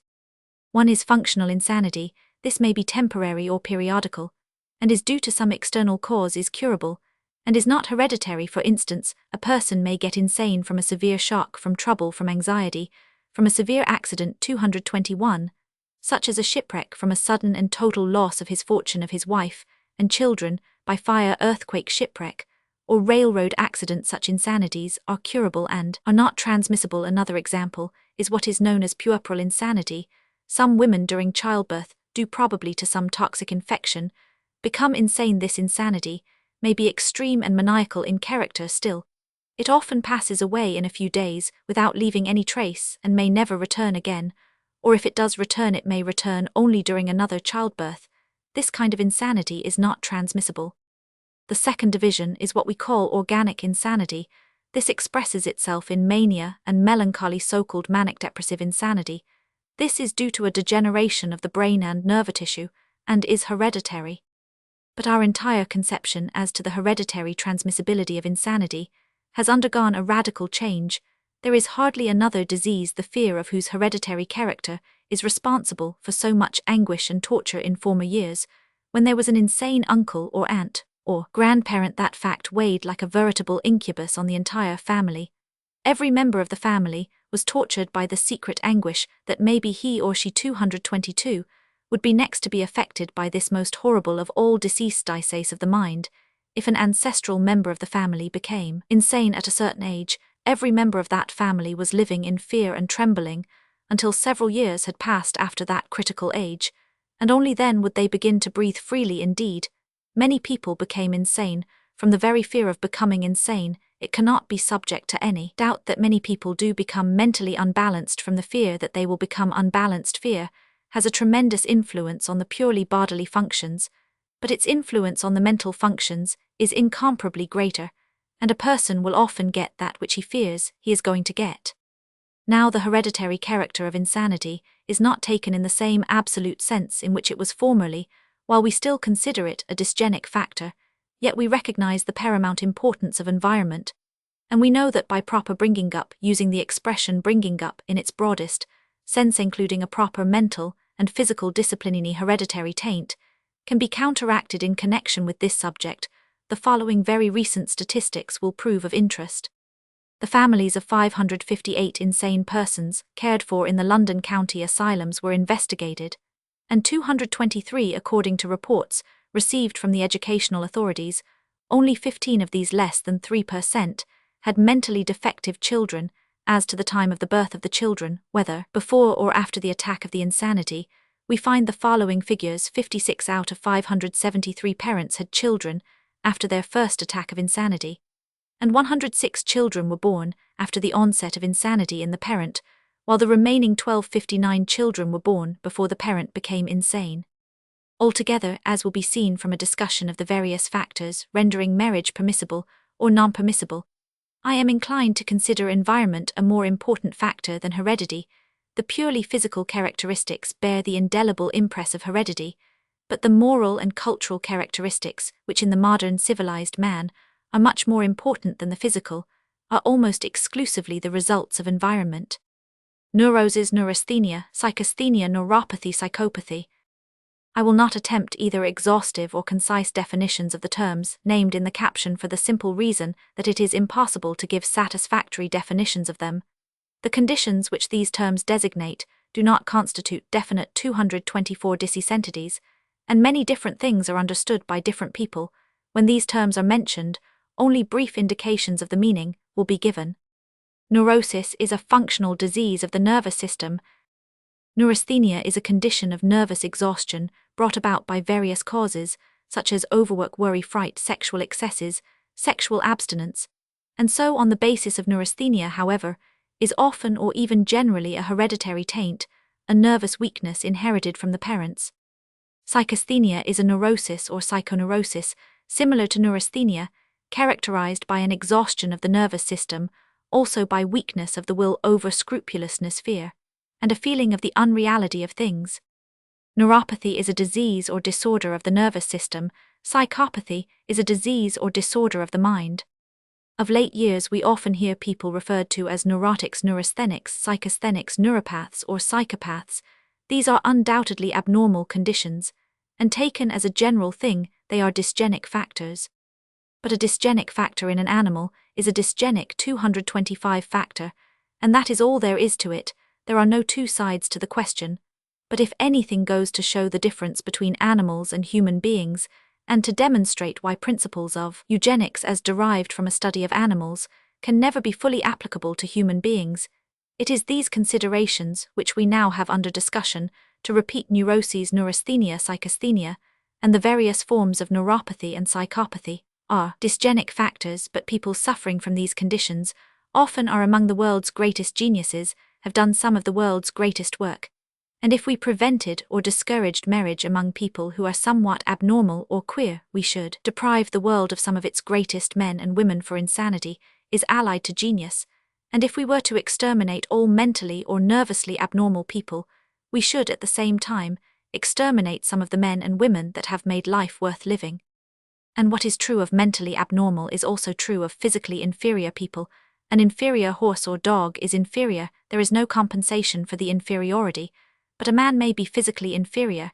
He may be, for instance, a consumptive, but still, he may have given to the world some of the sweetest and most wonderful poems. Man may be lame 226 or deaf or strabismic, he may be a hunchback or a cripple and altogether physically repulsive, and yet he may be one of the world's greatest philosophers or mathematicians. A man may be sexually impotent and absolutely useless for race purposes, yet may be one of the world's greatest singers or greatest discoverers. In short, the eugenic problem in the human is not, and never will be, as simple as it is in the animal and vegetable kingdoms. If we want to strive after healthy normal mediocrity, then the principles of animal eugenics become applicable to the human race. If on the other hand we want talent, if we want genius, if we want benefactors of the human race, then we must go very slow with our eugenic applications. Drug addiction or narcotism. Addiction to drugs, whether it be opium, morphine, heroin, or cocaine, is a strongly dysgenic factor. The addiction to the drug is of itself not transmissible, but the weakened constitution or degeneracy, which is generally responsible for the development of the drug addiction, is inheritable. A few cases of drug addiction are external, that is, the patient may have a good healthy constitution, no hereditary taint, and still, because during some 227 sickness, he was given morphine a number of times, he may have developed an addiction to the drug, but those cases are rare, and such cases, if they are cured, and if the addiction is completely overcome, may marry. But in most cases, it isn't the drug addiction that causes the degeneracy, it is the degeneracy or the neuropathic or psychopathic constitution that causes the drug addiction, and such cases are bad matrimonial risks. And it is a very risky thing for a woman to marry an addict, with the idea of reforming him. As I said about the alcoholic, let him reform first, let him stay reformed for a few years, and then the rest is not so great. Consanguineous marriages. Consanguinity means blood relationship, and consanguineous marriages are marriages between near blood relatives. The physician is frequently consulted as to the permissibility or danger of marriages between near relations. The question generally concerns first cousins, second cousins, uncle and niece and nephew and aunt. The popular idea is that consanguineous marriages are bad per se. The children of near relatives, such as first cousins, are apt to be defective, deaf, and D228 blind or feeble-minded, and what not. This popular idea, as so many popular ideas, is wrong, and still there is, of course, as there always is, some foundation for it. The matter, however, is quite simple. We know that many traits, good and bad, are transmitted by heredity, and naturally when traits are possessed by both father and mother, they stand a much greater chance of being transmitted to the offspring than if possessed by one of the parents alone. Now then, if a certain bad trait, such as epilepsy or insanity, is present in a family, that trait is present in both cousins, and the likelihood of children from such a marriage inheriting that trait is much greater than when the parents are strangers, the taint being present in the family of only one of the parents. But if there be no hereditary taint in the cousin's family, and still more if the family is an intelligent one, if there are geniuses in the family, then there cannot be the slightest objection to marriage between cousins, and the children of such marriages are apt to inherit in a strong degree the talents or genius of their ancestors. In short, if the family is a bad one below par, then marriage between cousins or between uncle and niece should be forbidden. If the family is a good one above par, then marriage between relatives of that family should be encouraged. The idea that the children from consanguineous marriages are apt to be deaf and dumb has no foundation. In fact, recent statistics from various asylums in Germany, for instance, have shown that only about 5% of the deaf and dumb children were the offspring of consanguineous marriages. If 95% of the deaf and dumb had non-consanguineous parents, how could one say that even in the other 5% the consanguinity was the cause? If it were the other way around, then of course we could blame consanguinity. As it is, we can assume even in this 5% a mere coincidence, and we have no right to say that consanguinity and deaf and dumbness stand in the relation to each other of cause and effect. It is interesting to know that among the Egyptians, Persians and Incas of Peru, close consanguineous marriages were very common. The Egyptian kings generally married their sisters. This was common custom, and if the children born of such unions were defectives or monstrosities, the fact would have become quickly apparent, and the custom would have been abolished evidently. The offspring of very close consanguinity was normal 230 or even above normal, or the practice would not have been continued such a long time. It is perhaps worthwhile noting that one of the world's greatest scientists, Charles Darwin, was the child of parents who were first cousins. Homosexuality. Homos the same is a perversion in which a person is attracted not to persons of the opposite, but to persons of the same sex. Thus a homosexual man does not care for women, but is attracted to men. A homosexual woman is not attracted to men, she only cares for women, and may even loathe men. A homosexual man or woman has no right to marry. The wrong committed by a homosexual marrying is a double one. It is wrong to the partner, wrong to the children. The normal partner is bound to discover the abnormality, and if he or she does, then the married life is a very unhappy one. Even if the abnormal partner uses the utmost efforts to conceal the abnormality, he cannot afford any pleasure to the normal partner, because the sexual act committed under loathing cannot be satisfactory. The other wrong is committed on the offspring. Homosexuality is hereditary, and nobody has a right to bring homosexuals into the world, for there is no unhappier being homosexual. I know a homosexual woman who, knowing her abnormality, married for the sake of a comfortable home. She has been successful in hiding from her husband her abnormality, he simply considering her frigid, but each sexual act costs her tortures. So far she has succeeded in avoiding pregnancy. I also know a highly refined and educated homosexual gentleman who married before understanding his condition. Many homosexuals, not knowing that such a thing as homosexuality even exists, do not understand their own condition. They feel a little strange, a little puzzled, but they don't know that they ought not to marry. Soon after marrying, his condition became clear to him. But in the meantime his wife conceived, and he is now the father of a healthy, good-looking boy. It is possible that with proper bringing up the development of any homosexual traits will be prevented. It should be borne in mind that long sexual repression is favorable to the development of homosexuality. But to emphasize homosexuality is a dysgenic factor, and no homosexual should marry. Sadism. Sadism is a sexual perversion in which the person derives pleasure only when beating, biting, striking, or otherwise inflicting pain on the person of the 232 opposite sex. The degree of cruelty varies, but all sadists should be shunned. Unfortunately, the fact that a man is a sadist is often not found out until after marriage, but as soon as the wife has found it out, she should leave the man and demand a divorce. Sadism is a sufficient ground for a separation or divorce. No person with any moral feeling in him or her should be responsible for bringing children into the world with a possible sadistic heredity. Sadistic cruelty is often of the gross, brutal, repulsive kind, but sometimes the sadist inflicts on his beloved object refined tortures, of which only a cunning demon is capable. The sufferings which the wives of some sadists have to undergo are known only to themselves, and to a very few physicians. Masochism. Masochism is a sexual perversion in which the person, man or woman, likes to suffer pain, beatings, insults, and other cruelties at the hands of the beloved object. It is a dysgenic factor, but much less important than sadism. Sexual impotence. Sexual impotence is not hereditary but impotence in the male, either so complete that he cannot 233 perform the act, or consisting only in premature ejaculations. Relative impotence or sexual insufficiency should constitute a bar to marriage. This impotence may not interfere with impregnation. The wife may have children, and the children will not be in any way defective, but the wife herself, unless she is completely frigid, will suffer the tortures of hell, and may quickly become a sexual neurasthenic, a nervous wreck. Or she may even develop a psychosis. Any man suffering with impotence should have himself treated before marriage, until he is cured. If his impotence is incurable, then for his own sake, and for the sake of the girl or woman he is supposed to love, he should give up the idea of marriage.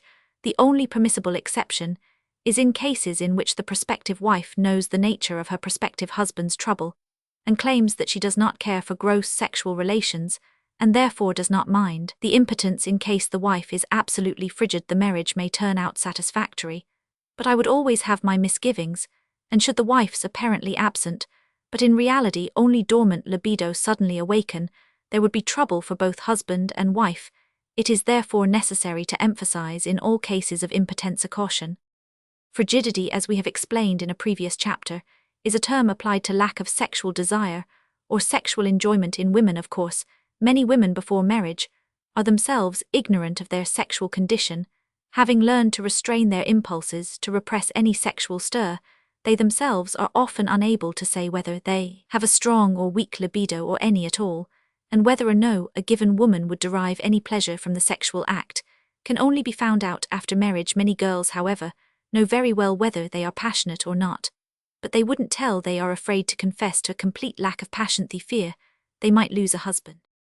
Frigidity as an agent in marriage may be considered from 2 points of view: the offspring, and the husband. The offspring is not affected by the mother's frigidity. A very frigid woman, if the frigidity is not due to serious organic causes, may have very healthy children and make an excellent mother. As far as the husband is concerned, it will depend a good deal on the degree of frigidity. If the woman is merely cold, and while herself not enjoying the act raises no objection to it, then it cannot be considered a bar to marriage. In fact, many men, 235, themselves not overstrong sexually, are praying for somewhat frigid wives.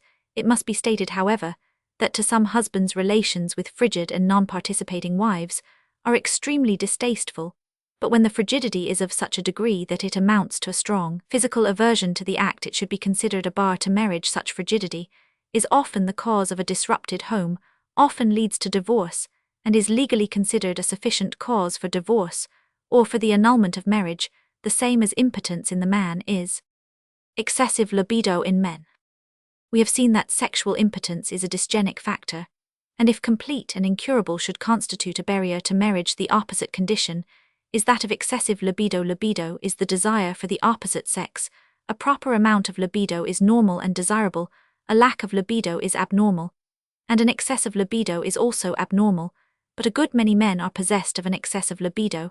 It is either congenital or acquired. Some men torture their wives to death, not literally, but figuratively, harboring the prevailing idea that a wife has no rights in this respect, that her body is not her own, that she must always hold herself ready to satisfy his abnormal desires.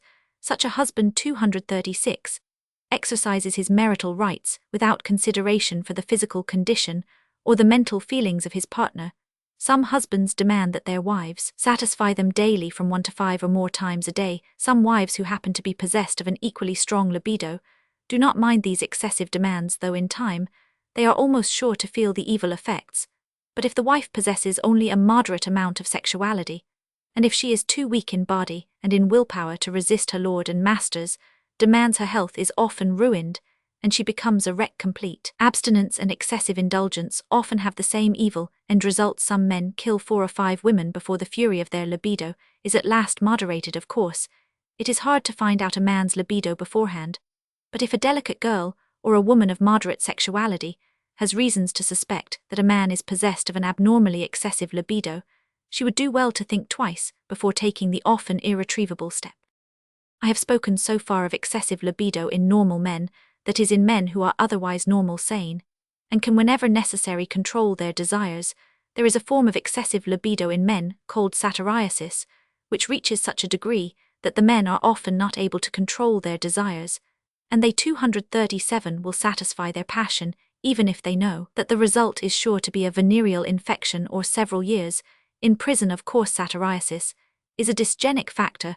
Those suffering with that disorder are not normal, they are on the borderland of insanity, and not only should they not be permitted to marry, but they should be confined to institutions where they can be subjected to the proper treatment. Excessive libido in women. Just as we have impotent and excessively libidinous men, so we have frigid and excessively libidinous women.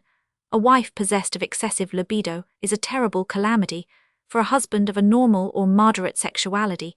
Many a libidinous wife has driven her husband, especially if she is young and he is old, to a premature grave, and grave is used in the literal, not figurative sense of the word. It would be a good thing if a man could find out the character of his future wife's libido before marriage. Unfortunately, it is impossible. At best it can only be guessed at, but a really excessive libido on the part of either husband or wife should constitute a valid ground for divorce when the libido in woman is so excessive that she cannot control her passion, and forgetting religion, morality, modesty, custom, and possible social consequences. 238. She offers herself to every man she meets. We use the term nymphomania. It is a disease which corresponds to satyriasis in men, and what I said of satyriasis applies with equal force to nymphomania. Nymphomaniac women should not be permitted to marry or to run around loose, but should be confined to institutions in which they can be subjected to proper treatment. Hair lip. This is a congenital defect consisting in a notch or split in the upper lip. It is due to defective development of the embryo, and is as a rule found in association with cleft palate, probably hereditary, but is not common, and is not of much importance. Myopia. Myopia means nearsightedness. This defect is undoubtedly hereditary to a certain degree, but it is doubtful if other conditions being favorable, any man would give up a girl, because she is myopic, or vice versa still. If the condition is extreme as it sometimes is, it should be taken into consideration, and where both the man and the woman are strongly myopic, some hesitation should be felt in contracting a marriage. If the husband alone is myopic, then the defect may be transmitted to the sons, but 239 not to the daughters, and these daughters may in their turn transmit the defect to their sons, but not to their daughters. In other words, the defect is more or less sex-limited. Astigmatism. This is a defect of the eye, depending upon some irregularity of the cornea, or the lens, in which light rays in different meridians are not brought to the same focus. It is to a certain extent hereditary, but plays an insignificant role. It is an undesirable trait, but cannot be considered a dysgenic factor. Baldness. Premature baldness is a decidedly inheritable trait, and so is premature grayness of the hair, but it is doubtful if any woman would permit these factors to play any role in her choice of a husband. Criminality. Almost a complete change has taken place in our ideas of criminality, and there are but very few criminologists now who believe in the Lombrosian nonsense of most criminality being inherited and being accompanied by physical stigmata of degeneration. The idea that the criminal is born and not made is now held only by an insignificant number of 240 thinkers. We know now that by far the greatest percentage of crime is the result of environment of poverty, with all that that word implies of bad bringing up of bad companions. We know that the child of the criminal properly brought up will develop into a model citizen, and vice versa, the child of the saint brought into the slums might develop into a criminal. Then we must remember that there are many crimes which are not crimes per se, but which are merely infractions of man-made laws, or representing rebellious acts against an unjust and cruel social order. Thus, for instance, a man or a woman who, defying the law, would give information about birth control and be convicted for the offense would be legally a criminal. Morally, he or she would be a high-minded humanitarian. A man who would throw a bomb at the Russian Tsar or at a murderous pogrom inciting Russian governor would be considered an assassin, and if caught would be hanged. And in making up the pedigree of such a family, a narrow-minded eugenist would be apt to say that there was criminality in that family. But as a matter of fact, that assassin may have belonged to the noblest-minded heroes in history. The eugenists will therefore pay little attention to criminality in the ancestry as a dysgenic factor. 241. As long as the matrimonial candidate himself is not a criminal, the ancestral criminality should constitute no bar to the marriage. It is not likely to show itself atavistically in the children altogether. A good deal of nonsense has been written about atavism, and people forget that the same rules of heredity that are applied to physical conditions cannot be applied to spiritual and moral qualities, the latter being much more dependent upon environment than the former. Of course, the various circumstances must be taken into consideration, and each case must be decided upon its merits. No generalizations can be permitted. The kind of crime must always be considered. And furthermore, it should be borne in mind that not only is a criminal ancestry per se no bar to marriage, the marriage candidate himself may be an ex-criminal, may have served time in prison, and still be a very desirable father or mother from the eugenic viewpoint. A man who, fit of passion, or during a quarrel perhaps under the slight influence of liquor, struck or killed a man, is not therefore a real criminal after serving his time in prison. He may never again commit the slightest antisocial act, may make a moral citizen and an ideal husband and father. This is not a plea for the underdog, for in this 242 case, where the future of the race is at stake, all other considerations must be put into the background. I simply plead for an intelligent consideration of the subject. Many honored citizens are worse criminals and worse fathers than many people who have served prison sentences. Pauperism. It may seem strange to discuss pauperism in relation to marriage, and to speak of it as a hereditary factor, but it is necessary to discuss it, because considerable ignorance prevails on the subject, it being generally confused with poverty. There is a radical difference between pauperism and poverty. People may be poor for generations and generations, even very poor, and still not be considered or classed with paupers. Pauperism generally implies a lack of physical and mental stamina, loss of self-respect and unconquerable laziness. Of course, we know now that laziness often rests upon a physical basis, being too imperfect working of the internal glands, but whatever the cause of the laziness may be, the fact is that it is one of the characteristics of the pauper. And while we cannot speak of pauperism being hereditary, the qualities that go to make up the pauper are transmissible. No normal woman would marry a pauper, and the woman who would 243 marry a pauper is not amenable to any advice or to any book knowledge. But men are sometimes tempted to marry daughters of paupers. If they happen to be pretty, they should consider the matter very carefully, for some of the ancestral traits may become manifest in the children. Chapter 32. Birth control or the limitation of offspring. Knowledge of prevention of conception. Essential misapprehensions concerning birth control propaganda. Modern contraceptives, not injurious to health. Imperfection of contraceptive measures, due to secrecy. Prevention of conception and abortion, radically different. More marriages consummated if birth control information were legally obtainable. Demand for prostitution would be curtailed. Venereal disease, due to lack of knowledge. Another phase of the birth control problem, knowledge of contraceptive methods, where there was a taint of insanity, and the happy results. No girl, and no man for that matter, should enter the bonds of matrimony without learning the latest means of preventing conception, of regulating the number of offspring, with people who consider any attempt at regulating the number of children a sin.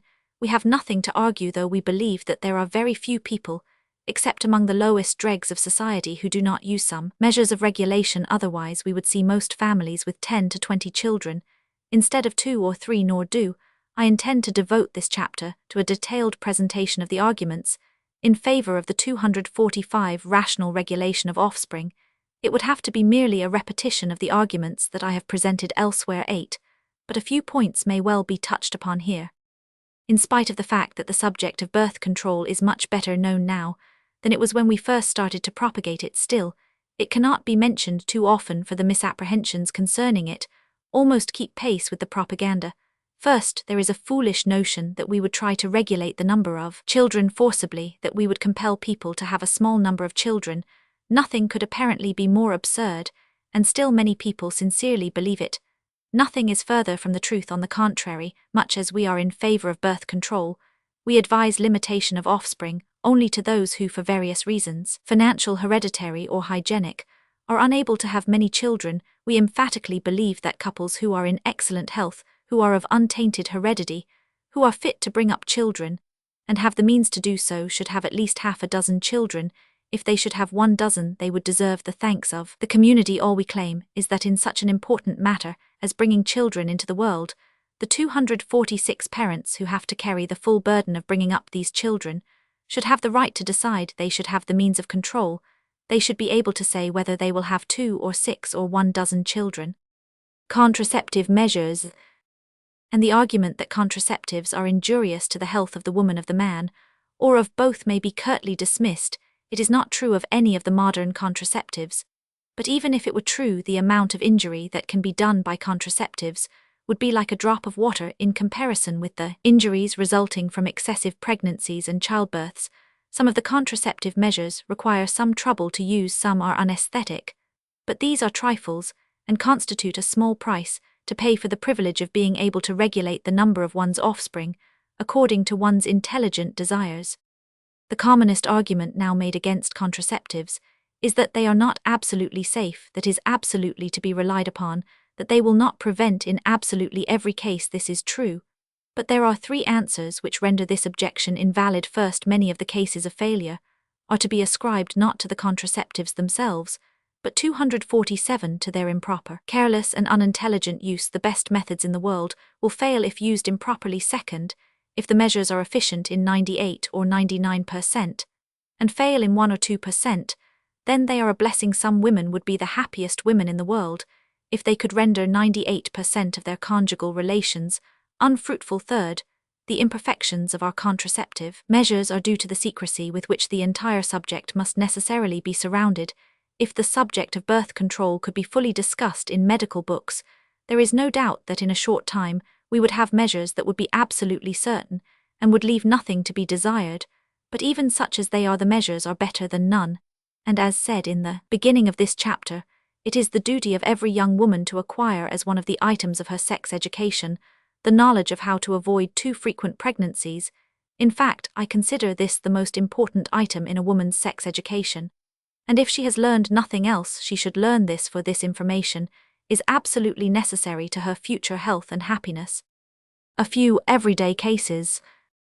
In my 20 years' work for the cause of rational 248 birth control, I have come in contact with thousands and thousands of cases, which demonstrate in the most convincing manner possible the tragic results of forced or undesired motherhood, and of the fear of forced or undesired motherhood.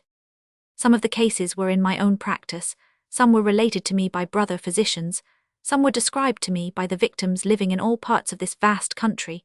Were I to collect and report all the cases that came to my notice during those 20 years, they would without exaggeration make a volume the size of the latest edition of the Standard Dictionary, printed in the same small type. Some of them are positively heartbreaking. They make you sick at the stupidity of the human race, at the stupidity and brutality of the lawgivers. But I do not wish to appeal to your emotions.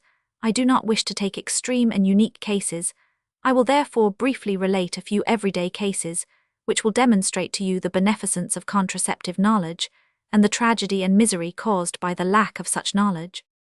Case 1. This class of case is so common that I almost feel like apologizing for referring to it. She, whom I will call by the forbearing name of Mrs. Smith, had been married a little over 9 years, and had given birth to 5 children. She was an 249 excellent mother, nursed them herself, took good care of them, and all the 5 were living and healthy, but in caring for them and for the household all alone, for they could not afford a servant or a nurse girl. All her vitality had been sapped, all her originally superb energy had dwindled down to nothing, her nerves were worn to a frazzle, and she became but a shadow of her former self, and the fear of another pregnancy became an obsession with her. She dreamed of it at night, and it poisoned her waking hours in the day. She felt that she simply could not go through another pregnancy, another childbirth, with its sleepless nights and its weary, toilsome days. She asked her doctor, who brought her children into the world, to give her some preventive, but he laughed the matter off. Just be careful was all the advice she got from him, and when, in spite of being careful, she, horror of horrors, became pregnant again, she gathered up courage, went to the same doctor, and asked him to perform an abortion on her. But he was a highly respectable physician, a Christian gentleman, and he became highly indignant at her impudence in coming to him and asking him to commit murder. Her tears and pleadings were in vain. He remained adamant. Whether he would have remained as adamant if, instead of Mrs. Smith, who could only pay $225 for the abortion, the patient had been one of his society clientele, who could pay $250, is a question which I will not answer in the affirmative or negative. I will leave it open. I will merely remark that in the question of abortion in certain specific cases, the moral indignation of some physicians is in inverse proportion to the size of the fee expected. A doctor who will become terribly insulted when a poor woman who can only pay $10 or $15 asks to be relieved of the fruit of her womb will usually discover that the woman who can afford to pay $100 is badly in need of a curettement. Oh no, he does not perform an abortion, he merely curates the uterus. But to come back to Mrs. Smith, she went away from the indignant, adamant doctor, but she was determined not to give birth to another child. She confided her trouble to a neighbor, who sent her to a midwife. The midwife was neither very expert nor very clean. Mrs. Smith had to go to her 2 or 3 times after bleeding for about 10 days. She developed blood poisoning, from which she died a few days later at the early age of 29, leaving a disconsolate father, who in time to come will probably find consolation with another woman, and 5 motherless children, who will never find 251 consolation. One may find a substitute for a wife, there is no substitute for a mother. And such tragedies are of daily occurrence. May the Lord have mercy on the souls of those who are responsible for them. Before I proceed further, I wish to say that it is the terrible prevalence of the abortion evil, with its concomitant evils of infection, ill health, chronic invalidism, and death, that more than any other single factor urges us in our birth control propaganda. And those who want to forbid the dissemination of any information about the prevention of conception are playing directly into the hands of the professional abortionists. They could not act any more zealously if they were in league with the latter and were paid by them, And having mentioned the subject of abortion, I wish to utter a note of warning in our birth control propaganda. We must be very careful to keep the question of the prevention of conception and of abortion separate, and apart. The stupid law puts the two in the same paragraph. Some ignorant laymen and equally ignorant physicians treat the two as if they were the same thing, but we in our speeches and our writings must keep the two separate. We must show the people the essential difference between prevention and abortion, between refraining from creating life and destroying life, 252, already created. We must show the viciousness of meting out the same punishment for two things, which are fundamentally different not only in degree, but in kind, and it is only by thus keeping the two things apart, by showing that we stand for one thing, prevention, and not for the other, abortion, that we can ever gain the general sympathy of the public and the cooperation of the legislators. I do not say that there are not many cases in which the induction of abortion is not only justifiable but imperative, but that is a different question, and the two issues must not be confused, and we would and should resent any attempt on the part of either enemy or friend to so confuse them. Case 2. Mr. A and Miss B are in love with each other, but they cannot get married for his salary is too small. They might risk getting married if the spectre of an indefinite number of children did not stretch out its restraining hand. She comes from a good family. She was brought up, if not in the lap of luxury, in the lap of comfort and coziness, and it is the ambition of every good American to furnish his wife at least as good a home as her father gave her. Her father, by the way, died prematurely from overwork, in trying to give all possible comforts and advantages to a bevy of 6 unmarried and marriageable daughters. I consider this a ruined life, and all for the lack of a little knowledge. If the anti-preventionists, those who are opposed to any information about the prevention of conception, were not so hopelessly stupid, they would see that, from their own point of view, it would be better if such information were legally obtainable, for it would be instrumental in causing more marriages, 254, which otherwise remain unconsummated, and by favoring early marriages, it would be instrumental in curtailing the demand for prostitution, in diminishing venereal disease, and, as is well known, venereal disease is one of the great factors in race suicide. Case 3. A young woman was married to a man who, besides being a brutal drunkard, was subject to periodic fits of insanity. Every year or two, he would be taken to the lunatic asylum for a few weeks or months, and then discharged, and every time on his discharge, he would celebrate his liberty by impregnating his wife. She hated and loathed him, but could not protect herself against his embraces, and she had to see herself giving birth to one abnormal child after another.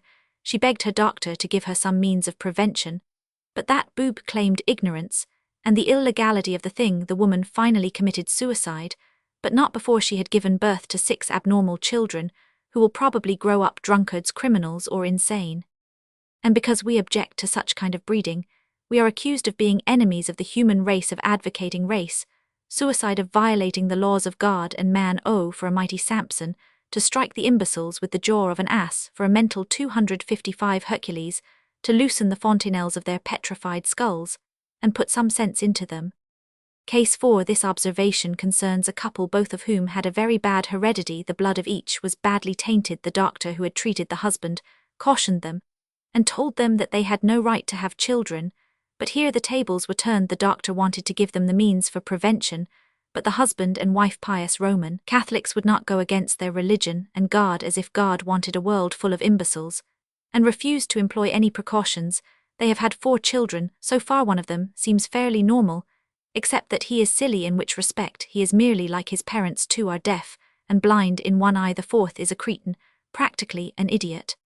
This case brings us face to face with another phase of the problem.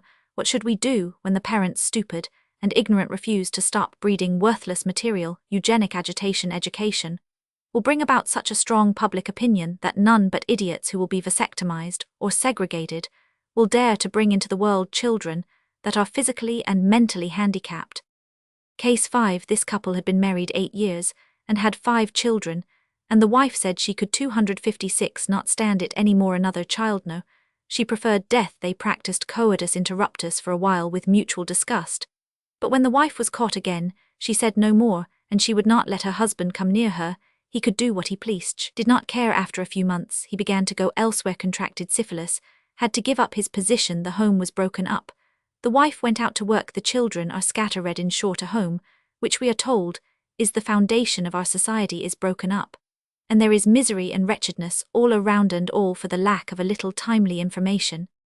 Case 6. Mr. A and Miss B, 28 and 25 years old, respectively, have known one another for several years, and in spite of their occupation, which is supposed to make people blasé and cynical, being a reporter, and she a special story writer, quite in love with each other, but their occupation and income are such that they cannot possibly afford to have and to bring up any children. They would love to get married, but the spectre of a child, or rather of children, frightens them, and they remain single to the great physical and mental injury of both. Accidentally, they learn of appropriate means of regulating conception, get married, and live happily ever after. That is until 257, they find themselves in a position to have children and to bring them up properly. In what way was society injured by this young couple acquiring contraceptive information? Case 7. Mr. C and Miss D are in love with each other. Unfortunately, there is a strong hereditary taint of insanity on both sides. They are too high-minded to think of giving birth to children. They might be all right, but with insanity, one does not take any chances. The thing is too terrible. They are condemned to a life of celibacy, which to them means a life of loneliness and misery, but like an angel from heaven comes to them the knowledge that one can live a love life without any penalties attached to it. They get married, and there is not a happier couple living. In what way has society been injured by this couple obtaining the contraceptive knowledge? Case 8. Mr. and Mrs. E have been married 5 years. They have a child 4 years old, which shows unmistakable symptoms of epilepsy. They are horrified, and an investigation discloses the fact that on her side in the preceding generation there was a good deal of epilepsy. Of course, the next child may not be epileptic, but then again, it may. No parents with any sense of responsibility would take such chances. They decide to give up conjugal 258 relations. They keep it up for about 13 or 14 months. Then one night an accident happens, and very soon she finds herself pregnant. She declares she would rather die than to give birth to and have to take care of another epileptic child.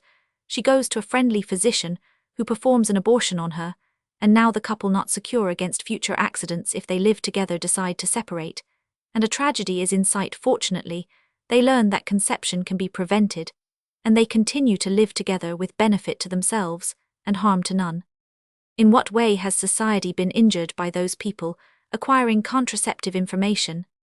Case 9. Mr. and Mrs. F have been married 6 years, and in these 6 years they have been blessed with 4 children. When he married, he was getting $22 a week, and that is exactly what he is getting now. In the meantime, the cost of living has gone up 25%, and there are 4 extra mouths to feed and 4 extra bodies to clothe. What difference this has made in that little household can better be imagined than stated. The little mother has aged 16 years in those 6 years, and there is not a trace left of her girlishness and youthfulness. She loves her children and does not want to get rid of them. She would not 259 take $1 million for one of them, but she would not give 5 cents for another. But this is just what terrifies them, the possibility of another, and that possibility makes her irritable, makes her repel her husband's slightest advances, makes her move his bed to another room. She even tells him to satisfy his sexual desires elsewhere, and, at the same time, she is in fear and trembling that he might follow her advice. In short, nice young home is about to be disrupted. Fortunately, he reads somewhere an article on the subject of voluntary limitation of offspring. He begins to investigate. His physician pleads ignorance, but he is persistent. The physician investigates and obtains the desired information, which he shares with the patient. Harmony is restored, and a happy home is re-established. Who was injured by the couple obtaining this information? And if nobody was injured and everybody concerned was benefited, then why should the imparting of such information be considered a felony punishable, like the most atrocious of crimes? Case 10. Mr. and Mrs. G have been married 15 years. They were the parents of 7 children, a large enough number for any family. Those 7 children were born during the first 11 years of their married life. During the past 5 years, afraid of having any more, they first 260 abstained, and then adopted a method which every modern sexologist knows is injurious to the nervous system of both the man and the woman. The man became a wreck, first neurasthenic, then impotent, cranky and grouchy, unable to get along in the office, constantly squabbling with his wife, who became just as bad a wreck.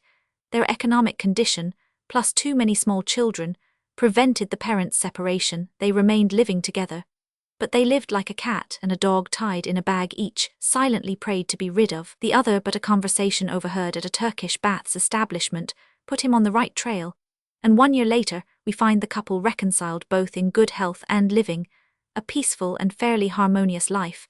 And those who have benefited most by the change are the children. In what way was society injured? And still, if the doctor who gave Mr. G the information should have been caught and convicted, he would have been sent to prison for a year or 2 or 5. Would he have deserved it? Here we have several plain, simple, unvarnished and unembellished cases, which are typical of millions of similar cases, and which prove conclusively that the law against imparting information about preventing conception is brutal, vicious, antisocial. Should not such a law be repealed, wiped off the statute books? Chapter 33. Advice to girls approaching the threshold of womanhood. The irresistible attraction of the young girl for the male, the unprotected girls, temptations. Some men, who will pester the young girl, risk of venereal infection, danger of impregnation, use of contraceptives by the unmarried woman, may not always be relied upon. Nature of men who seduce girls, exceptions. Illegitimate motherhood, difficulties in the way of illegitimate mother, who must earn her living, the child of the foundling asylum. Social attitude towards illegitimacy, responsible for abortion. Evil dangers of abortion. The girl who has lost her virginity.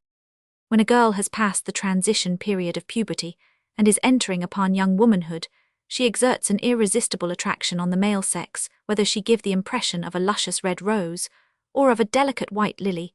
The charms of a beautiful, healthy, bright girl of 17 or 18 are undeniable, and their appeal to the aesthetic and sexual sense of every normal male is a normal, natural phenomenon. Whether it is a good thing or a bad thing, that it is, so we will not stop to discuss here. But it is a natural phenomenon, a natural law, if you will, and one does not quarrel with natural phenomena. It is useless. But the 262 attraction which the girl exercises on the male is fraught with danger to her, and therefore a few words of advice and of warning are not out of place. Temptations. Fortunate are you, my young girl friend, if you come from a well-sheltered home, if you have been properly brought up, if you have a good and wise mother who knows how to take care of you.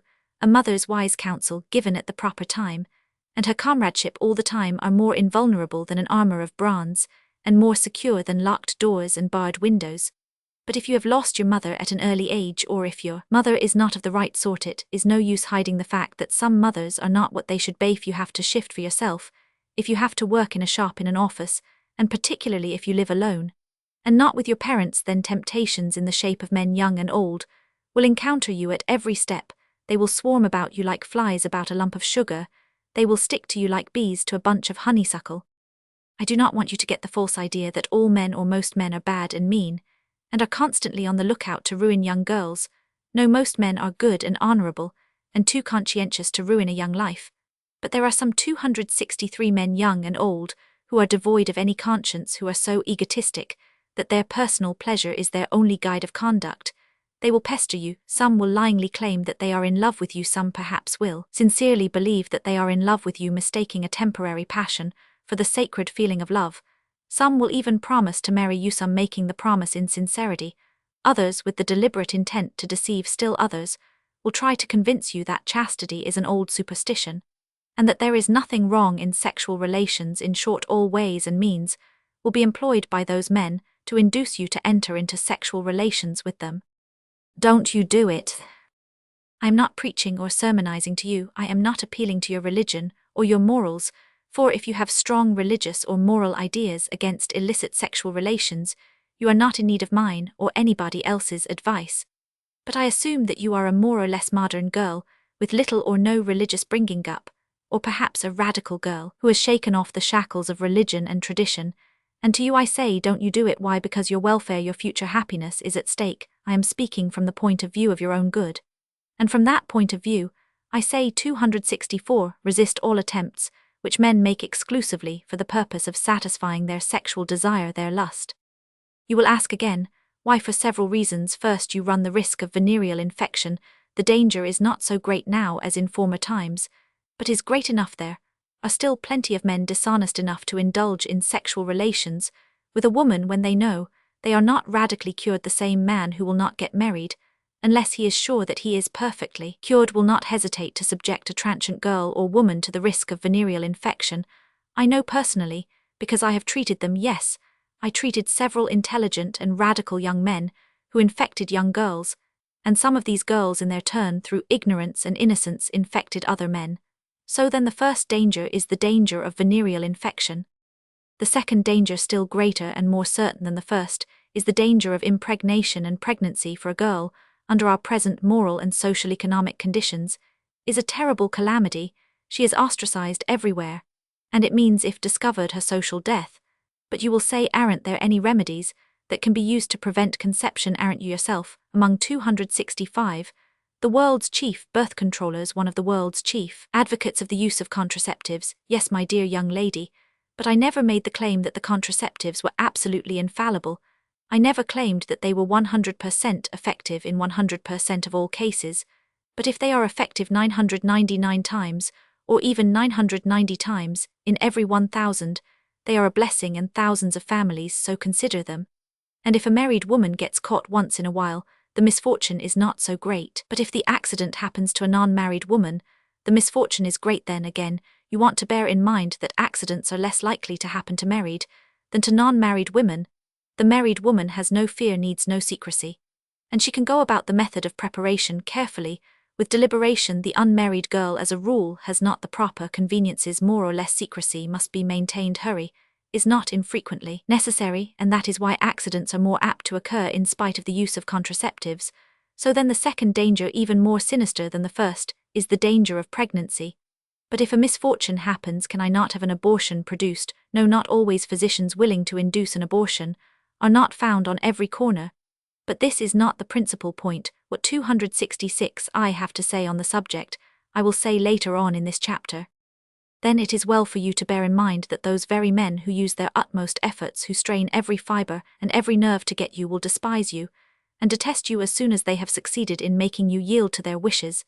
This is one of the worst blots on the male man's character, a blot from which the female character is entirely free, and some men, fortunately, their number is not very large, are such moral skunks that they take morbid pleasure in boasting publicly of their sexual conquests, and unscrupulously peddle about the name of the girl, whom by cunning, false promises, or other means, they succeeded in seducing. And of course, such a girl finds it difficult or impossible to get married, and must end her days in solitude without the hope of a home of her own. For the above reasons, I advise you earnestly and sincerely not to yield to the solicitations of thoughtless or unscrupulous men, who think of nothing but their coarse sensual pleasures. It is advice dictated by common sense, by your own deeper interest, aside from any religious or moral considerations. The above advice, or call it sermon if you will, is meant principally for young girls between the ages of 18 and 25. If a girl has 267 reached the age of 28 or 30, and is willing to enter upon illicit sexual relations with her eyes open, with a full knowledge of the possible consequences, then it is her affair, and nobody shall say her nay. Nobody has a right to interfere. Nor should my advice be understood as directed to cases where there is sincere reciprocal affection and a mutual understanding. This is an entirely different matter, and has nothing to do with cases where the man is the pursuer or seducer, and the woman an unwilling or reluctant victim. But whatever the relations between the man and the girl may be, whether she yielded in a fit of passion, or was seduced by false promises, by moral suasion, by hypnotic influence, or by the vulgar method of being made drunk, what is she to do if she finds herself to her horror in a pregnant condition? There are two ways open to her: either let the pregnancy go to term, or to have an abortion brought on.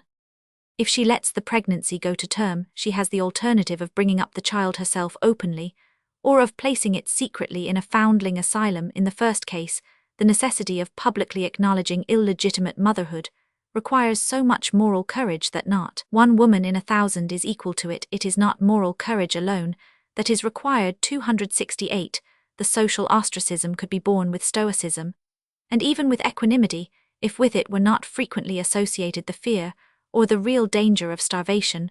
For under our present system, the illegitimate mother finds many avenues of activity closed to her. A school teacher would lose her position instantly, and so would a woman in any public position. It is feared that her example might have a contaminating influence on the children or on her fellow workers. Nor could she be a social worker. I know of more than one woman who lost her position with social or philanthropic institutions as soon as it was discovered that she did not live up strictly to the conventional code of sex morality, nor could she be a private governess. It is thus seen that to acknowledge oneself an illegitimate mother requires so much courage, so much sacrifice, that very, very few mothers are now found that are equal to the task, especially so when it is taken into consideration that the humiliations and indignities to which the child is subjected, and the later reproaches of the child itself, make the mother's life a veritable hell, so this alternative is generally out of the question.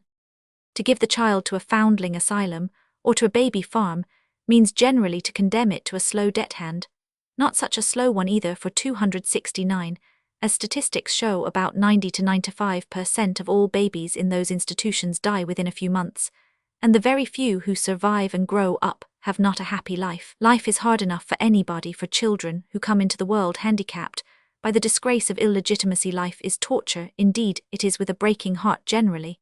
And because there is no other way out of the dilemma that a mother puts her baby away in a foundling asylum, she hopes and prays for its speedy death. Taking into consideration the pitifully unhappy lot of the illegitimate mother and illegitimate child, it is no wonder that every unmarried woman, as soon as she finds herself pregnant, is frantically determined to get rid of the child in the womb as soon as possible, and abortion thrives in every civilized country. Thousands and thousands of doctors and semi-doctors and midwives are making a rich living in this country from practicing abortion. The greater the disgrace with which illegitimacy is considered in a country, the stricter the prohibition against the use of measures for the prevention of conception, the greater the number of abortions in that country.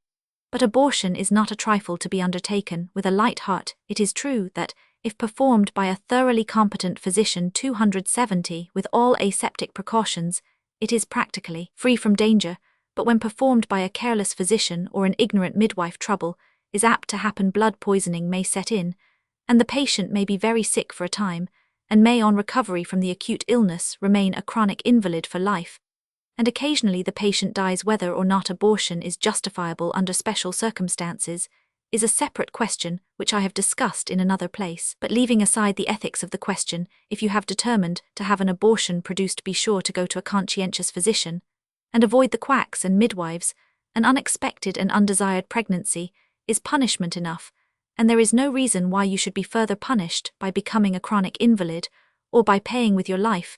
There is no sense in it. Nobody will profit by your invalidism or your death. I do not wish to leave this topic without re-emphasizing the fact that abortion is not a trifle to be undertaken, or even to be spoken of lightly. Too many women, not only in the radical ranks, but in the conservative ranks as well, are in the habit of considering abortion as a joke, a trifling annoyance, something like a cold in the head, which, while disagreeable, is sure to pass away in a day or two. They know Mrs. A and Mrs. B, and perhaps Miss C, 271, who had abortions produced on them, and in 2 or 3 days they were as good as ever. Yes, but they do not know Miss D, who is resting in her grave, nor do they know why Miss E and Mrs. F are invalids for life. The women who get over their abortion experiences easily are apt to talk of their good luck. The women who have become chronic invalids, or who are resting in their graves as a result of an abortion, are not apt to talk of the matter.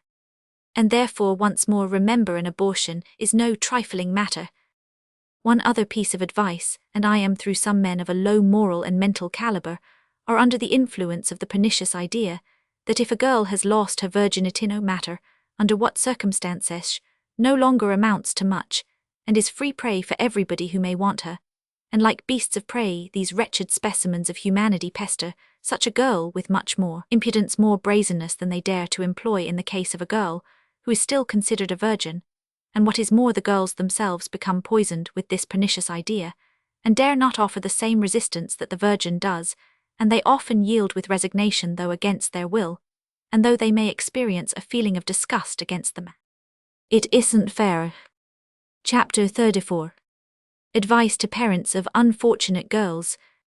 Attitude of parents towards unfortunate girl. The case of Edith, and what her father did. The pitiful cases of Mary B. and Bridget. Roman 100. Suppose you are the parents of a girl to whom a misfortune has happened. I admit it is a misfortune, a catastrophe, probably the greatest catastrophe that under our present social system can happen to an unmarried young woman. What are you going to do? Are you going to disgrace her, incidentally disgracing your Sylvester? You going to kick her out of the house, condemning her to a suicide's grave, or to a life that is often worse than death? Or are you going to stand by her in her dark hours, to shield her, to surround her with a wall of protection against a cruel and wantonly inquisitive world, and thus earn her eternal gratitude, and put her on the path of self-improvement and useful social work. Which shall it be? But before you decide, kindly bear in mind that your girl is not entirely to blame, that some of the blame 274 lies with you. If she had been properly brought up, this would not have happened. I know such a thing could never have happened in my household, but I know how I would have acted if such a thing had happened, and I will tell you how one father and mother did act under the circumstances.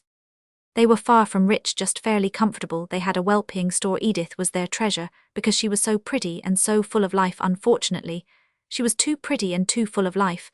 She was only 17, but was fully developed, and had many empty-headed young admirers who showered upon her silly compliments and cloying sweets.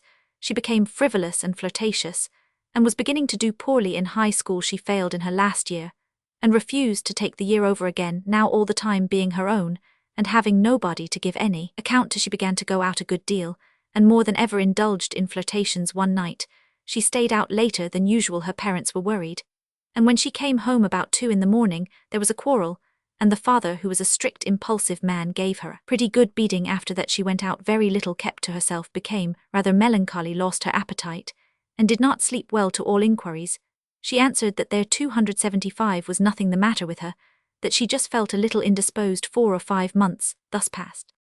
But finally the condition could no longer be concealed. The mother was the first one to discover it, when the fact dawned upon her consciousness that her beautiful, not quite 18-year-old Edith was pregnant. She promptly fell in a faint, and it took Edith and the maid quite some time to restore her to consciousness. She became distracted.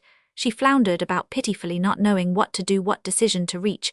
She tried to conceal the matter from the father, but he saw that there was something wrong, and it didn't take him long to worm the truth out of her, as the mother, on learning the tragic truth, had taken refuge in a dead faint. So he took refuge in a berserker rage. He fumed and stormed, and was in danger of an apoplectic stroke. He wanted to strike the daughter, but the mother interfered. He then ordered Edith to get out of the house and never to cross his threshold again. Edith looked at him to see if he meant it. The mother tried to intercede, but he was inflexible, and demanded that she leave at once. Edith began to gather a few of her belongings, the tears silently rolling down her face. And here a sudden change came over the father. Some men and women are crushed by small 276 misfortunes. Real catastrophes awaken their finer qualities, which lay dormant within them, and which might have remained dormant within them forever. In these few minutes, he seems to have undergone a complete metamorphosis.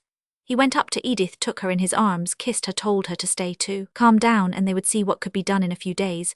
She was taken over to a physician who performed an abortion.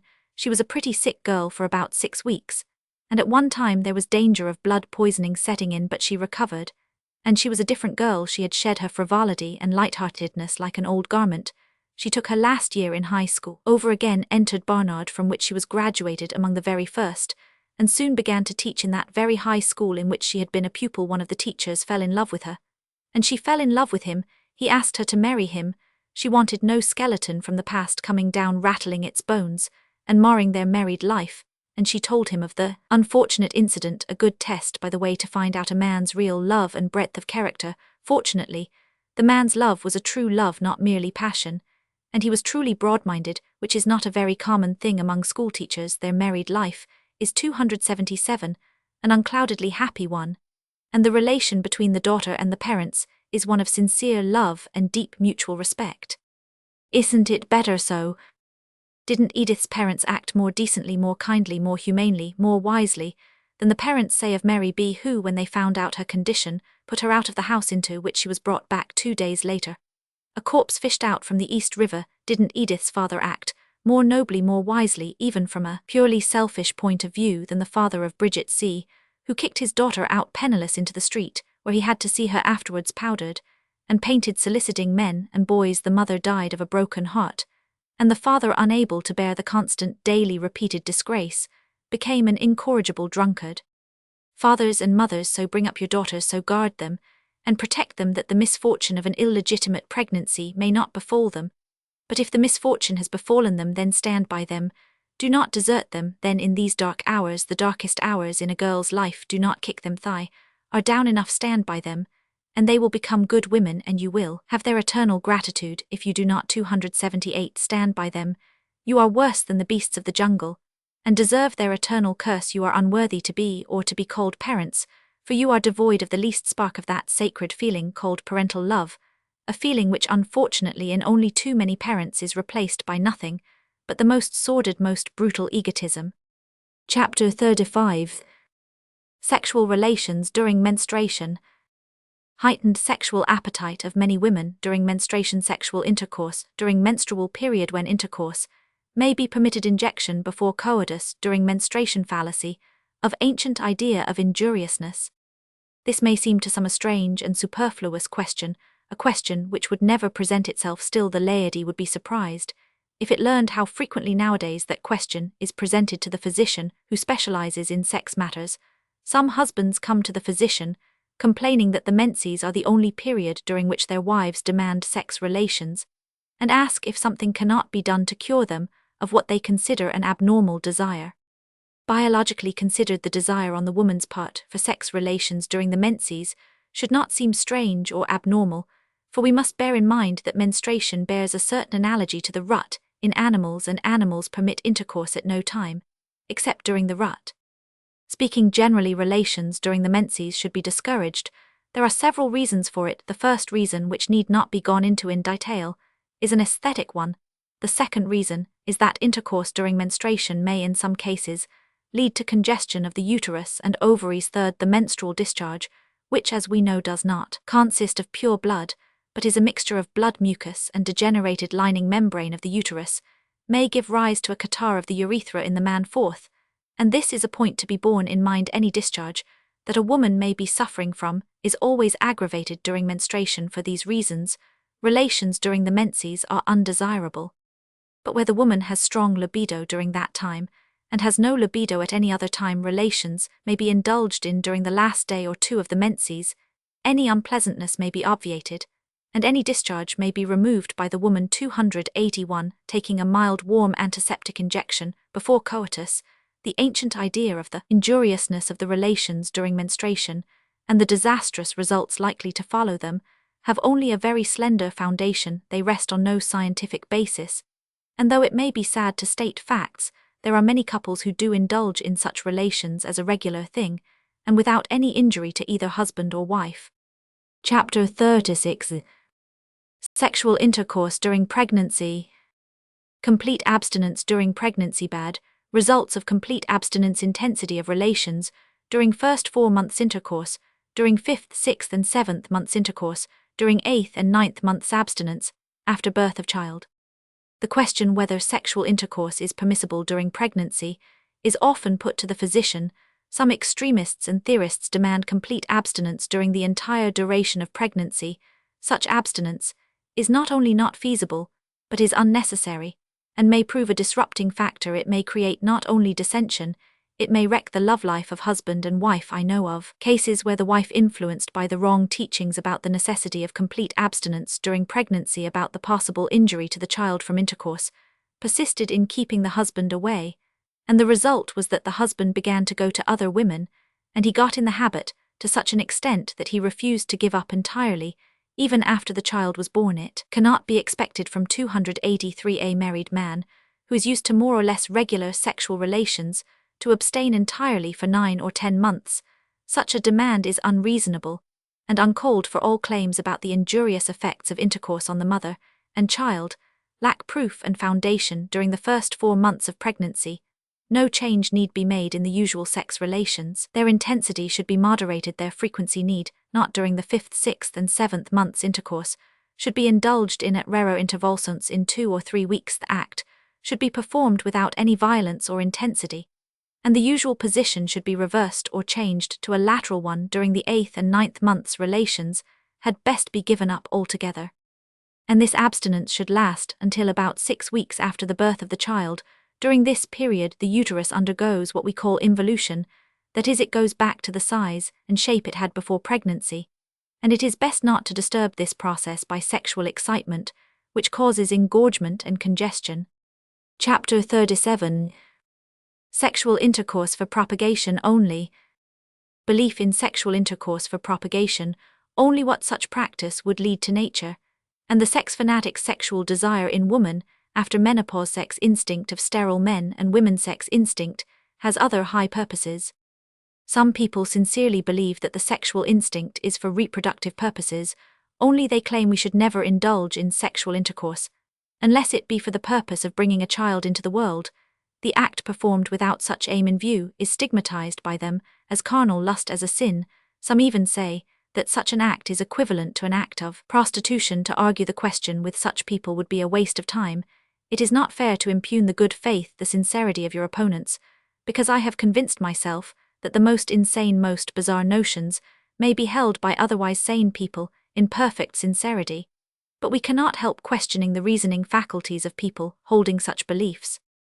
Let us see where the belief of sex relations for 285 procreation only would lead us to in a normal healthy couple. Impregnation follows one connection, so if a couple wanted to limit themselves to 3 or 4 or 6 children, they would be entitled to have relations only 3, 4 or 6 times in their lives, for it must be remembered that during pregnancy, sexual relations would be prohibited, as during pregnancy, no further impregnation can take place, and no intercourse must take place, which has not for its purpose the conception of a new human being. If the people were believers in big families, and agreed to have 12 children, or anti-Malthusian, would expect more than that. They would be entitled to 12 relations during their marital life, assuming that not every act is followed by pregnancy, but that it takes on the average 3 or 4 times to bring about the desired result. We will have it that during the wife's childbearing period the couple may indulge in sex relations from once in 3 or 4 years to once or twice a year. Can a sane person knowing anything about the sexual instinct make any such demands from married people living in the same house, and perhaps occupying the same bed?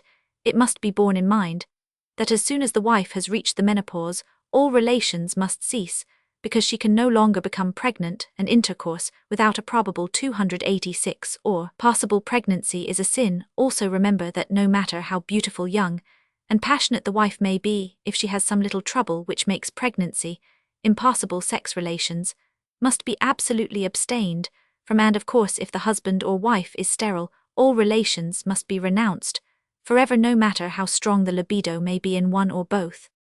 It is strange that nature did not act according to the formula of our sex fanatics: no pregnancy, no intercourse. If she had meant it to be that way, she would have abolished sexual desire in woman immediately after the menopause. Unfortunately, this is not the case, for we know that the sexual libido in women after the menopause is often, and for several years, stronger than before. Why? Nor has nature abolished the sexual instinct and the passionate desire for sex relations in all those men and women who are for some reason or other sterile or otherwise so defective that no child can result from the union. As I stated at the beginning, it is a waste of time to argue the matter. Those who believe that sex relations are for racial purposes only are welcome to their belief, and are welcome to live up to it. How few of them do, though honestly and consistently. We must reiterate our opinion that the 287 sex instinct has other high purposes besides that of perpetuating the race, and sex relations may and should be indulged in as often as they are conducive to man's and woman's physical, mental, and spiritual health. No ironclad rules can be laid down as to the frequency. For some people, 3 times a year may be sufficient. Others may require relations 3 times a month, the best for the average, and still others may not be satisfied with less than 3 times a week. The human libido sexualis cannot be put into an iron mold, and you should pay no attention to religious fanatics who are ignorant of physiology and psychology, and who can only blunder and bungle up things. Chapter 38. Vaginismus. Vaginismus dyspareunia. Difference between vaginismus and dyspareunia. Adherent clitoris, a cause of masturbation and convulsions. By the term vaginismus, we understand a painful spasm or contraction of the vaginal orifice, which makes intercourse very difficult or impossible. Certain cases of vaginismus, or rather false vaginismus, may be due to laceration or inflammation of the vaginal orifice, but in genuine cases of vaginismus, no local disease can be found because genuine vaginismus is of nervous origin. Dyspareunia means painful or difficult intercourse from whatever cause. It differs from vaginismus in that the cause is generally a local one, that is, it may be inflammation, laceration, as after a confinement, small size or atresia of the vagina, etc. When vaginismus is present, it is present in reference to all men. In fact, the mere touch of the finger or an instrument may call forth a painful spasm, while dyspareunia may show itself with one man and be absent with another. The origin of the 289 word dyspareunia shows that this may be the case for dysparunos in Greek means badly mated. Dyspareunia must not be confused with true vaginismus. In dyspareunia, the sexual act can be freely indulged in only the act is painful or disagreeable. In vaginismus, intercourse is impossible in exceptional cases, where the husband attempts to use brute force. The wife may faint away, she may get a convulsion, or become wildly hysterical. If the husband insists in attempting relations, the wife may run away, or in exceptional cases, even attempt suicide. Adherent clitoris or phimosis. The word phimosis means muzzling, and it is a term applied to a constriction or narrowing of the foreskin, so that the glands of the clitoris cannot be freely uncovered. This condition may give rise to an accumulation of smegma or secretion, which may cause inflammation, itching, and nervous irritation. This in its turn may be the cause of masturbation. It is claimed by some that an adherent clitoris may even be the cause of convulsions resembling epilepsy. In some cases, it leads to an irritable bladder, inability to retain the urine, and nocturnal bedwetting. In all girls, big or little, that show a tendency 290 to masturbate, or simply to handle the genitals, or that complain of itching, the clitoris should be examined, and if adhesions are found, they should be separated. This can easily be done under a local anesthetic. Chapter 39. Sterility. Definition of sterility. Husband should first be examined. 1. Child sterility. The fertile woman salpingitis, as a cause of sterility, leucorrhea, and sterility, displacement of uterus and sterility, closure of neck of womb and sterility, and constitutional disease, treatment of sterility. Sterility or barrenness is a condition of inability to have children. In former years, the opinion prevailed generally, whenever a couple was childless, that the fault was exclusively the woman's. It wasn't even thought that the man could be to blame. We now know that in at least 50% of cases of sterility or childless marriages, the fault is not the woman's, but the man's. It is therefore very unwise in conditions of sterility to subject the wife to treatment without first examining the husband. Nevertheless, this is still often the case, particularly among the lower classes or among the ignorant. There are cases where the woman goes from one doctor to another for years and is subjected to all kinds of treatment, when a simple examination of the husband would show that the fault lies with him. In order to be fertile, that is, to be able to conceive and give birth to a living child, the woman's external and internal genital organs must be normal. Her ovaries must produce healthy ova, and there must be no obstruction on the way, so that the ova and the spermatozoa can meet. The mucous membrane of the womb must also be healthy, so that when the impregnated ovum gets attached to the womb, it may develop there without any trouble, and not become diseased or poorly nourished and cast off. We must always remember that the woman's share in bringing forth children and perpetuating the race is much more important than the man's. When a man has discharged his spermatozoa, his work is doneth. Woman's only commences. The conditions which cause sterility in women are many, but the most common cause is a salpingitis, or 293, an inflammation of the fallopian tubes, which may be caused by gonorrhea or any other inflammation.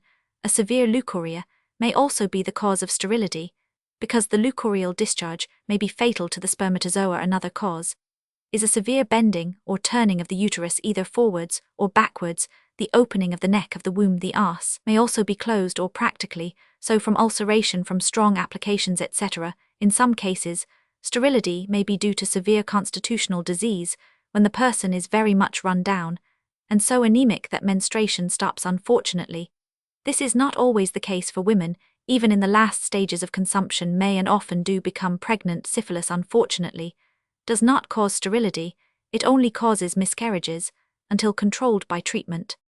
The treatment of sterility can be successfully carried out only by a competent physician, particularly by one who is devoting himself specially to this kind of work. But I want once more to impress upon every woman who is sterile and who wants to have a child not to have herself treated or even examined until her husband has been subjected to an examination.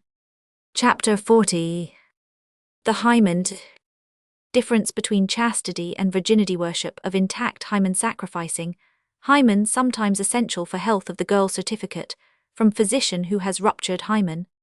I have mentioned in a previous chapter that the absence of the hymen was no proof of unchastity, just as the presence of the hymen was no proof of perfect chastity. Chastity and virginity are not synonymous, and a girl may possess physical virginity, that is, an intact hymen, and still be morally unchaste. She may be in the habit of indulging in unnatural sexual practices, but the laity does not know these facts, or does not want to know them, and the intact hymen is still worshipped like a fetish. This would be of little consequence if it did not often result in unnecessary suffering to the female child or girl, much disease, and a good deal of sterility result from the fear of tampering with the hymen.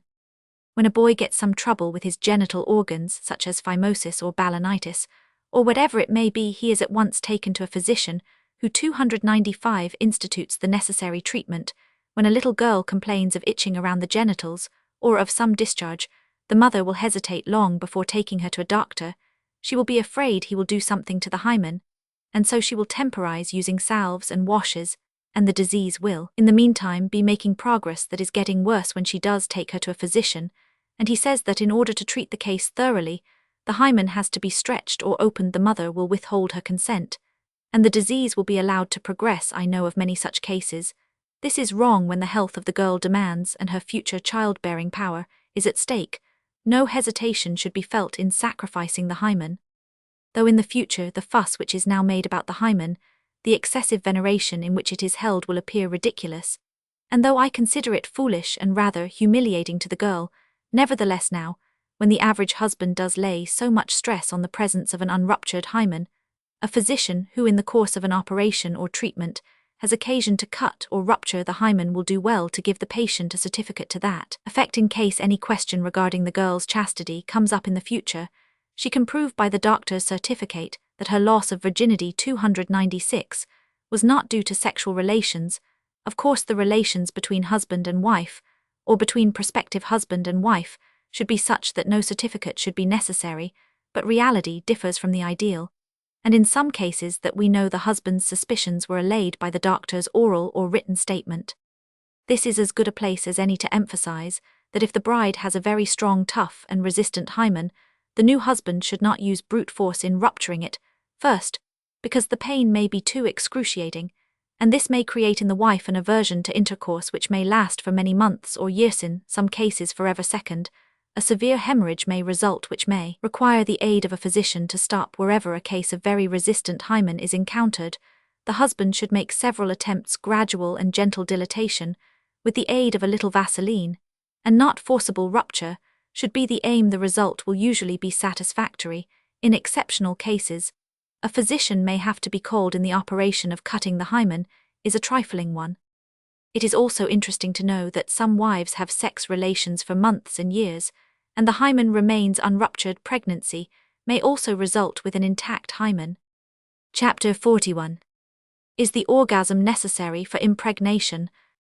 Suppression of orgasm by woman to prevent impregnation. Bad results of suppression by the woman orgasm. Relation of to impregnation. A hypothesis. A fanciful hypothesis. Why passionate women frequently fail to become mothers. Advice to passionate women who desire to conceive.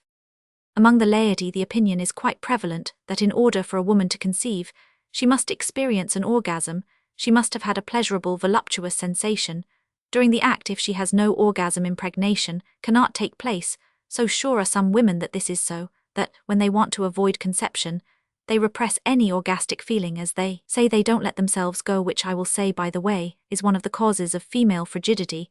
If you don't habitually permit a certain feeling to develop, if you repeatedly repress it at the very beginning, at its first manifestation, it is apt to atrophy altogether, to become permanently suppressed, or the suppression develops into a nervous disorder.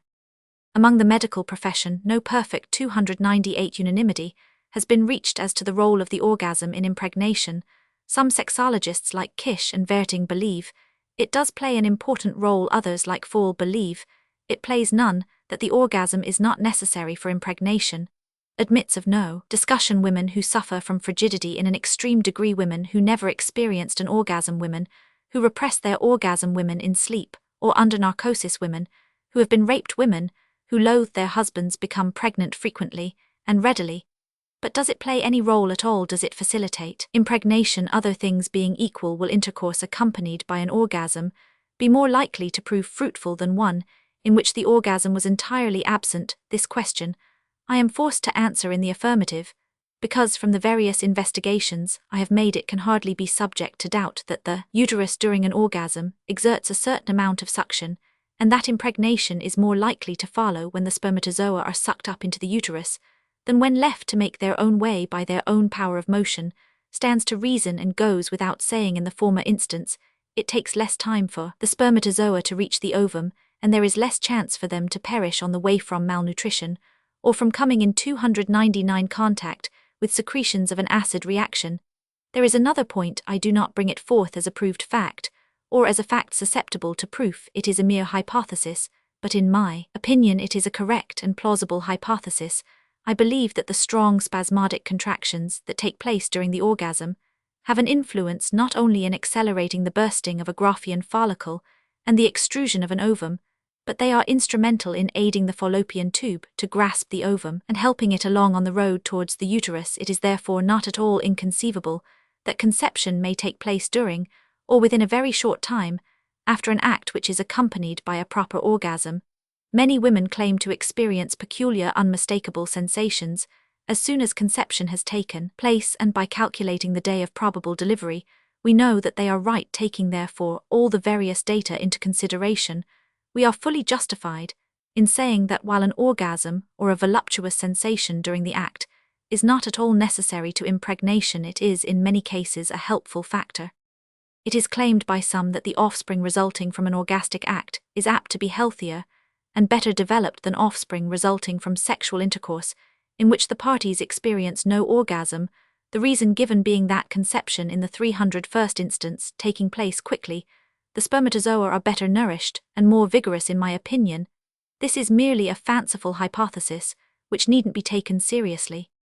It will be found rather frequently that women of strong passionate natures with strong orgastic feelings and normal in every way fail to become mothers. A careful investigation of their menstrual discharge will show that it is not because they failed to conceive, but because the impregnated ovum is expelled each time. In other words, they have each month a miniature miscarriage, and these miscarriages, or rather abortions, are due to the spasmodic contractions of the uterus and its adnexy, which accompany the orgasm. In such cases, I have advised the woman to try to remain passive during the act to repress the orgasm, and the results have in some instances shown the wisdom of my advice. After conception has taken place, after one period has been missed, the woman should abstain from intercourse altogether, or at least for 2 or 3 months, until the fetus is securely attached to or ensconced in the uterus. Chapter 42. Frigidity in women. Meaning of term: frigidity. Types of frigidity: large percentage of frigid women, repression of sexual manifestations and frigidity and masturbation, frigidity and sexual weakness of husband, frigidity and dislike of husband, organic causes of frigidity. A frigid woman may become passionate treatment of frigidity. The word frigidity means coldness, and when a woman has no desire for sexual relations or experiences no pleasure when she has sexual relations, she is said to be frigid.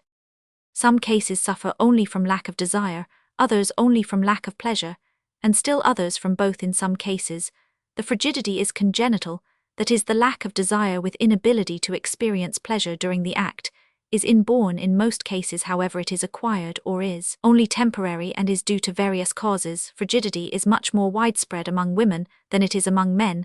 Some physicians claim it is present in 50% of all women. This may be an exaggeration, but if we put the number at 25%, we will be quite near the truth. The second cause is masturbation. Cases that have been addicted to excessive masturbation are very apt to develop not only frigidity, but complete aversion to the sexual act and inability to experience any pleasure or orgasm. Such cases we come across every day. A third very important cause is sexual weakness in the husband. When the husband is sexually weak, suffering with premature ejaculations, he either fails to awaken the sexual instinct in the woman, or if it has been awakened, it is apt to turn not only into frigidity, but into aversion to the act. The fourth cause is often merely dislike towards the husband. The last two causes, weakness of the husband and dislike towards him, are unfortunately very frequent, and a wife who was frigid with 303 husband may show herself very passionate on marrying another man. The fifth cause is fear of pregnancy. The above are the 5 principal causes. Other causes may be disease of the uterus, laceration of the cervix, inflammation of the ovaries, vaginismus, disease of the thyroid gland, etc. It is an unfortunate fact that women who were frigid up to the age of 40 or so may become very passionate after that age. As to the treatment of frigidity, little or nothing can be done for frigidity that is congenital. Most of the other kinds of frigidity, however, can be cured. Chapter 43. Advice to frigid women, particularly wives. Advice to frigid women. Attitude of different men towards frigid wives. Orgasm, a subjective feeling, a justifiable innocent deception, the case of a demi-mondaine. I wish to give you a piece of advice which is of extremely great importance to you. I hesitated somewhat before writing this chapter, but the welfare of so many women depends upon following this advice, and I have seen the lives of so many wives spoiled on account of not having followed it, that I decided to devote a few words to the subject. As you know, about 1/3 or 1/4 of all women, in other words 1 out of every 3 or 4, are sexually frigid. They either have little or no sexual desire, or if they do have, they experience no voluptuous sensation during the act, and never have an orgasm. If you are unmarried, well and good. But if you are married and happen to belong to the frigid type, then don't inform your husband of the fact. It may lead to great and permanent trouble. Some husbands don't care. Some 305 are even glad if their wives are frigid. They can then consult their own wishes in the matter.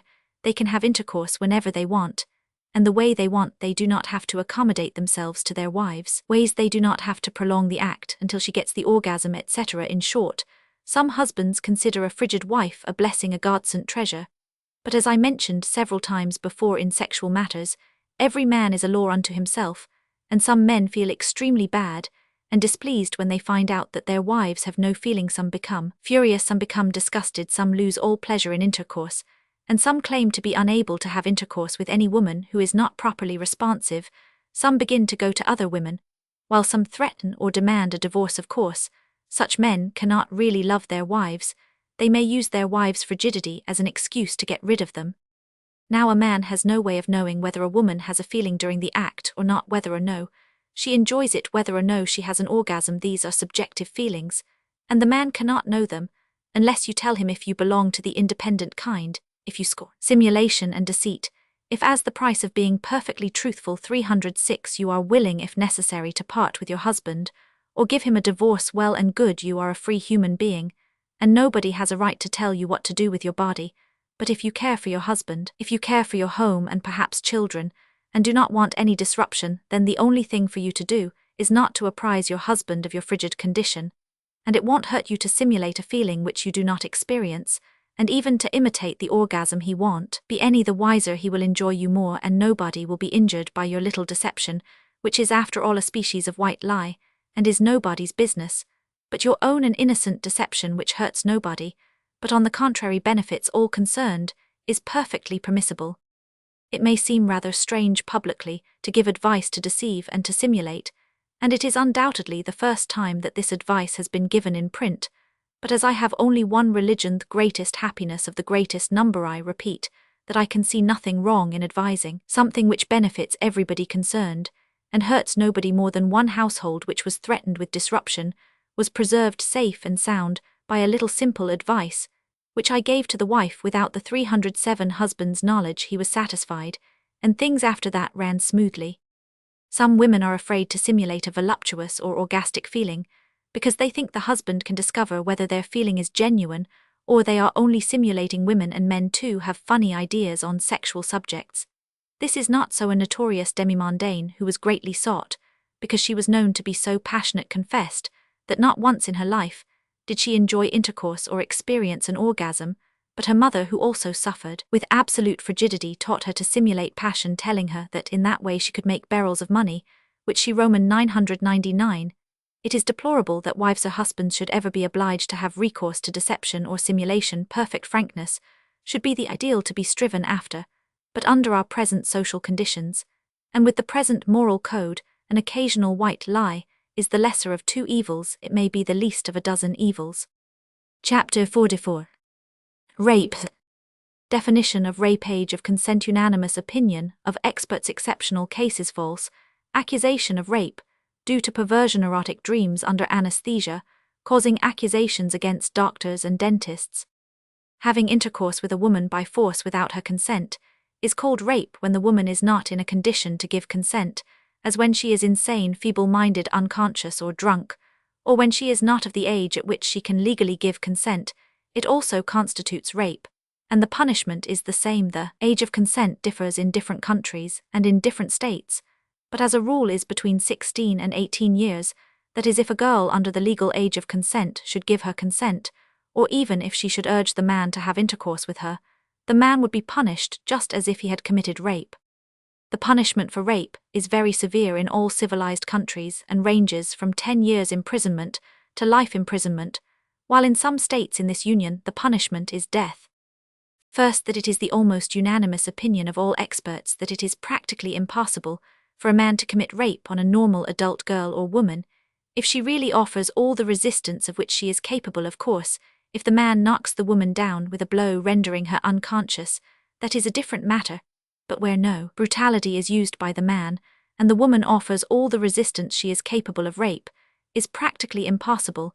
It is however possible that in some cases the girl may be so paralyzed by fear as to be incapable of offering any resistance when the man threatens her with death or severe bodily injury.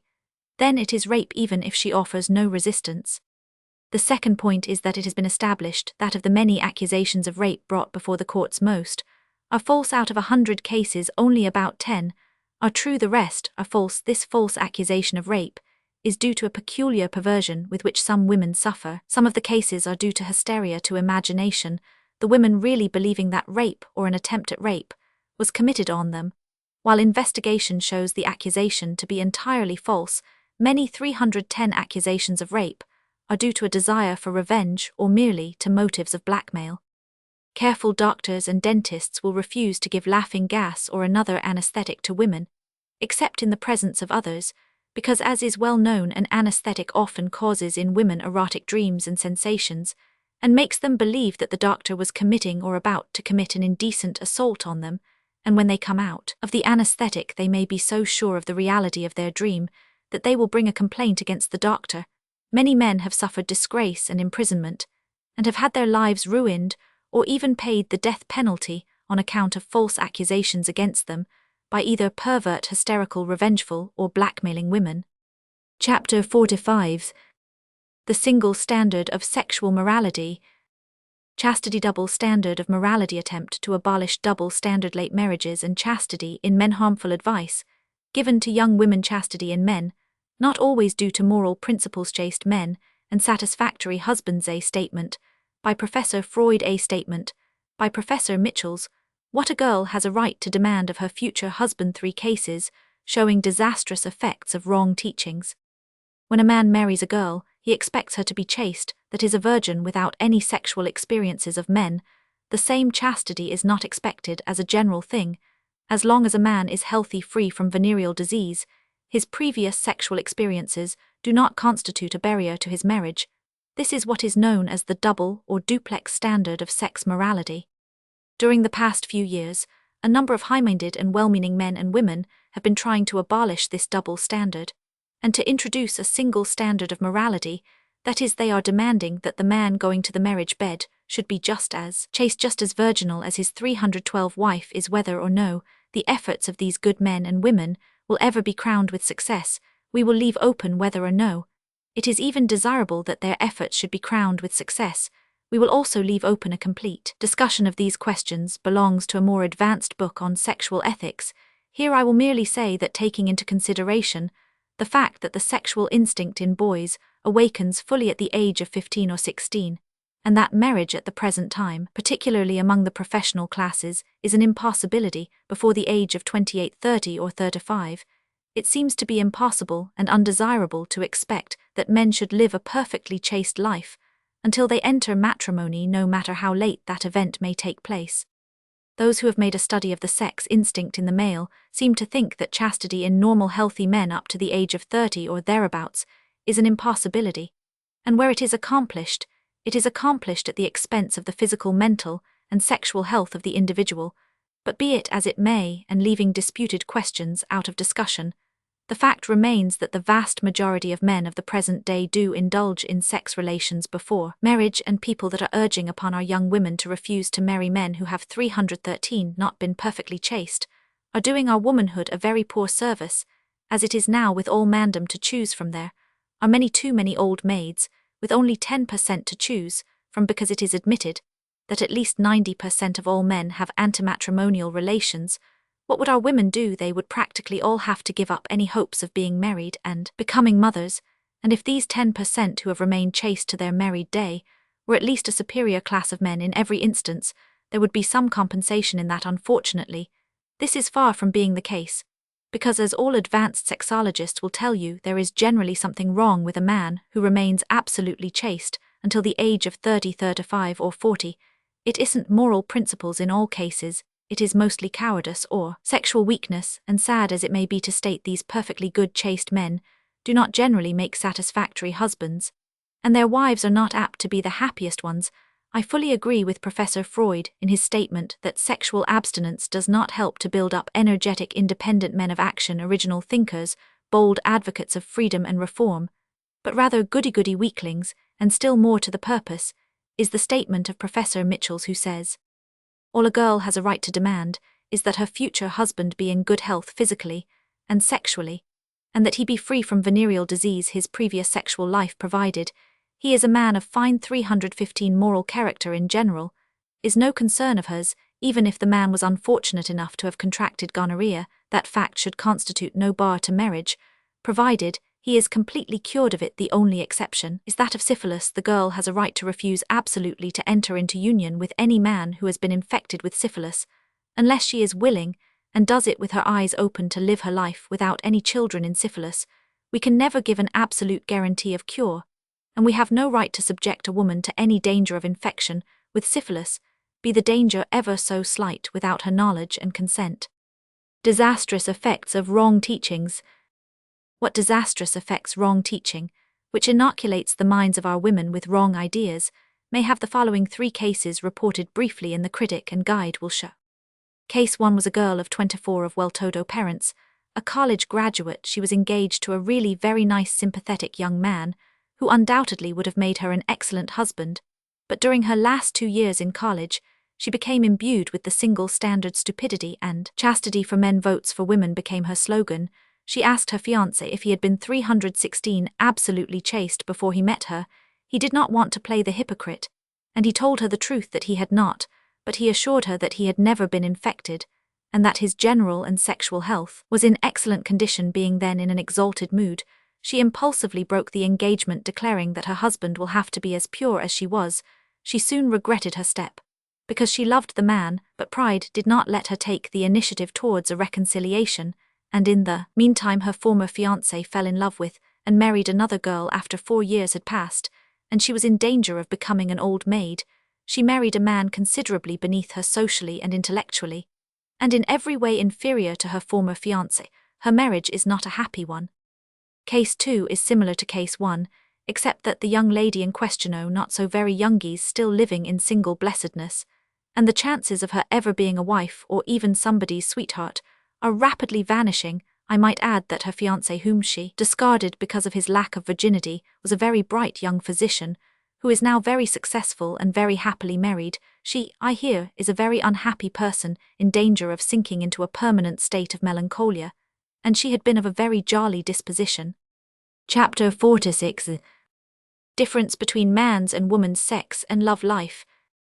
Seemingly contradictory statements, faulty interpretations of words, sexual instinct and love. Difference in manifestations of male and female sexual instincts. Man's sex instinct grosser than woman's awakening of sexual desire in the boy, and in the girl woman's desire for caresses. Man's main desire for sexual relations, normal sex relations, as means of holding a man. A physiological reason why man is held. Man and physical love, woman and spiritual love. Preliminaries of sexual intercourse in men and women. Physical attributes, mental and spiritual qualities. Difference between love and being in love. Love as a stimulus to man when the man loves, when the woman loves. Man's more engrossing interests, love-making irksome to man. Man's polygamous tendencies, woman singly fecund in her sex and love life. Man and woman biologically different.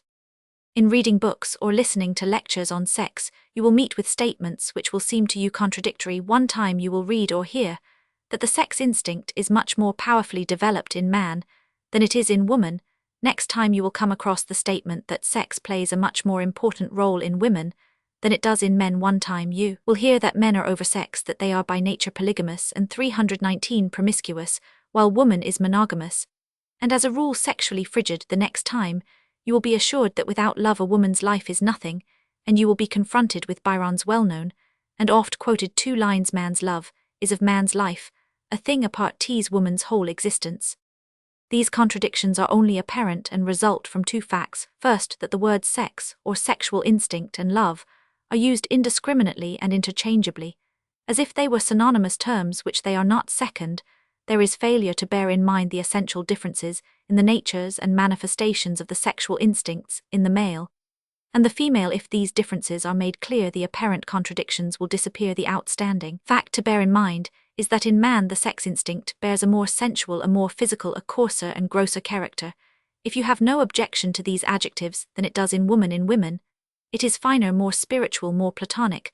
To use this stereotyped and incorrect term, in men, the sex manifestations are more centralized, more local, more concentrated in the sex organs. In women, they are more diffuse throughout the body. In a boy of 15, the libido sexualis may be fully developed. He may have powerful erections and a strong desire for normal sexual relations. In a girl 320 of 15, there may not be a trace of any purely sexual desire, and this lack of desire for physical sex relations may manifest itself in women up to the age of 20 or 25, something that we never see in normal men. In fact, women of 25 and even older who have not been stimulated and whose curiosity has not been aroused by novels, pictures, and tales of their married companions may not experience any sexual desire until several months after marriage, but while their desire for actual sexual relations awakens much later than it does in men, their desire for love, for caresses, for hugging, for close friendship, for love letters awakens much earlier than in men and occupies a greater part in their life. They think of love more during their waking hours, and they dream of it more than men do. A man always bear in mind that when speaking of men and women, I always speak of the average. Exceptions in either direction will be found in both sexes. A man, I say, will generally tire of paying attentions to a woman if he feels that they will not eventually lead to the biological sexual relations. A woman can keep up with a man for years without any sexual intercourse, being fully satisfied or more or less satisfied with the sexual substitutus, embraces and kisses. Choice between physical and spiritual love. But to return to our thesis, the difference between man's and woman's sex and love life. If a man had to make his choice between physical love Roman 1, actual 322 sex relations, and spiritual love Roman 1, love making, kisses, love letters, etc., he would generally choose the former. If a woman had to choose, she would generally choose the latter. The man and the woman would prefer both at the same time, physical and spiritual love. But that is not the question. The question is if it came to a choice, and then the results would be, as I have just indicated. The correctness of my statements will be corroborated by anybody having some knowledge of human sexuality. A man can fully enjoy sexual intercourse without any preliminaries. With a woman, the preliminaries are of the utmost importance, and when these are lacking, she is often incapable of experiencing any pleasure. Nay, the feeling of pleasure is not infrequently replaced by a feeling of dissatisfaction and even disgust. A man cares more for the physical and less for the mental and spiritual attributes of his sexual partner. With the woman, just the opposite is the case. I am leaving out of consideration sexual impotence, because this is a real disability, and a man suffering with it only irritates the woman without satisfying her. For this she will not stand. But where the man is sexually potent, may be aged, and homely, his other physical attributes play but a small role with woman. His mental and spiritual qualities count with her for a good deal more. 323, while a woman may be able to give a man perfect sexual satisfaction, and she may have an angelic character, if her body is not all that could be desired, the man will be dissatisfied and unhappy. Love in man occupies subordinate place. Try as we may, we cannot get away from the fact that in man's life love occupies a subordinate place. I am speaking now of love, and not of being in love. Being in love, as pointed out in another place, is a distinctly pathological phenomenon akin to insanity, and when a man is in love it may engross every fibre of him, it may preoccupy every minute of his waking hours, he may neglect all his work, and shirk all his duties. In fact, he is apt to make a much bigger fool of himself than a woman is under similar circumstances. He is less patient, he has less control over himself, he is less able to suffer, he is less capable of self-sacrifice. But this, as I said, all refers to being in love, which is an entirely different thing from loving. A man may love ever so deeply, and if his love is reciprocated, He will go on with his work in a smooth, unruffled manner. He will do better work, for it, love, is a wonderful stimulus, but he will be perfectly satisfied if he sees his love for an hour or two, every day, or even once or twice a week. And if he has 324 important and interesting work to do, he can part with his love for 3 months or 6 months without his heart breaking. Not so with woman. A woman who loves considers every day on which she does not see her lover a day lost, and she is apt to be unhappy and inefficient in her work on such days, and she bears separation with much greater difficulty than does man. I do not think that this is due to the fact that a woman's love is always more intense than a man's, no. But he usually has other interests which occupy his thoughts and his emotions. While most women's thoughts and emotions are centered on the man they love, when a woman loves, she could and would spend all her time with the man she loves. She would never tire of love-making. I am not referring here to sex relations, or merely of being in the man's proximity to woman. Love is a cloyless thing. Man distinctly does tire, no matter how much he may love a woman. Too much lovemaking becomes cloying to him, and he wants to get away. Even mere proximity, if too prolonged, becomes irksome to him, and he begins to fret and fidget and pull at his chains, even if the chains are but of gossamer. A woman should know these facts and act accordingly. We now come to the last point in our discussion: the polygamous or varietist tendencies in the male versus the monogamous tendencies in the female. No matter what are moralists who try to fit the facts to their theories, instead of fitting their theories to the facts, may say the fact remains that man is a strongly polygamous or varietist animal, that many men live through their lives without having had relations with any women except their wives, is cheerfully admitted. I assert this in spite of the incredulous smiles of all the cynics and rows in the world. I have known personally a great number of such men, but that they do it without any struggle, and in some cases a very severe struggle, is emphatically denied, and that hundreds of thousands of men are unequal to the struggler, do not care to engage in any struggle, and live a sexually promiscuous life. Anybody who knows anything about life as it is will testify, and his testimony will be corroborated by the reports of the vice commissions and the statements of disreputable house keepers. To a great percentage of men, a strictly monogamous life is either irksome, painful, disagreeable, or an utter impossibility, while the number of women who are not satisfied with one mate is exceedingly small.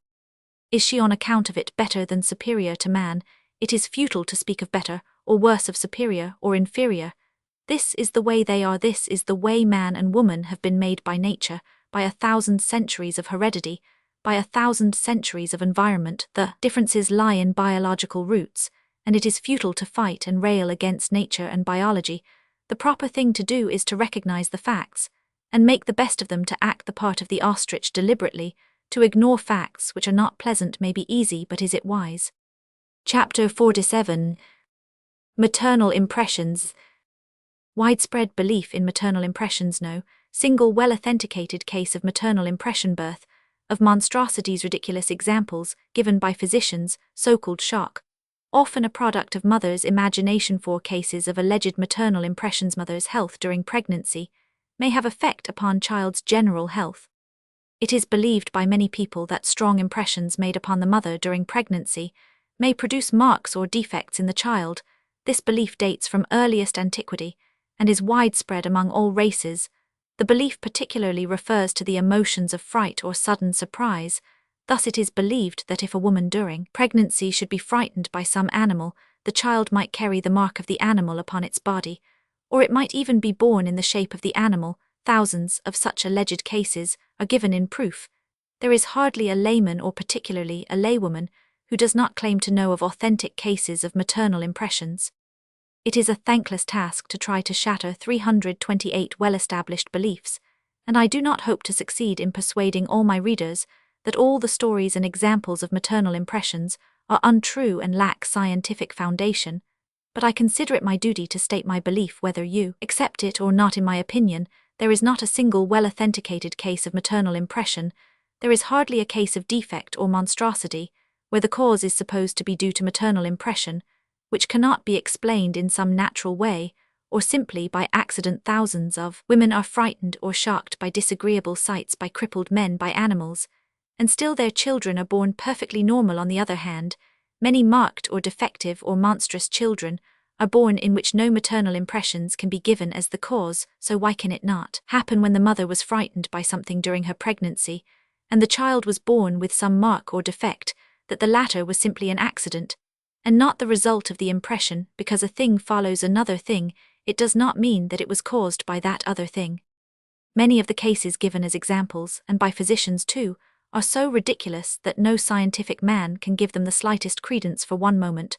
When a physician, Dr. Thomas J. 329, Savage, tells us that he attended a lady who had been frightened by a large green frog at or about the middle of pregnancy, and that she gave birth to a monstrosity, the head of which was that of a large frog in shape, with the eyes and mouth, and even the colouring of a frog, then he is either telling an untruth, or he shows himself as ignorant and credulous as any illiterate old woman can be. The doctor should know that at the middle of pregnancy the child is fully formed, and that there is no possibility of an already formed human being changing its shape into that of an animal. Another example, given by the same doctor, and showing the calibre of his mentality, is that of a child which, when an infant not old enough to walk, would crawl over the floor and pick up little objects such as pins, tack small beads without the slightest difficulty or fumbling. The reason for this remarkable skill the good doctor ascribes to the fact that 4 months before the birth of this child, the mother had an outing in the woods, and had derived great enjoyment from gathering hickory nuts,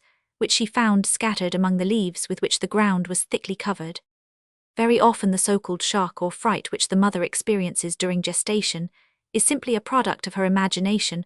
We know of many cases, 330, where the mothers never mentioned that anything happened to them, and only after the child was born with some kind of mark or defect, they began to hunt for causes, and claimed that such and such a thing happened to them while they were pregnant, but on close investigation, the alleged event was found to have originated in the mother's breast. In short, while the subject of maternal impressions is an interesting one, and demands further investigation, there is at the present time no scientific justification for the belief in maternal impressions. Particularly, must we scout any stories of maternal impressions during the latter part of pregnancy, during the 5th, 6th, 7th, 8th, or 9th month, because after the child is fully formed, no mental or psychic impressions can make birthmarks on it, amputate its limbs, or convert it into any sort of monstrosity. After the above was written and ready for the printer, I came across 4 cases of alleged maternal impressions in a book by Laura A. Calhoun, Sex Determination, and its practical application.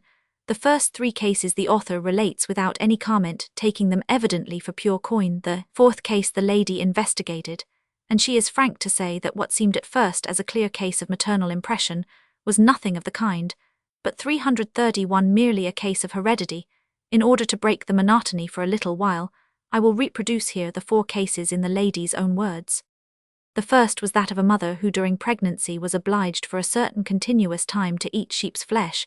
She took such a sudden abhorrence and distaste of the meat that she only ate it rather than go meat hungry after the birth of her baby. She recovered from this spasmodic distaste of this particular meat, but the child from its first mediating days could not endure the smell or the taste of the sheep's flesh. Whenever the child attempted to eat that meat, the result was always the same: indigestion and want of assimilation, and usually attended with acute indigestion cramps. In the second case, another pregnant mother's particular longing was for mackerel. Her baby was born with what seemed to be the outlines in a brownish colour of a mackerel on its side, and which design never faded in after years, and the child's ability to eat and digest mackerel was more than normal. The third case, the longing of another pregnant mother, was for brains to eat. This was provided for her, but as she was slowly approaching the dish of deliciously prepared food, quivering with delight, and with the eagerness of a child to be eating it, a cat sprang to the plate, and before she could prevent it ate the brains, and licked the plate clean. 332, she wept as a child might have done, and was as unhappy and broken-hearted over this fate of the brains food, for which she had waited with such keen anticipation of satisfaction, as a little child might have been shortly after that the little baby was born, and upon one of its shoulder blades was a representation of the mess of brains designed in brownish outlines, and which did not fade as the child grew up. The fourth case, there lived in a little house in the midst of a flower garden, that in its turn gave into a wide-spreading orchard a loving and loyal husband and wife with their firstborn child. The wife was now in the first months of pregnancy with her second child. Their nearest neighbor was a Mexican family, among the members of which was a dashing young man of about 22. He and his sister and mother were frequent visitors to this little household of 3, but the young Mexican was the most frequent, and the husband's being home or not did not disconcert him. Men of affairs must needs spend morning hours and sometimes afternoon hours too inside of offices, but wealthy and aristocratic young Mexicans ride horses all day decked out with silver leather and velvet trappings, both horse and rider. It was this lady's custom to walk among her flowers and fruit trees, and it became the custom of this young caballero to suddenly appear before her during these promenades. Her startled eyes would no sooner perceive the vision of his blazing dark eyes fastened upon her than 333 by one pretext and another she made him understand that he was dismissed and would herself retire into the house when she would be about to open a gate. Suddenly and unexpectedly, the young Mexican would appear on the other side, and with gracious suavity open the gate, always his passionate dark eyes upon her. Though his words were reserved and polite if the husband were present, it was still the same. By every means possible he would prolong his stay. One summer day, this lady was lying on her couch on the veranda, sleeping, her eyes covered over. At that time, she was having an eye malady that was epidemic in that part of the country. She heard footsteps approaching, but did not disturb herself as she supposed it was her husband. After some time, she suddenly threw off the covering from her face, and there, to her astonished eyes, stood the young Mexican, intensely looking down upon her with deep concern. At that moment, the husband arrived, and the young man told him of a weed growing in that locality that he said would cure the eye malady. When the leaves of this plant were crushed, there oozed a yellowish milk. With about a half-dozen applications of this milk to the sore eyes, they were healed. After that, the young caballero would ride up and down Mexican fashion in front of the house, drawing rein. Whenever he could get a glimpse of the lady or a word with her, this never failed to annoy her, and also to strike a sudden sharp terror into her 334 heart. Always his appearance was most unexpected, and always accompanied by the rapt, passionate dark gaze, though he was a most clean-souled young man. Afterward, when the baby was born, one of the child's eyes was marked by the colour and fire of the dashing Spaniard's eyes, while its other eye was a calmish blue-grey. This was all the more remarkable as neither of the parents of the child had such eyes. Was it a case of maternal impression? Upon investigation, I found that the grandparents of the baby's mother had just such eyes as the baby. The grandfather's were big, dark, flashing eyes, and the grandmother's the mild blue-grey eyes. So bang went the theory of mental impression, and in its place came the physical law of reversion. I do not wish to be misunderstood as claiming that a mother's condition during pregnancy has no effect on the child, and that she need therefore take no precautions and pay no particular attention to her health and her feelings. This is not so, but what I do want to convey is this, that if a mother's health during pregnancy is bad, if she is a prey to worry and anxiety, if she was subjected to great fright or to a shock, then the child's general health may suffer. It may be stillborn, or the mother may have a miscarriage, but it will not produce those specific marks, deformities and monstrosities, which 335 are commonly supposed to be the results of maternal impressions. If I lay somewhat special stress upon the subject of maternal impressions, it is because I pity the poor mothers and want to spare them as much as possible unnecessary worry and anxiety. Besides, I want them to believe in the truth and not in error. Chapter 48. Advice to the married and those about to be. Marriage as an ideal institution. Monogamic marriage. Some reasons for husbands' deviations. Importance of first few weeks of married life. Necessity for understanding at beginning, preventing and breaking habits. The wife's individuality. Husbands who are childish, not vicious wives. Interest in husbands' affairs. The slob husband, the well-groomed husband. Bad odor from the mouth. Odors from other parts of the body. Treatment for bad odor from perspiration. A beneficial powder. Advice regarding flirting. Dainty underwear, fine external clothes, and cheap and soiled underwear. Delicate adjustments of sex act required with some men. Wife who discusses her husband's foibles. A professional secret. A case of temporary impotence. The wife's indiscretion. The disastrous result. A big stomach. The wife's attitude towards the marital relation. Behavior preliminary to and during the act. Congenital frigidity. Prudish and vicious ideas about the sex act. Sexual intercourse for procreative purposes. Only fear of pregnancy on the part of the wife. The remedy. Other causes. Wife who makes too frequent demands, sacrificing the future to the present. Aesthetic considerations. Whether marriage in its present form is an ideal institution destined to endure forever, whether it is in need of radical reforms before it can be considered ideal, or whether it has fundamental irremediable defects, are questions which we are not going 337 to discuss here. The fact is that at the present time the greatest part of the adult population of the world is married, and the part that isn't would like to be, and the greater part of civilized humanity, living in a state of monogamic marriage, it behooves us to make the best of it to get out of it the greatest amount of happiness, that we can obviate as much unhappiness as possible, and to do everything in our power to make it permanent separation or divorce are remedies of last resort, and people have recourse to them when they are at the end of their tether, but the proper thing to do is to avoid the necessity of having to have recourse to them, and I believe that a careful, thoughtful perusal of this chapter will help husband and wife to get along better, to avoid unnecessary friction, and to retain the mutual physical and spiritual attraction, which we call love, for a longer period than might otherwise be the case. I have the confidence and listen to the intimate confessions of more men and women, probably than any other physician in America, or perhaps in the world. For reasons easily understood, they tell me things which they would not think of telling to their regular physician. I have learned of many of the reasons which, in many families, led first to a coolness, then to an estrangement, or to quarrels, to 338 separation and divorce. I know the first steps which in many instances draw the husband to another woman, and I wish to tell you that while I firmly believe in the polygamous, or rather varietist tendencies of the average man, nevertheless I am convinced that one of the great reasons why so many married men patronize prostitutes, or have mistresses or lady friends, is to be found in the wives themselves. Many wives drive their husbands to other women, and are alone responsible for their suffering for the cooling of their husband's affections, and perhaps even desertion, and in the following pages I will endeavour, as stated before, to point out some of the rocks and shoals on which the matrimonial bark is so often shattered, and to offer the wives some suggestions which will help them to retain their husband's affections, and perhaps even also their fidelity. While the advice is intended primarily for wives, there will be found here and there a salutary piece of advice for husbands. Some of the advice is applicable to both partners, and as to those suggestions which concern the husband only, it will be a good thing for the wives to call their husband's attention to them. The first few weeks or the first few months are the most important in the life of a married couple. 339. The stability of the marriage, the future happiness, often depend upon the things which are done or left undone during the initial weeks of married life. A certain understanding must be reached from the very beginning. If your husband does certain things which displease you, and which you know should not be done, it is best to say so at the very start. It is easier to prevent the establishment of a habit than to break a habit after it has been established. Retain your individuality. The first piece of advice I have to give you is retain your individuality.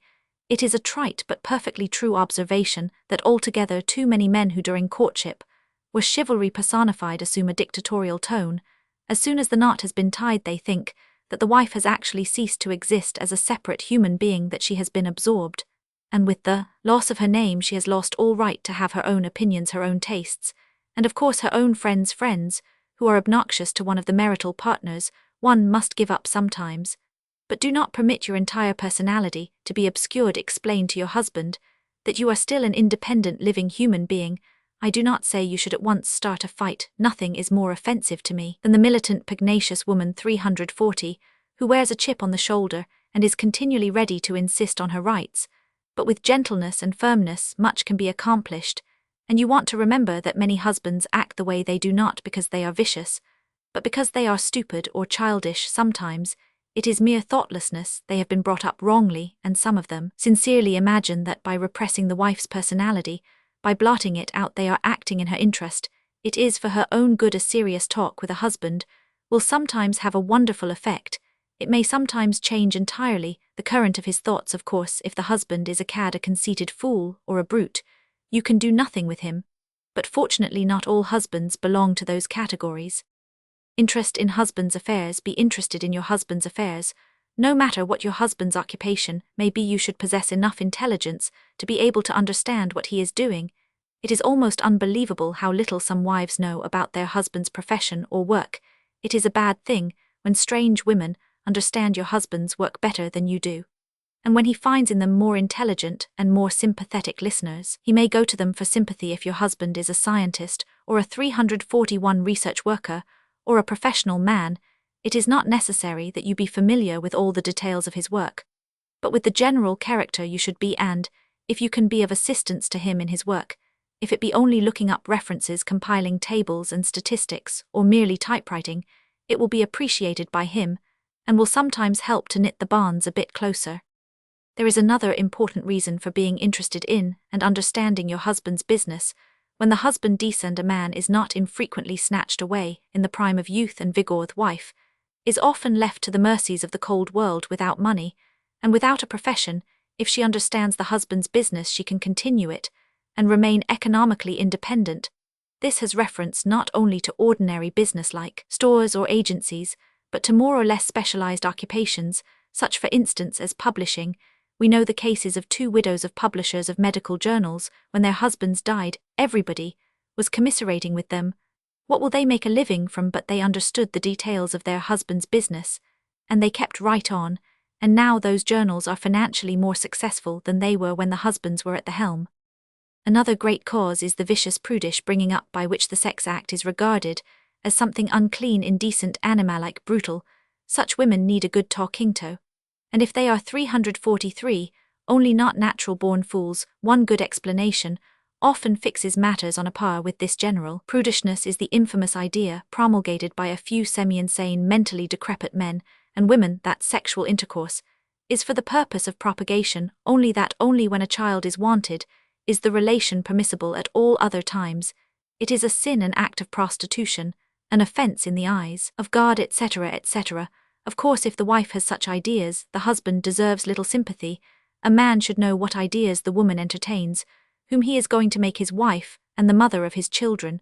But unfortunately, this, the most important subject of sex and sexuality, is never touched upon by the engaged couple. It would be so indelicate.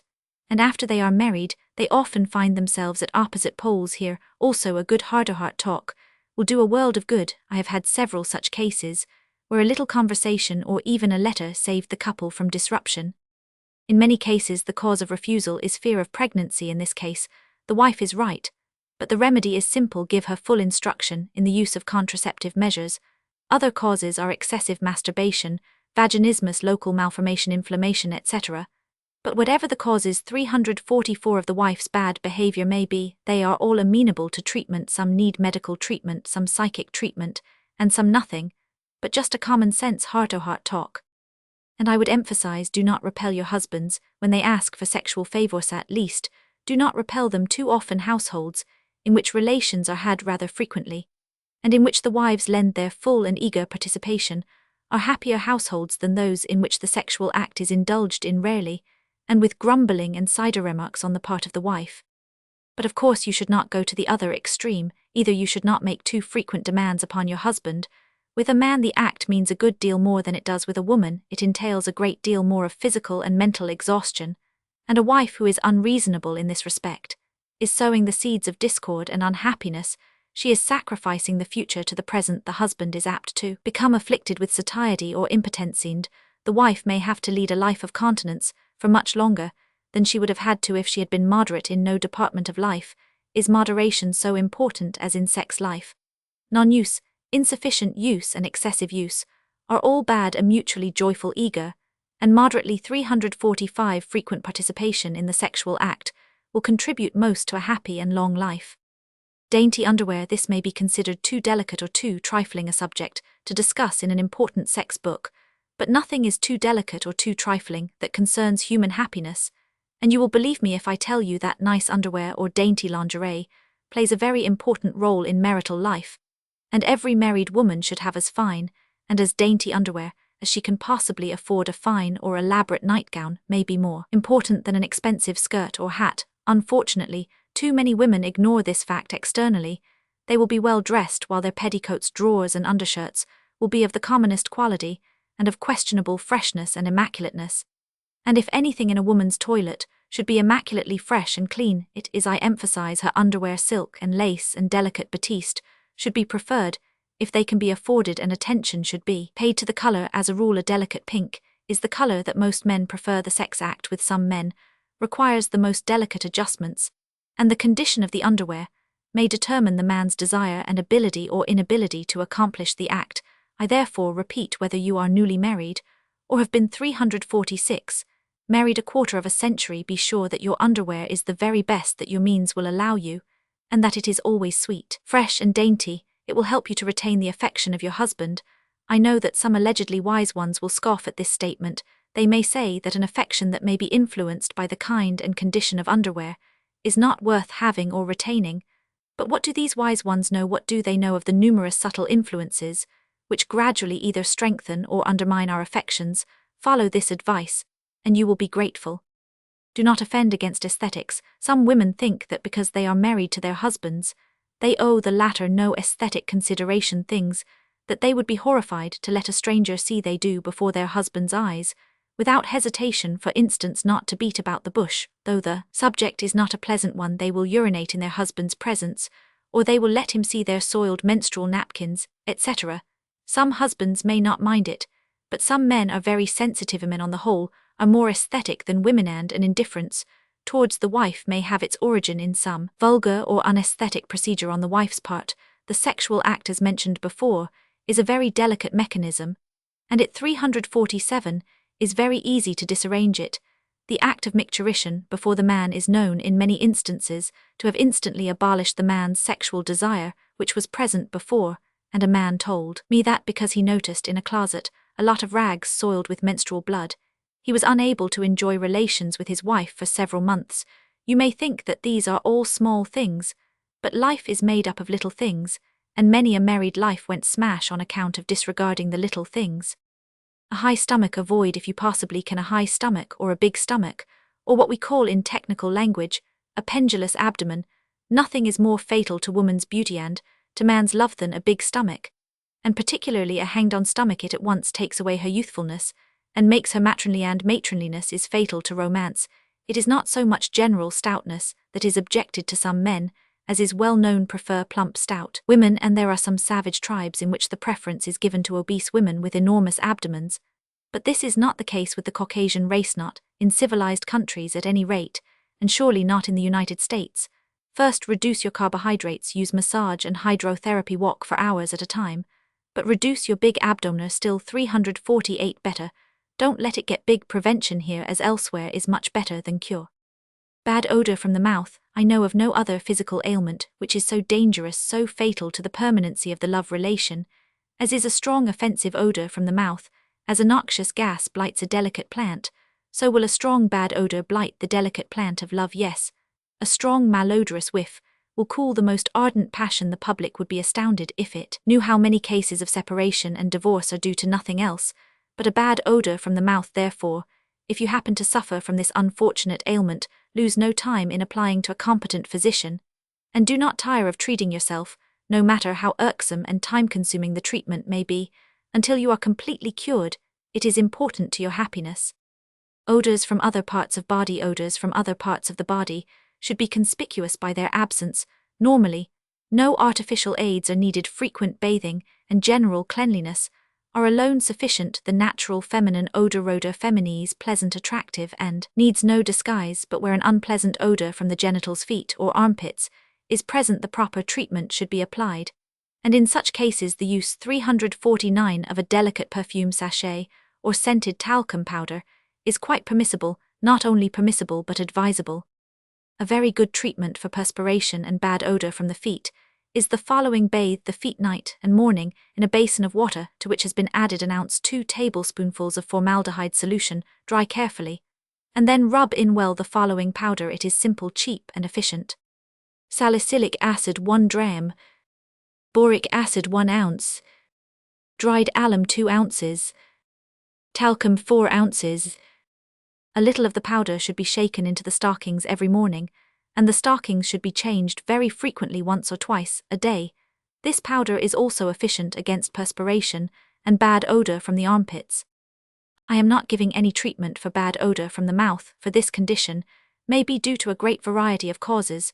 The cause may reside in the nose, it may reside in the mouth, decaying teeth, throat, tonsils. It may be due to a bad stomach, to some disease of the lungs, etc. Sometimes it is due 350 to overeating. What would be of value in one condition might be useless in another. The right thing, therefore, is to go to a competent physician, have him find the cause of your trouble, and outline the proper treatment. Leukorrhea. Some men find themselves entirely unable to have sexual relations with a woman whom they know is suffering with leukorrhea. The mere knowledge of the fact takes away their ability to perform the act. It renders them impotent, it disgusts them. And disgust is fatal to sexual power. Only today I saw in my office a woman who anxiously begged for advice and treatment. She had been married 5 years. She has always had leukorrhea from her 15th year as far as she remembers. Otherwise, she did not suffer for the first 3 years, or so her married life has been a happy one. Then, in an unfortunate moment, she told her husband about her profuse leukorrhea, and instantly she noticed a change in him. He could not fully hide the expression on his face. And since then he ceased to have intercourse with her. He made a few attempts, but they turned out unsatisfactory to both, and she noticed that he was forcing himself, doing it against his will. She took some patent medicines and went to one doctor, but without any results now. Unless she could be cured. 351, she feared her husband would demand a separation or a divorce. If you have leukorrhea, treat it, and remember you need not initiate your husband in all your unesthetic ailments. Loyalty on the part of the wife is almost as important as fidelity, and it is in the highest degree disloyal for a wife to talk to her female or male friends about her husband's peculiarities, foibles, or weaknesses. The husband's as well, of course, as the wife's peculiarities should be what we call a professional secret. Just as a physician is forbidden to talk to outsiders about his patient's troubles, so should a wife not talk about her husband, nor a husband about his wife. I know of a case in which a newly married husband was temporarily impotent, and it was the wife's fault too. She spoke about it in the deepest confidence to a close girl friend of hers. The friend told it in deep confidence to another friend, and so it went around until it reached the husband's ears. From that moment, he made no further attempt to have relations with his wife. A coolness resulted which led to a separation, which still persists. The wife begged forgiveness, but he was unable to grant. I felt so deeply hurt. Flirting, do not flirt. Men are apt to misunderstand you, and you are apt to get the reputation of 352 a loose woman without in any way having deserved it. I do not say that you should always wear a forbidding expression, and should scowl at people who dare to smile at you, or otherwise pay homage to your feminine charms, but there is a difference between a friendly expression and flirting. However, when your husband begins to neglect you, then a mild flirtation may be justifiable. It will always do your husband good to know that there are other males in the world beside him, and that some of these males find interest in the female whom he considers his permanent and exclusive property. Slovenly husbands, don't let your husband become a slob. That is just what I mean. It is no use mincing words. Some husbands have never acquired the habit, or if they have acquired it, they quickly lost it off regarding their wives. As ladies, she is not a lady, she is only my wife is a well-known joke. But some men take it not as a jest. Some men think that before their wives they can be as slovenly and unclean as they please. Give your husband to understand that cleanliness and freshness is not a sex-limited attribute. And just as a husband wants his wife to be clean and dainty and well-groomed, so a wife may enjoy the same qualities in her husband. Some women are very fastidious, and while they may say nothing to their 353 husbands for fear of irritating them, they may think a good deal. Carrying life insurance. Every husband should carry some life insurance as much as he conveniently can. This should be the husband's most pleasant duty, particularly so when the wife has no profession of her own, and there are small children to bring up. The lack of consideration, the thoughtlessness, I would call it dishonesty, on the part of many husbands who claim to love their wives, is simply heartbreaking. Who of us does not know of cases of refined wives with children left absolutely penniless and forced into wage slavery, or even into menial service, by the negligence of their husbands? Such things happened even to wives whose husbands were making from 3,000 to 10,000 a year. Thoughtlessness, carelessness, procrastination, and then it was too late. There is not a man who makes as little as $20 a week who cannot carry some insurance. I was once poor, very poor, and the terrifying thought what would happen to my wife and 2 children if I should be taken off suddenly gave me many a troubled and sleepless night. And when I took out $1,000 insurance, I felt some relief, but I felt it was inadequate. I therefore made a supreme effort, and soon took an additional $10,000, 354, and I assure you that the annual premium of $286 was a terrible burden on me. There were times when I felt as if I had to give it up, but I deprived myself of many necessities. There was no question of luxuries, and I paid my premiums regularly. But in compensation I had restful nights. It was soothing to know that if I should be taken away in my earliest youth, my equally young wife and 2 little babies would not be left penniless. I verily believe that an adequate life insurance prolongs a person's life, because it removes the worry about the future of the wife and children. I repeat, every husband should carry some life insurance, and the habit of the bridegroom presenting the bride with a substantial life insurance policy is a very good one. It is not only a financial protection to the wife, it is also more or less a guarantee of the husband's fair health. Making a will another point. Every husband should make a will. This is a delicate point, about which most wives would hesitate to speak to their husbands. But the husband should attend to the matter himself. A will doesn't shorten anybody's life, but is very convenient in case of a sudden taking off. This is of course particularly important if there is some property. If the husband dies without 355A, well, there is endless trouble and red tape for the wife. An executor has to be appointed, she has to give bonds, etc., etc. If the husband leaves a will making his wife sole executrix without a bond, all trouble is avoided. I assume, of course, that the husband has perfect confidence in his wife's wisdom and integrity. If he has not and there are children, it is just as well to designate some outside executor or executors. But whichever may be the case, it is a good and sensible thing always to have a will properly made out and witnessed. Chapter 49. A rational divorce system. A rational divorce system storms and squalls two sides of the divorce question: outside help and marital tangles. A husband who is a paragon of virtue, the case of the sweet wife, the proper untangling of domestic tangles. Of course I am in favor of a rational divorce system. The difficulties, the obstacles, the expense with which divorce is now surrounded in most civilized countries is simply disgraceful. Make marriage harder and divorce easier has always been my motto.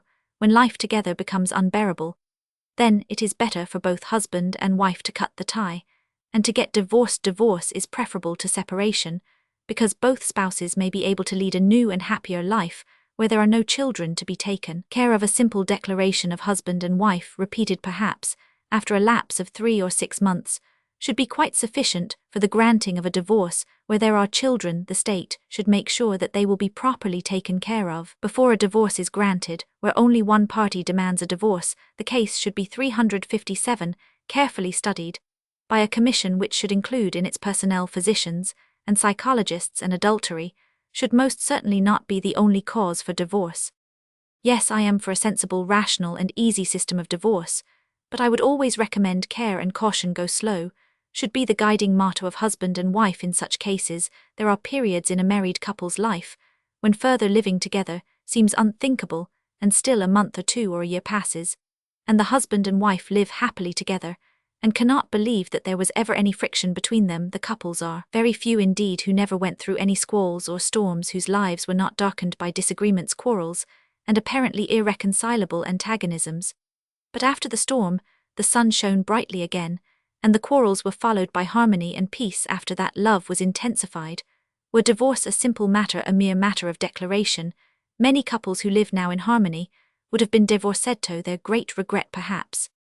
Yes, there are 2 sides to the divorce question, but I would summarize it as follows: where there is a real incompatibility of characters, where there is no love and no respect, then the sooner the couple 358 is divorced the better, and not only for them, but for the children also. If there are any, an atmosphere of hatred and mutual contempt is not a healthy atmosphere for the growing children. But where there is merely irritability, outbreaks of temper or disagreements which if analyzed can be seen to be due to temporary and remediable causes, then go slow, don't hurry, should be your motto.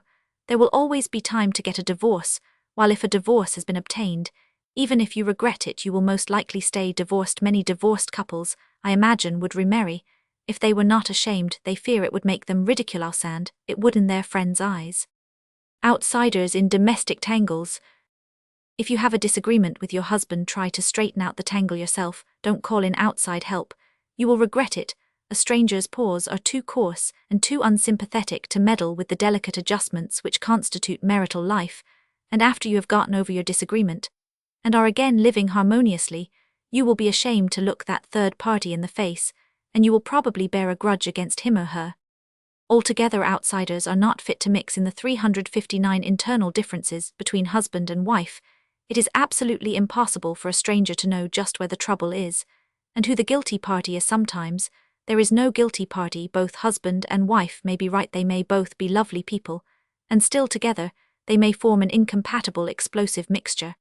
And then again, the party that to outsiders may seem the angelic one may in reality be the devilish one. It is a well-known fact that people who to the outside world may seem the personification of honor and good nature may be very devils at home. I have long ago given up not only meddling in, but even judging domestic disharmonies, for it is almost impossible for an outsider to judge justly. I knew a husband who was considered a paragon of virtue, and when a clash came between him and his wife, everybody was inclined to blame the wife, but it came out later that the husband had certain ways about him, which made the wife's life a very torture, and vice versa. I know of another case where the wife was considered the sweetest thing in the world. She had nice ways about her, but she disliked her husband, and made his life a hell. With genuine chivalry, he bore everything, believing that it was a man's duty to bear his cross. She was unfaithful to him, but she was so clever and cunning that neither he nor 360 anybody else suspected it. The fact became painfully patent to him when, on one of the rare occasions that they came together, she infected him with a venereal disease, which incapacitated him for a long time. Nobody knew why he insisted upon a separation, and everybody, with the exception of his physician, and perhaps one or two others, was blaming him for an unfeeling brute. I will therefore repeat that as a general thing domestic tangles should be untangled by the tanglers themselves. It is not safe to call in outsiders, relatives or friends. They are apt to make the tangle more tangled, and what is more, they are quite likely to put the blame on the innocent party, and bestow upon the guilty party the Montean prize for virtue and gentleness. Chapter 50. What is love?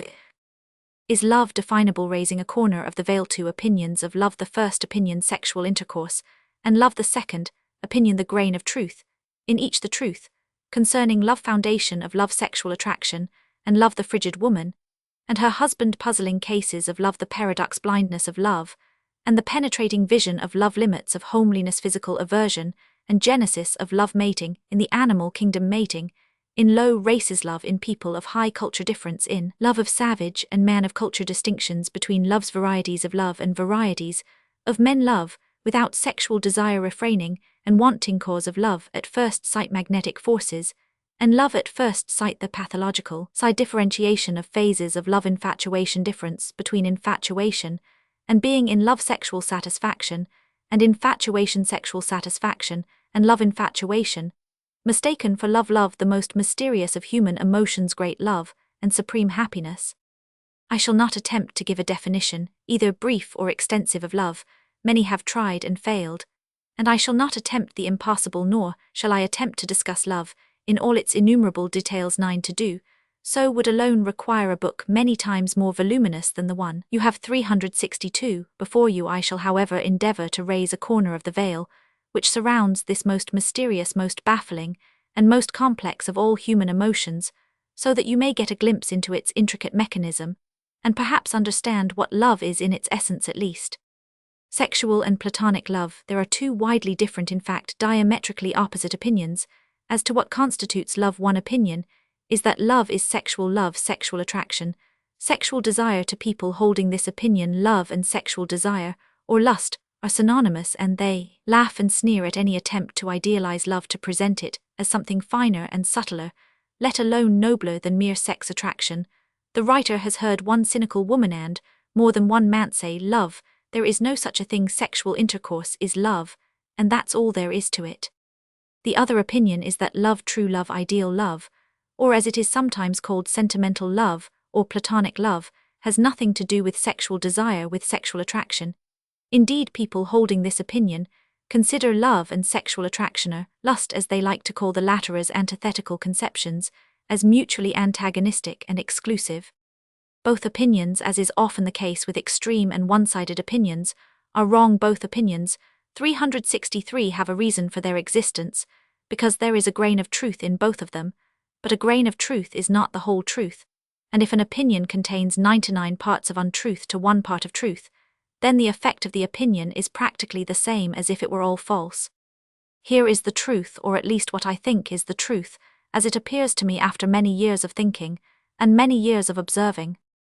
Foundation of love. The foundation, the basis of all love, is sexual attraction. Without sexual attraction in greater or lesser degree, there can be no love. Where the former is entirely lacking, the latter can have no existence. This you may take as an axiom. Some may call it love, but on analyzing it you will find that it is no such thing. It may be friendship, it may be gratitude, it may be respect, it may be pity, it may be habit, it may even be a desire or a readiness to love or to be loved, but it is not love. Experience has proved it in thousands and thousands of sad cases, And the girl who marries a man who is physically repulsive to her, who possesses no physical sexual attraction for her, though she may experience for him all of the feelings mentioned above, namely friendship, gratitude, respect, and pity, is preparing for herself a joyless couch to sleep on, unless, indeed, she happens to belong to 364, the class of women whom we call frigid, that is, if she is herself devoid of any sexual desire and feels no need of any sexual relations, such a woman may be fairly or even quite happy with a husband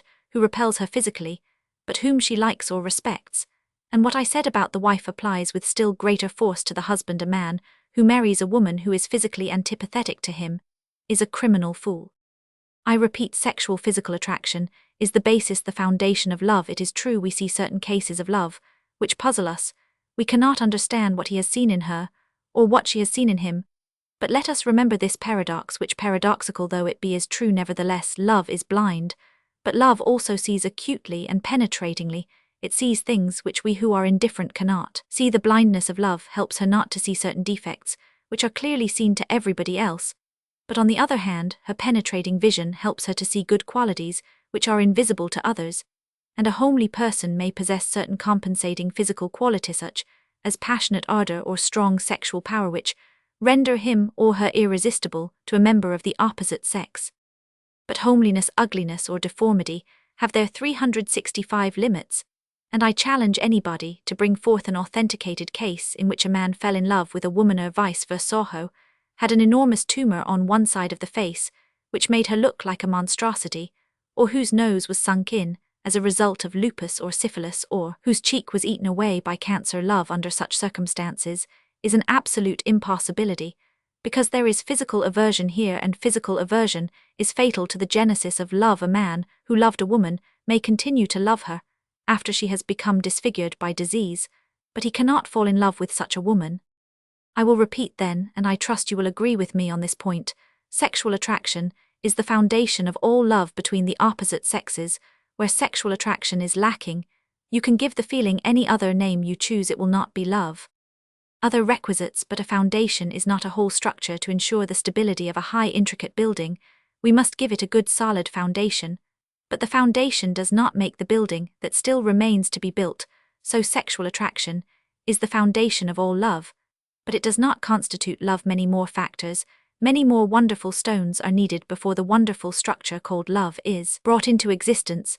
This 366 wonderful structure sometimes goes up in the twinkling of an eye, as if by the touch of a magic wand. Who has not seen or heard of instances of love at first sight? But the rapidity of the growth of the structure called love does not militate against our assertion that many stones, much variegated material, and a strong cement are needed for its completion. Fairies sometimes work very quickly. A little thought will show clearly that love is not merely sexual love, not merely a desire to gratify the sexual instinct. If love were merely sexual desire, then one member of the opposite sex, or at least one attractive member, would be as good as any other. And indeed in animals, and in the lower races where love as we understand it does not exist, this is the case. To a male dog, any female dog is as good as another, and vice versa. Cats are not particular in the choice of their mates, nor are cows, horses, etc.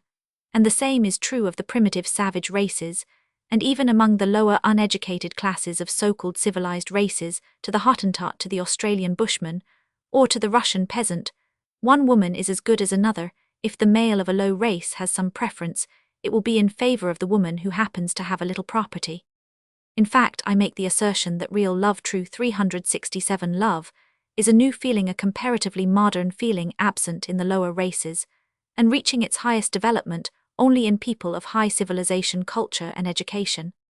The platitudinous objection might be raised that human nature is human nature, that all our feelings are born with us, and as such are inherited, that they have been with us for millions of years, and that we cannot possibly originate any entirely new feeling. True, from a certain viewpoint, we cannot originate intellect either. The germ of intellect, with all its potential possibilities, was present in our most primitive tree-climbing ancestors, but as much difference as there is between the intellect of an Australian bushman and the intellect of a Spinoza, a Shakespeare, a Darwin, a Victor Hugo, a Goethe, or a Gauss, so much difference is there between the love of a primitive savage and the love of the highly cultured modern man. The love or so-called love of the primitive or ignorant man and woman is a simple matter, and is practically equivalent to a desire for sexual gratification. The love of the truly cultured and highly civilized man and woman, while still based on sexual attraction, is so complex and so dominating a feeling that it completely defies all analysis, all attempts at dissection, as it defies all attempts at synthesis, at artificial building up. But to say that a man may deeply love a woman and not have any sexual desire for her is nonsense. A man who loves a woman and does not want to possess her, to use the ugly ancient verb, does not 369 love her. He is completely impotent, whatever the feeling may be for her. It is not love. He may abstain from having sex relations with her, if the circumstances are such that sex relations may lead to her unhappiness and suffering. But to refrain from doing a thing when reason and judgment lead us to refrain does not mean not to want the thing. Love at first sight. Nothing is more firmly established than the fact that a person may fall passionately and incurably in love with a person of the opposite sex, at the very first sight, in the twinkling of an eye, in the literal sense of the word. One glance may be sufficient, and such a love may exist to the end of life, and may, if reciprocated, lead to supreme happiness, or if unreciprocated, to the deepest unhappiness. What it is that causes love at first sight is unknown. Some have suggested that the beloved object sets in motion or fermentation certain internal secretions, hormones in the lover, which cannot become satisfied or neutralized, except by that person, and the possession of the beloved object becomes a physical necessity. This explanation really means nothing. It is a hypothesis unsusceptible of proof, but whatever the cause of love at first sight, it is so mysterious a phenomenon that it gives the mystics and metaphysicians some 370 justification for their talk about electric currents and magnetic forces. These phrases also mean nothing, but are an attempt at explaining the suddenness and irresistibleness of the attack. So powerful is the attraction of love at first sight that people have been known to cross continents and oceans merely to get a glimpse of the beloved object, and people have been known to sacrifice everything, their career, their material possessions, their social standing, their honor, and even their wife and children, in order to gain their object. And a mother may give up her children, whom she loves dearer than life, may risk ostracism and disgrace only in order to be with the object of her love. This shows that love then becomes pathological, because any feeling which so completely masters an individual that he is willing to sacrifice everything he has in the world is pathological. Infatuation and being in love, while, as said, the feeling of love does not readily lend itself to dissection, to analysis, still, we can differentiate some phases of it.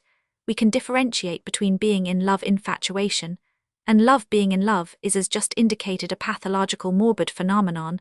The person who is in love is not in a normal condition. He can see nothing. He cannot be argued with as far as his love is concerned. She 371 is the acme of perfection, physical, mental, and spiritual. Nobody can be compared with her.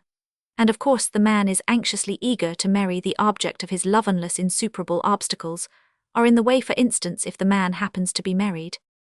Infatuation may be as strong as any being in love feeling, but with this difference: in infatuation, the man may know that the object of infatuation is an unworthy one. He may despise her, he may hate her, he may pray for her death, he may do his utmost to overcome the infatuation. In short, infatuation is a feeling chiefly physical, which the man can analyze the unworthiness and absurdity of, which he may acknowledge, but which he is unable to resist or overcome.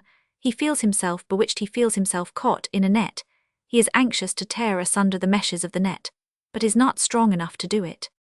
And this is a pretty good way to differentiate between being in love and being infatuated. If in love the man does not want to be free from his chains, he does not want to cease to love or to be in love. When infatuated, the man often uses his utmost willpower to break his shackles. Sexual satisfaction is often sufficient to shatter an infatuation. It is not 372 sufficient to destroy love. It often strengthens and eternalizes it. Neither being in love nor infatuation can last forever. They are acute maladies of high tension and relatively short duration. Infatuation may change into indifference or disgust. Being in love may change into indifference, hatred, or into real lover, steady, durable. This will answer the often asked question: how do marriages turn out which are the result of a sudden violent passion, or of love at first sight? No ironclad rules suitable for all cases can be given. Some turn out very unhappily, the couple gradually finding out that they are altogether unsuited to each other, that their temperaments are incompatible, that their views, ideas, likes and dislikes are different. In some cases, what was supposed to be a great love is soon seen to have been merely an infatuation and satiety and disgust follow, but in other cases, as mentioned, the sudden consuming passion turns into a warm lifelong love, and the people live happily ever after. Dr. Nistrom relates the case of a prominent physician of France of high social and scientific standing, who beheld a young girl accidentally in the street. He did not have the slightest idea who she was. He was irresistibly attracted to her. He, 373, followed her, boarded the same omnibus, and went to the house which she entered, rang the bell, introduced himself, begging pardon for his intrusion, but was dismissed. He returned and explained to her his ardent passion, and asked permission to visit her parents, well-to-do people in the country, and the climax was a mutual love and a happy marriage. Many of us know of similar cases, but as a rule the slow developing love is more reliable than the suddenly bursting out flame. Love is the most complex, the most mysterious, the most unanalyzable of human emotions. It is based upon the difference in sex, upon the attraction of one sex for another. It is fostered by physical beauty, by daintiness, by a normal sexuality, by a fine character, by high aspirations, by culture and education, by common interests, by kindness and consideration, by pity, by habit, and by 1,000 other subtle feelings, qualities and actions, which are difficult of classification or enumeration. A great love, greatly reciprocated, is in itself capable of rendering a human being supremely happy. Nothing else is. Other things such as wealth, power, fame, success, great discoveries, may give supreme satisfaction, great contentment, but supreme buoyant happiness is the gift of a great love. Only such 374 loves are, and the mortals that achieve it are the envy of the gods.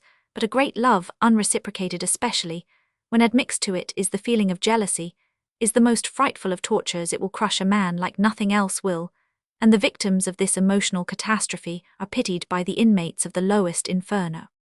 Chapter 51. Jealousy and how to combat it.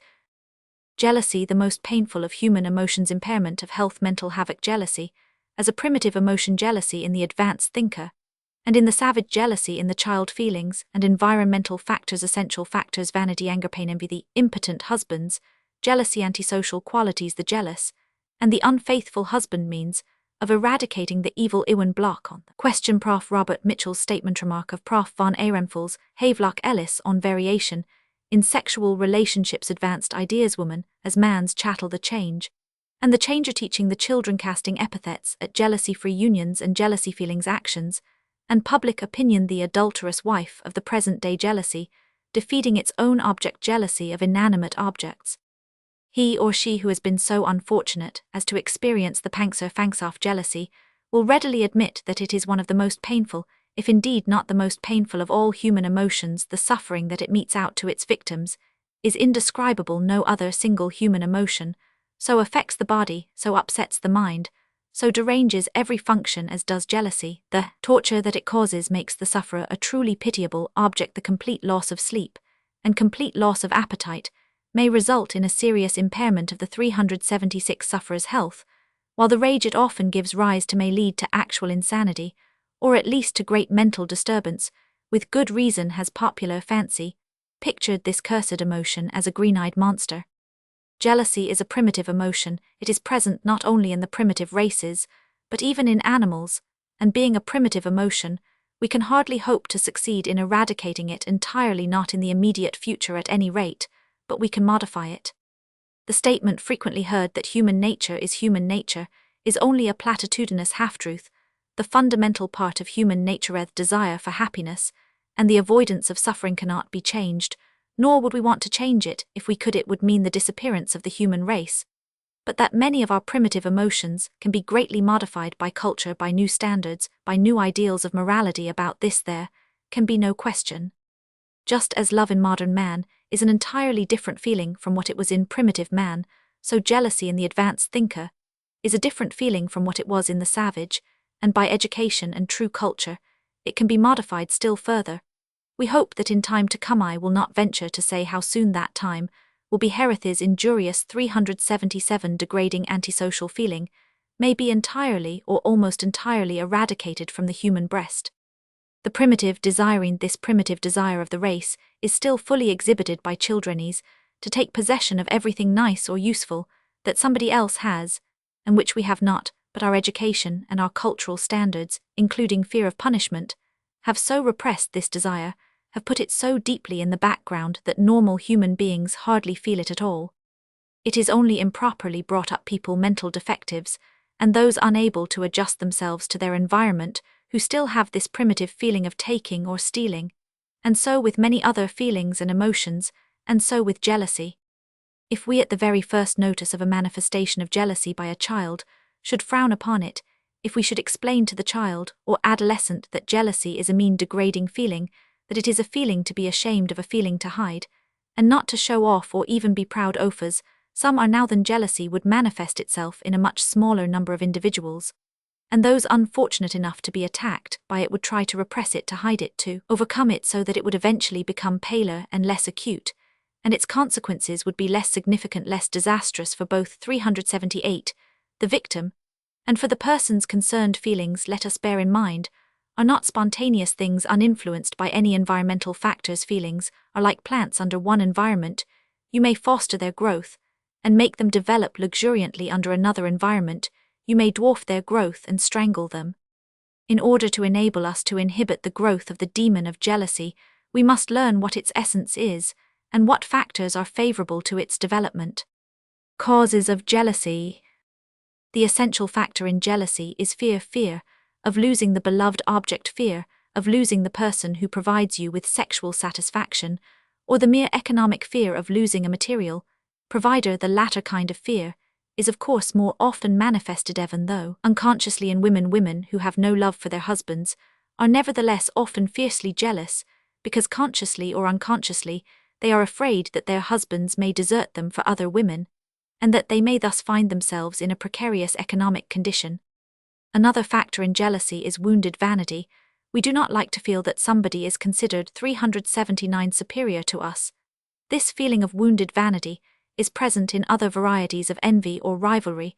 A person who loses in a race, or gets a lower mark in his examination than his rival, may be filled with a feeling of envy and hatred almost equal in intensity to, though never as painful as, sexual jealousy.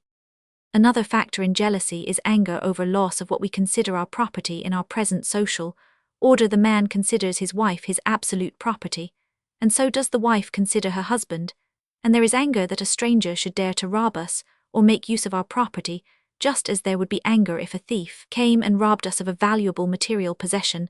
This anger or rage part of jealousy is not a sign of love. It is very far from being so, because it manifests itself also in men and women who have not a particle of love for their spouses.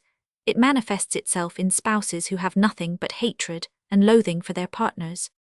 Another important factor is pain, that the person we love has ceased to love us. When we love a person, and our love is not reciprocated, we feel pain, which may rise to the degree of agony, even when there is no rival in the field. But when a person who loved us has ceased to love user, we 380 imagine sound, has transferred the love to another person, that pain is so much the greater. I will digress here for a moment to state that the fear that a person has ceased to love us because he loves somebody else is often groundless. It is based upon the erroneous and vicious idea that a man cannot possibly love two women at the same time, or that a woman cannot love two men at the same time. Psychologists, particularly those who have made a special study of sexual psychology, know that this idea is false. They know that love may be directed at the same time towards two or three individuals. They know that a second love not only does not necessarily destroy or diminish a first love, but may deepen and strengthen the latter. Another element is pure envy, just mean envy that somebody should have what we haven't, or what we have but are in danger of losing, just as we envy others an automobile, a fine house, a high social position, etc., when we have not got them or have been deprived of them. A point that I would like to mention is that if husbands who have become impotent, having lost either the desire or the power, but particularly the latter, become jealous, their jealousy knows no bounds. No strongly potent man ever reaches the same intensity in jealousy as is reached by a 381 sexually weak or impotent man. The knowledge that another man has displaced him, and that he himself could not replace that other man even if he were permitted to, fills him with impotent rage, and as is well known, impotent rage is always more intense than rage that is potent. Women are free from this kind of rage, because women are never impotent in this sense. They may be frigid, but they are never devoid of the potentia coendi, except in extremely rare cases of atresia vaginae, or the absence of the external genitals. There are a number of other components which go to make up this queen of torments or king of torturers jealousy, but those I have enumerated are the essential ones. What are they? Fear, vanity, anger, envy, and pain, none of them admirable qualities, none of them, with the exception of the first and the last, even deserving our compassion, all of them, antisocial and anti-individual qualities. Should not everything be done to eradicate such a rank weed, which draws its sustenance from roots, each one of which is dipped in poison? We are told that in our primitive state jealousy was a social instinct, that by killing and keeping away rivals, it helped to found and cement the family. And to keep it pure, I do not care to enter here 382 into a discussion of this point, but whatever useful role jealousy may have played in the remote ages, I doubt that it is now an utterly useless, utterly vicious, utterly antisocial and anti-individual emotion. It is opposed to social life, and it destroys individual happiness, and everything possible should be done to smother it, to strangle it, to eliminate it entirely from human life. Yes, I find no compensation whatever for jealousy, I find no place for it in our modern life, and I am in complete agreement with Fall, who calls jealousy a heritage of animals and barbarians. That is what I would say, he says, to all those who in the name of offended honor would grant it rights, and even place it on a pedestal. It is 10 times better for a woman to marry an unfaithful than a jealous husband. Jealousy transforms marriage into a hell. Even in its more moderate and normal form, jealousy is a torment for distrust and suspicion poison. Love, we often hear of justified jealousy. I maintain that jealousy is never justifiable. It is always a stupid atavistic inheritance, or else a pathological symptom. But can anything be done to eradicate this agonizing, tormenting emotion? I believe it can, and the ways and means to the eradication of this evil will be found on analyzing its components. We may 383 not be able to destroy all the components. If we destroy the greater part of them, much will have been accomplished. The underlying factors of jealousy are the primitive instinct also present in many animals, our ethical and religious ideas, and our economic system. The primitive instinct we can repress and modify. We can hardly hope to eradicate it entirely, but our ideas and economic system, we can change it. Is easier to change ideas than it is a system, and it is with our ideas we should commence. The first idea we must endeavor to destroy is that it is impossible for a human being to love more than one other human being at the same time. We must show that the love of the modern, educated and aesthetic man and woman is an exceedingly complex feeling, and that a man may deeply and sincerely love one woman for certain qualities, and just as deeply and sincerely love another woman for certain other qualities. Of course, love cannot be measured by the yard or bushel, nor can it be weighed on the most delicate chemical balance, and it may be impossible to determine whether he loves both women exactly alike, or he loves one woman more than the other, but that one love does not exclude another, that it may even intensify the other love. 384, that is certain, and is the opinion of every advanced sexologist. Max Nordau, a man of high and austere ideals, a man whom nobody will accuse of a tendency to licentiousness, says in his Conventional Lies, it may sound very shocking, yet I must say it, we can even love several individuals at the same time, with nearly equal tenderness, and we do not necessarily lie when we assure each one of our passion. No matter how deeply we may be in love with a certain individual, we do not cease to be susceptible to the influence of the entire sex. And Ewan Block, than whom no greater investigator in the field of sexology ever lived, asks the question, is it possible for anyone to be simultaneously in love with several individuals? And he immediately says, I answer this question with an unconditional yes. And he says further, it is precisely the extraordinary manifold spiritual differentiation of modern civilized humanity that gives rise to the possibility of such a simultaneous love, for two individuals. Our spiritual nature exhibits the most varied coloring. It is difficult always to find the corresponding complements in one single individual. Prof. Robert Mitchells says it is nature's will that the normal male should feel a continuous and 385 powerful sexual attraction towards a considerable number of women in the male, the stimuli capable of arousing sexual excitement. This term is not to be understood here in the grossly physical sense, are so extraordinarily manifold, so widely differentiated, that it is quite impossible for one single woman to possess them all.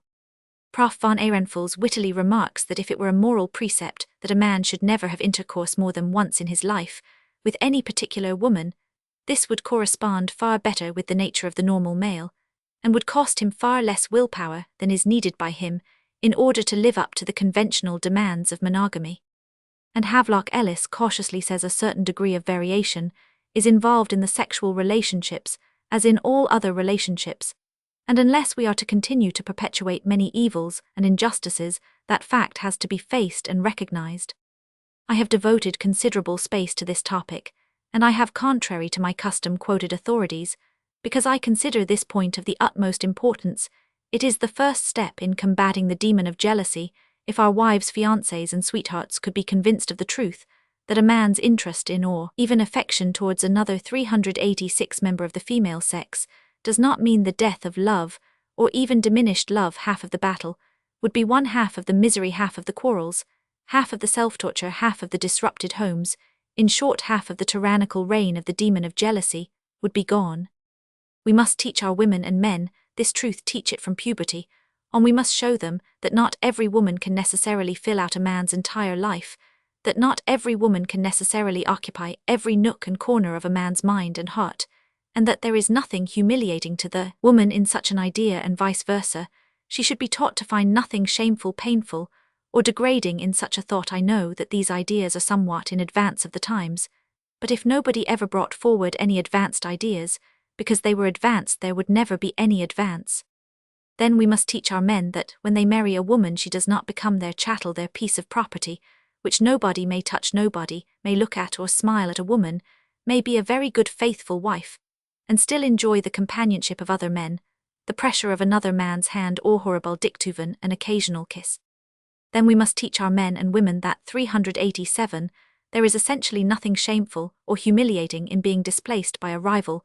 The change may be a disgrace for the changer, and not for the changed one. It does not at all mean that the change has been made because the rival is superior. It is a well-known fact that the rival often is inferior. The change is often made not because the changer has gone upward, but because he has gone downward, has deteriorated, and the changer often knows it himself. Inculcating those ideas would do away with the feeling of wounded vanity, which is such an important component in the feeling of jealousy. Further, we must teach our children from the earliest age that jealousy is not nice, that it is a mean feeling, that it is a sign of weakness, that it is degrading to the person who entertains it, particularly to the person who exhibits it. Ideas inculcated from childhood have a powerful influence, and the various ideas exposed above would have an undoubted influence in minimizing the mephitic destructive effects of the feeling of jealousy. People properly brought up will always succeed in controlling or suppressing certain non-vital instincts or emotions on which society puts its stamp of disapproval, which it considers not nice or disgraceful. Jealousy not toward rivals. Jealousy need not express itself toward a sexual rival. Only a person may be jealous of people who can never be sexual rivals. The jealousy need not even be of people. It may be of inanimate objects of a person's work, profession, or hobby. Thus a wife may be intensely jealous of her husband's mother, towards whom he is very affectionate or simply kind and considerate. She may be jealous of her own children if she notices or imagines that the father loves them intensely, or if he spends a good deal of time with them. She may be jealous of his male friends, and many a husband had to give up not only his female acquaintances, but his lifelong male friends in order to preserve peace in the family. A wife may be fiercely jealous of her husband's success and reputation, and cases are not unknown where the wife put every possible obstacle in her husband's way in order to make him fail in his work, to make him turn out mediocre work, all from fear that his 389 success would gain him admirers, which might perhaps take him away from her. Wives have been known to do everything in their power to exhaust and weaken their husbands, to make them physically unattractive, only to keep them, and so powerful is this primitive childish savage feeling, this desire for exclusive monopoly, that there is nothing a jealous wife, sweetheart, or mistress may not do in order to retain the man, in order to regain him, or having lost him irretrievably, in order to revenge herself. And what is said about the woman is applicable with equal force to man. It is a huge mistake to assume that jealousy is woman's prerogative, her particular characteristic, or even that it is stronger in her than in man. A man can be as savagely jealous as any woman, and suffer the same tortures of hell. Jealousy defeats its object. One of the worst features about jealousy is that it defeats its own object.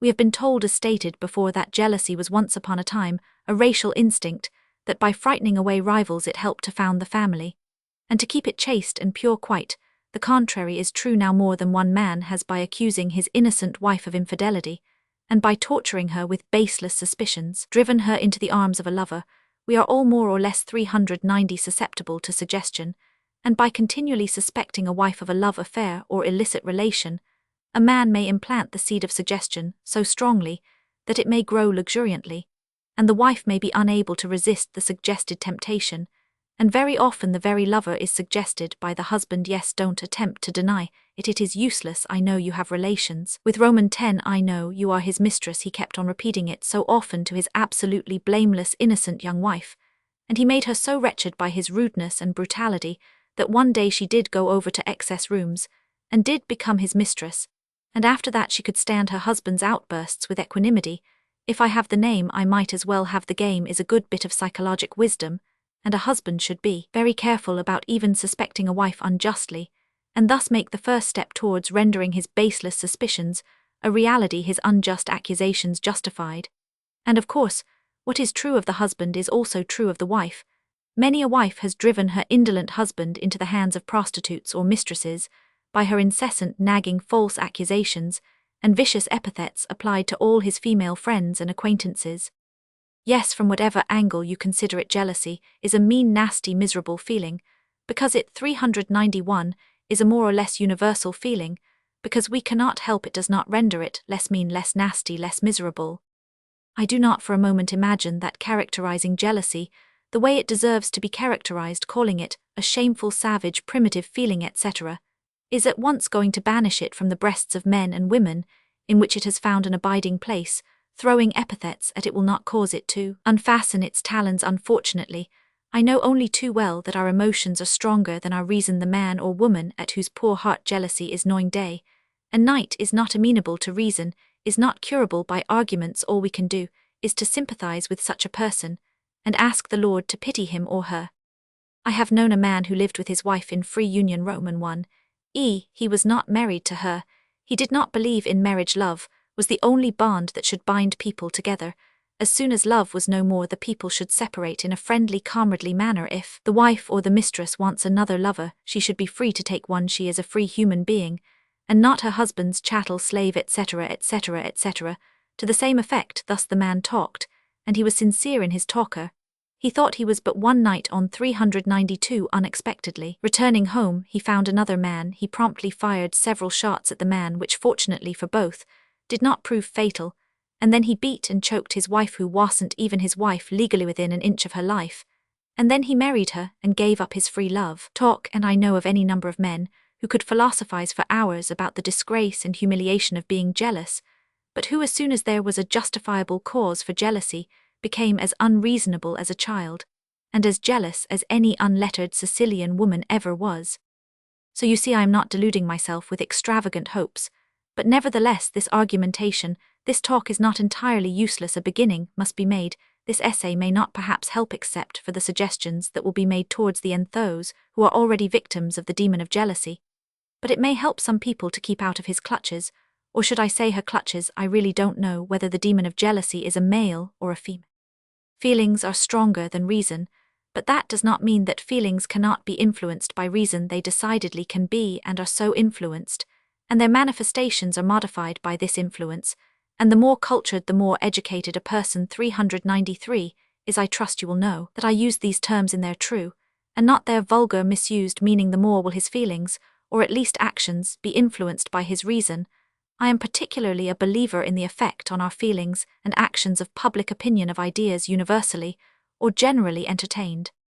Let me give one example which is pertinent to the subject. In former days it was universally held, and in many places it is still held, that when a wife sinned, she committed the most unpardonable crime that a human being could be guilty of, and that she thereby dishonored her husband, and the only right thing for him to do was to shoot the rival, and cast out the wife, or at least to cast her out.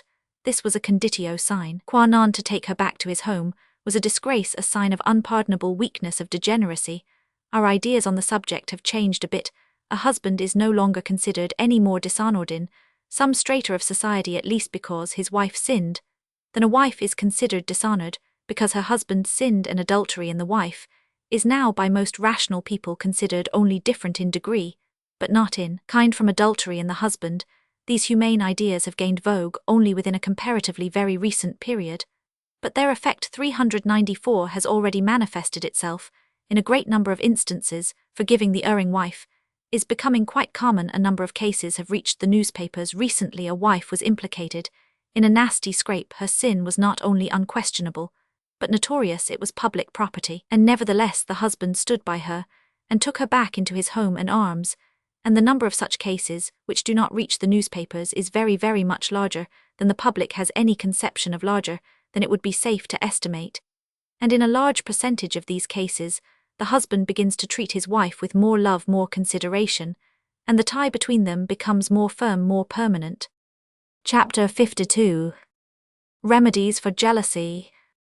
Prevention and cure. Prophylaxis of jealousy. Fitting remedy to circumstances. The neglectful and flirtatious husband. No question of love. Advice to the wife of the flirtatious man. An efficient, though vulgar remedy. Jealousy must be experienced to be understood. Necessity for freedom of association. Lines of conduct for the wife. Contempt for a certain type of wife and husband. The abandoned lover. The effects of unrequited love. Sublimated sexual desire replacing unrequited love. The attitude of both simultaneous loves, possible successive loves, possible eternal loves when sex relationships may be beneficial. Purchasable sex relations and their value. The broken engagement. The terrible effects on the young man. The young streetwalker. Sex relations with fiancé. Inundating sense of shame. Collapse. Attempts at suicide. An active sex life. The results. The prevention of jealousy.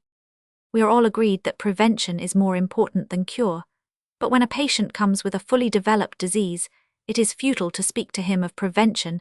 It is too late to sermonize what he wants, and what he needs is a cure if such can be had. What has preceded has reference chiefly to the prophylaxis of jealousy, to the prevention of the development of this disease in the future.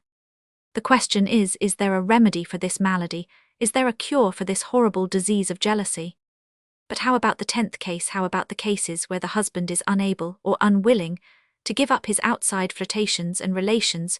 We advanced sexologists know that not all men no more than all women are made in the same mold, and what is possible or even easy for 9 men may be very difficult or absolutely impossible for the 10th. We know that there are some men to whom an ironclad monogamic relation is an absolute 398 impossibility. The stimulation of other women, either the purely mental spiritual stimulation, or the stimulation of physical relationship to them, like breath in the nostrils. In fact, there are some men whose very possibility of loving their wives depends upon this freedom of association with other women. They can be extremely kind to, and love their wives tenderly, if they can at the same time associate spiritually or physically with other women. If they are entirely cut off from any association with any other woman, they begin to feel irritable, bored, may become ill, and their feeling towards their wives may become one of resentment, ill will, or even one of hatred. This is not the place to talk of the wickedness of such men. Thus they are made, and with this fact we have to deal. What is the wife of such a man to do? 2 lines of conduct are open to her. Avenues of exit. The line of conduct will depend upon her temper and upon her ideas of sex morality, but she ought to select the line of conduct which will cause the least pain, the least unhappiness. If she is a woman of a proud, independent temper, particularly if she belongs to the militant type, she will leave her husband in a huff regardless of consequences. But if she is a woman of the gentler, more pliable, more supple, and I may also say more subtle type, and 399, if she really loves her husband, she will overlook his little foibles, peccadillos and transgressions, and she may live quite happily. And the time will come when the husband himself will give up his peccadillos and transgressions, and will cleave powerfully to his wife, will be bound to her by bonds never to be torn asunder. I know of several such cases. And I will take this opportunity to say that I have the deepest contempt for the wife who, on finding out that her husband had committed a transgression, or that he has a love affair, leaves him in a huff, or makes a public scandal, or sues for divorce. Such a wife never loved her husband, and he is well rid of her, and what I said about the wife applies with almost equal force to the husband. The abandoned lover. But what shall the abandoned lover do? Let us take the case of A and B, and let A stand for any man and B for any woman, or vice versa. Let A be the woman and B the man, for in jealousy and love what applies to one sex is applicable with practically the same force to the opposite sex. Suppose A is intensely jealous of and deeply passionately in love with B, but B is utterly indifferent and does not care what A may feel or do. A and B may be married or not. This does not alter the case materially. Suppose B, if unmarried to A, goes off and marries another man 400 or if married to a goes off and leaves him or suppose B, does not love anybody else, but just remains indifferent to as advances or repels him, because she cannot reciprocate his love unrequited. Love alone can cause almost as fierce tortures as the most intense jealousy, and a sufferer's tortures. What shall he do? What shall he do to save himself, to save his health, his mind, his life? For he is unable to eat, unable to sleep, unable to work, and he feels that he is going to pieces, he has lost his position, and is in danger of losing his reason. What shall he do to escape insanity, or suicide's grave? There is but one remedy: let him use all his energies to find a substitute, a living substitute. Mere sexual desire may be sublimated to a certain extent into other channels, may be replaced by work, study, a hobby, or some engrossing interest. A great unrequited love with the element of jealousy present or absent cannot be replaced by anything else except by another love. And whereas greater love is impossible, let it be a minor love, or a series of minor loves. When Goethe, one of the world's great lovers, was unable to walk in the broad avenue of a great love, he would walk in the bypaths of a number of little loves. The common talk about a person being unable to love more than once in his or her life is silly nonsense. A man, or 401 a woman, is able to love, and love very deeply a number of times, and love simultaneously or successively. It is often a mere matter of opportunity. I know that there are loves that are eternal, that there are loves for which no substitute can be found, but these supreme divine loves are so rare that among ordinary mortals they may be left out of account. They are the portion of supermen and superwomen ordinarily. A substitute may be found. The substitute love may never reach the intensity of the original love. It may never give full or even half-full satisfaction, but it will help to dull the sharp cutting edge. It will act as a partial hemostatic to the bleeding heart. It will soothe and anesthetize the wound, even if it cannot completely heal it, and this is a valuable aid while the sufferer is coming to himself or herself, while the gathered fragments of a broken life are being cemented, and while the cement is hardening. Yes, the man or woman who is in inferno on account of an unreciprocated or a betrayed love should lose no time in searching for a substitute love. I do not believe in people losing their health and their minds on account of suffering, which does nobody any good. But I will go still further. Where a substitute love, great or minor, cannot be found, then mere sex relations may help to diminish the suffering. 402, to quiet the turbulent heart, to relieve the aching brain. As everything connected with sex, so our ideas about illicit sex relations that are not connected with love are honeycombed with hypocrisy and false to the core, while purchasable loveless sex relations can of course not be compared to love relations. Still, under our present social, economic, and moral code, they are the only relations that thousands of men and women can enjoy, and they are better than none. And in quite a considerable percentage of cases an element of romance and greater or lesser permanency do become attached to them, and they act as a more or less satisfactory substitute for genuine love relations. I am not spinning theoretical gossamer webs. I am speaking from experience, the experience of patients and confiding friends. I could relate many interesting cases, and I may in a more appropriate volume here. One or two will have to suffice. He was 26 years old and a senior student in the College of Physicians and Surgeons, Columbia University, New York. He had been in love with, and had considered himself engaged for 4 or 5 years to a young lady 2 years his junior. She was of course the most wonderful young lady in the world, the whole world. In fact, there was not another one to compare her to. She was unique. 403. She stood all alone, but for a year or so she was getting rather cool towards him, which fanned his flame all the more, and suddenly he received a note asking him not to call any more nor to try to communicate in any other way. He did write, but his letters were returned unopened, and soon after he read of her engagement to a prominent young banker. He nearly went insane, and this is used not in any figurative sense. His insomnia was complete and resisted all treatment when his pulse became very rapid, and his eyes acquired the wild look that they do after many sleepless nights. An attempt was made to administer hypnotics, but they had practically no effect. Chloral, veronal, etc., only made him dopey, irritable, and depressed, but did not give him 1 hour of sound sleep. His appetite was gone now, and then his limbs would twitch, and he would sit and stare into space for hours at a time to study or attend. The clinics was out of the question, and he did not even attempt to take the final examinations. The parents felt distressed, but were unable to do anything for him. The least attempt at interference on their part, any attempt to console him, to induce him to pull himself together, made him more irritable, more morose, so that they finally left him alone. He was practically a total abstainer, but one evening he went out and came home drunk. 404, and after that he drank frequently and heavily. His parents could do nothing with him. One evening on Broadway, he was accosted by a young streetwalker. She had a pleasant, sympathetic face, and he went with her. That was his first sex experience up to that time. He was chaste. He met her again the following evening. Gradually a sort of friendship grew up between them. She found out the cause of his grief, and with maternal solicitude, she tried everything in her power to console him, and he began to look forward to the nightly meeting with her. His grief became gradually less acute. He gave up drinking, which he disliked, and which he had taken up only to deaden his pain. He began to pull himself together, and in 6 or 8 months he took over his last year in Columbia and was properly graduated. He kept up the friendship with the girl for over 2 years. When she died of pneumonia, he did not love her, but he liked to be with her, as her presence gave him physical and mental comfort. It is possible that she loved him genuinely, but there was never any sentimental talk between them, and there was never any question between them of the permanency of the relationship. They both knew that it was temporary, but he is absolutely certain that, but for one of the representatives of the class that is despised, driven about, and persecuted by brutal 405 policemen and ignorant judges, he would have become a bum, or most likely, he would have committed suicide, at the point of which he was several times. Only pity for his mother and sisters restrained him. And here is another case. A girl about 28 years of age fell in love with a man 4 or 5 years her senior. The love seemed to be reciprocated, and they soon became engaged to be married. He asked that the engagement, on account of certain business reasons, be kept secret. She did not know the man well. She had met him at several entertainments and church affairs, and he seemed very nice. He always found some excuses for delaying the marriage, and after they had been engaged about a year, he began to insist on sex relations.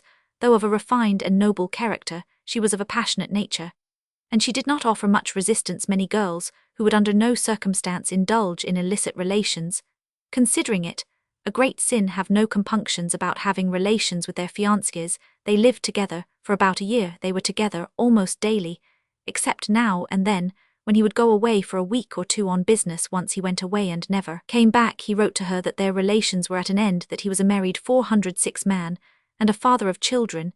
He had hoped he might get a divorce, but that now he had changed his mind, and that she must forget him, etc. Everything was black before her. It cost her a supreme effort not to faint, and she was supported in this effort by the fact that when the letter came, she was in the presence of friends. A terrible, overpowering, all-inundating sense of shame gave her the strength not to betray her condition and her story before the world at large, but as soon as she was alone she collapsed completely. There was the most absolute insomnia imaginable, complete anorexia, but the most distressing features were frequent fainting spells, severe palpitation of the heart, and tremors. She had no love for the man, so she said her love had turned to hatred and contempt, but the jealousy was all-consuming. Like a fire, it was burning in her, searing her brain and her soul day and night. She felt that she was not strong enough to stand this physical and mental torture, and so she decided to commit suicide. As the means she selected gas. Fortunately, the smell became perceptible before the injury was irreparable. She was saved, but she felt that she could not stand the torture very long, and more than anything was she afraid that her mind would give way. She had a special horror of 407 insanity, and so she decided to make another attempt, this time with bichloride again. She was saved. A friend of hers then got an inkling of the events that were transpiring, and she introduced her to some gentlemen friends. They were nice people, and more or less radical on the sex question. In order to drown her pain, she began to go out very frequently with that crowd, and to her surprise and delight, she found that she soon began to think less and less about her contemptible seducer, and what was more important to her, she was soon able to sleep. For about 6 months, she led an extremely active, almost promiscuous sex life, but then she gave it up as she felt herself normal and no longer in need of it. She is now happily married. I am through with this rather lengthy essay on one of the most painful manifestations of human emotional life. I repeat that I am aware that feelings are often stronger than reason, but saying this does not mean asserting that feelings cannot be modified and held in check by reason. I feel confident that a careful, open-minded reading of these pages and an acceptance of the ideas therein promulgated would aid in preventing a good deal of the misery of jealousy, and incurring a certain proportion of it after it has found lodgment in the hearts of unhappy men and women. Chapter 53. Concluding words. It is my sincere belief, and I cherish the belief, in spite of this horrible, wretched war, which seems to be shattering the very foundations of everything that we hold dear, destroying all the humane and moral achievements that have been laboriously built up in the course of many centuries, that The time will come when the world will be practically free from pain and suffering. Almost all disease will be conquered, accidents will be rare, the fear of starvation or poverty or unemployment will no longer haunt men and women, every infant born will be well-born and welcome, and the numerous anxieties and ambitions that now disturb the lives of so many of the Earth's inhabitants will no longer plague us. They will be the dead memories of a dead and forgotten past. Yes, I believe that the time will come when the world will be practically free from pain and suffering, but there is one exception. I do not believe that we will ever be able entirely to eliminate the tragedies of the heart for our physical ills, which 410 will be few in number. There will be a socialized medical profession. Everywhere there will be free hospitals and convalescent homes. The unemployment problem will be dealt with by the state, and dealt with so that there will be no unemployment problem. There will be work for everybody, and everybody will do the work which he finds most congenial, but the state, I fear, will be able to do nothing in affairs of the heart. When John loves Mary with every fibre of his soul, and Mary remains completely indifferent, then no state physician and no government official will be able to offer any balm or consolation to poor John. And if Mary loves Robert and Robert behaves so that he breaks Mary's heart, then no official glue will put it together, and no convalescent home will make it whole. Yes, I believe that love pangs and tragedies of the heart will cause mortal men and women suffering even under the most perfect social regime. But I also believe that these pangs will be less acute, that the suffering will be less cruel than it is now. Proper ideas about love, freer intercourse between the sexes, a normal and regular sex life, a saner attitude towards many things which are now unjustly considered shameful or criminal will, to a large degree, prevent the heart tragedies and facilitate their cure where they cannot be prevented. The author trusts that woman, her sex and love life will help in some slight degree in spreading healthy, sane, and honest ideas about sex among the men and women of America.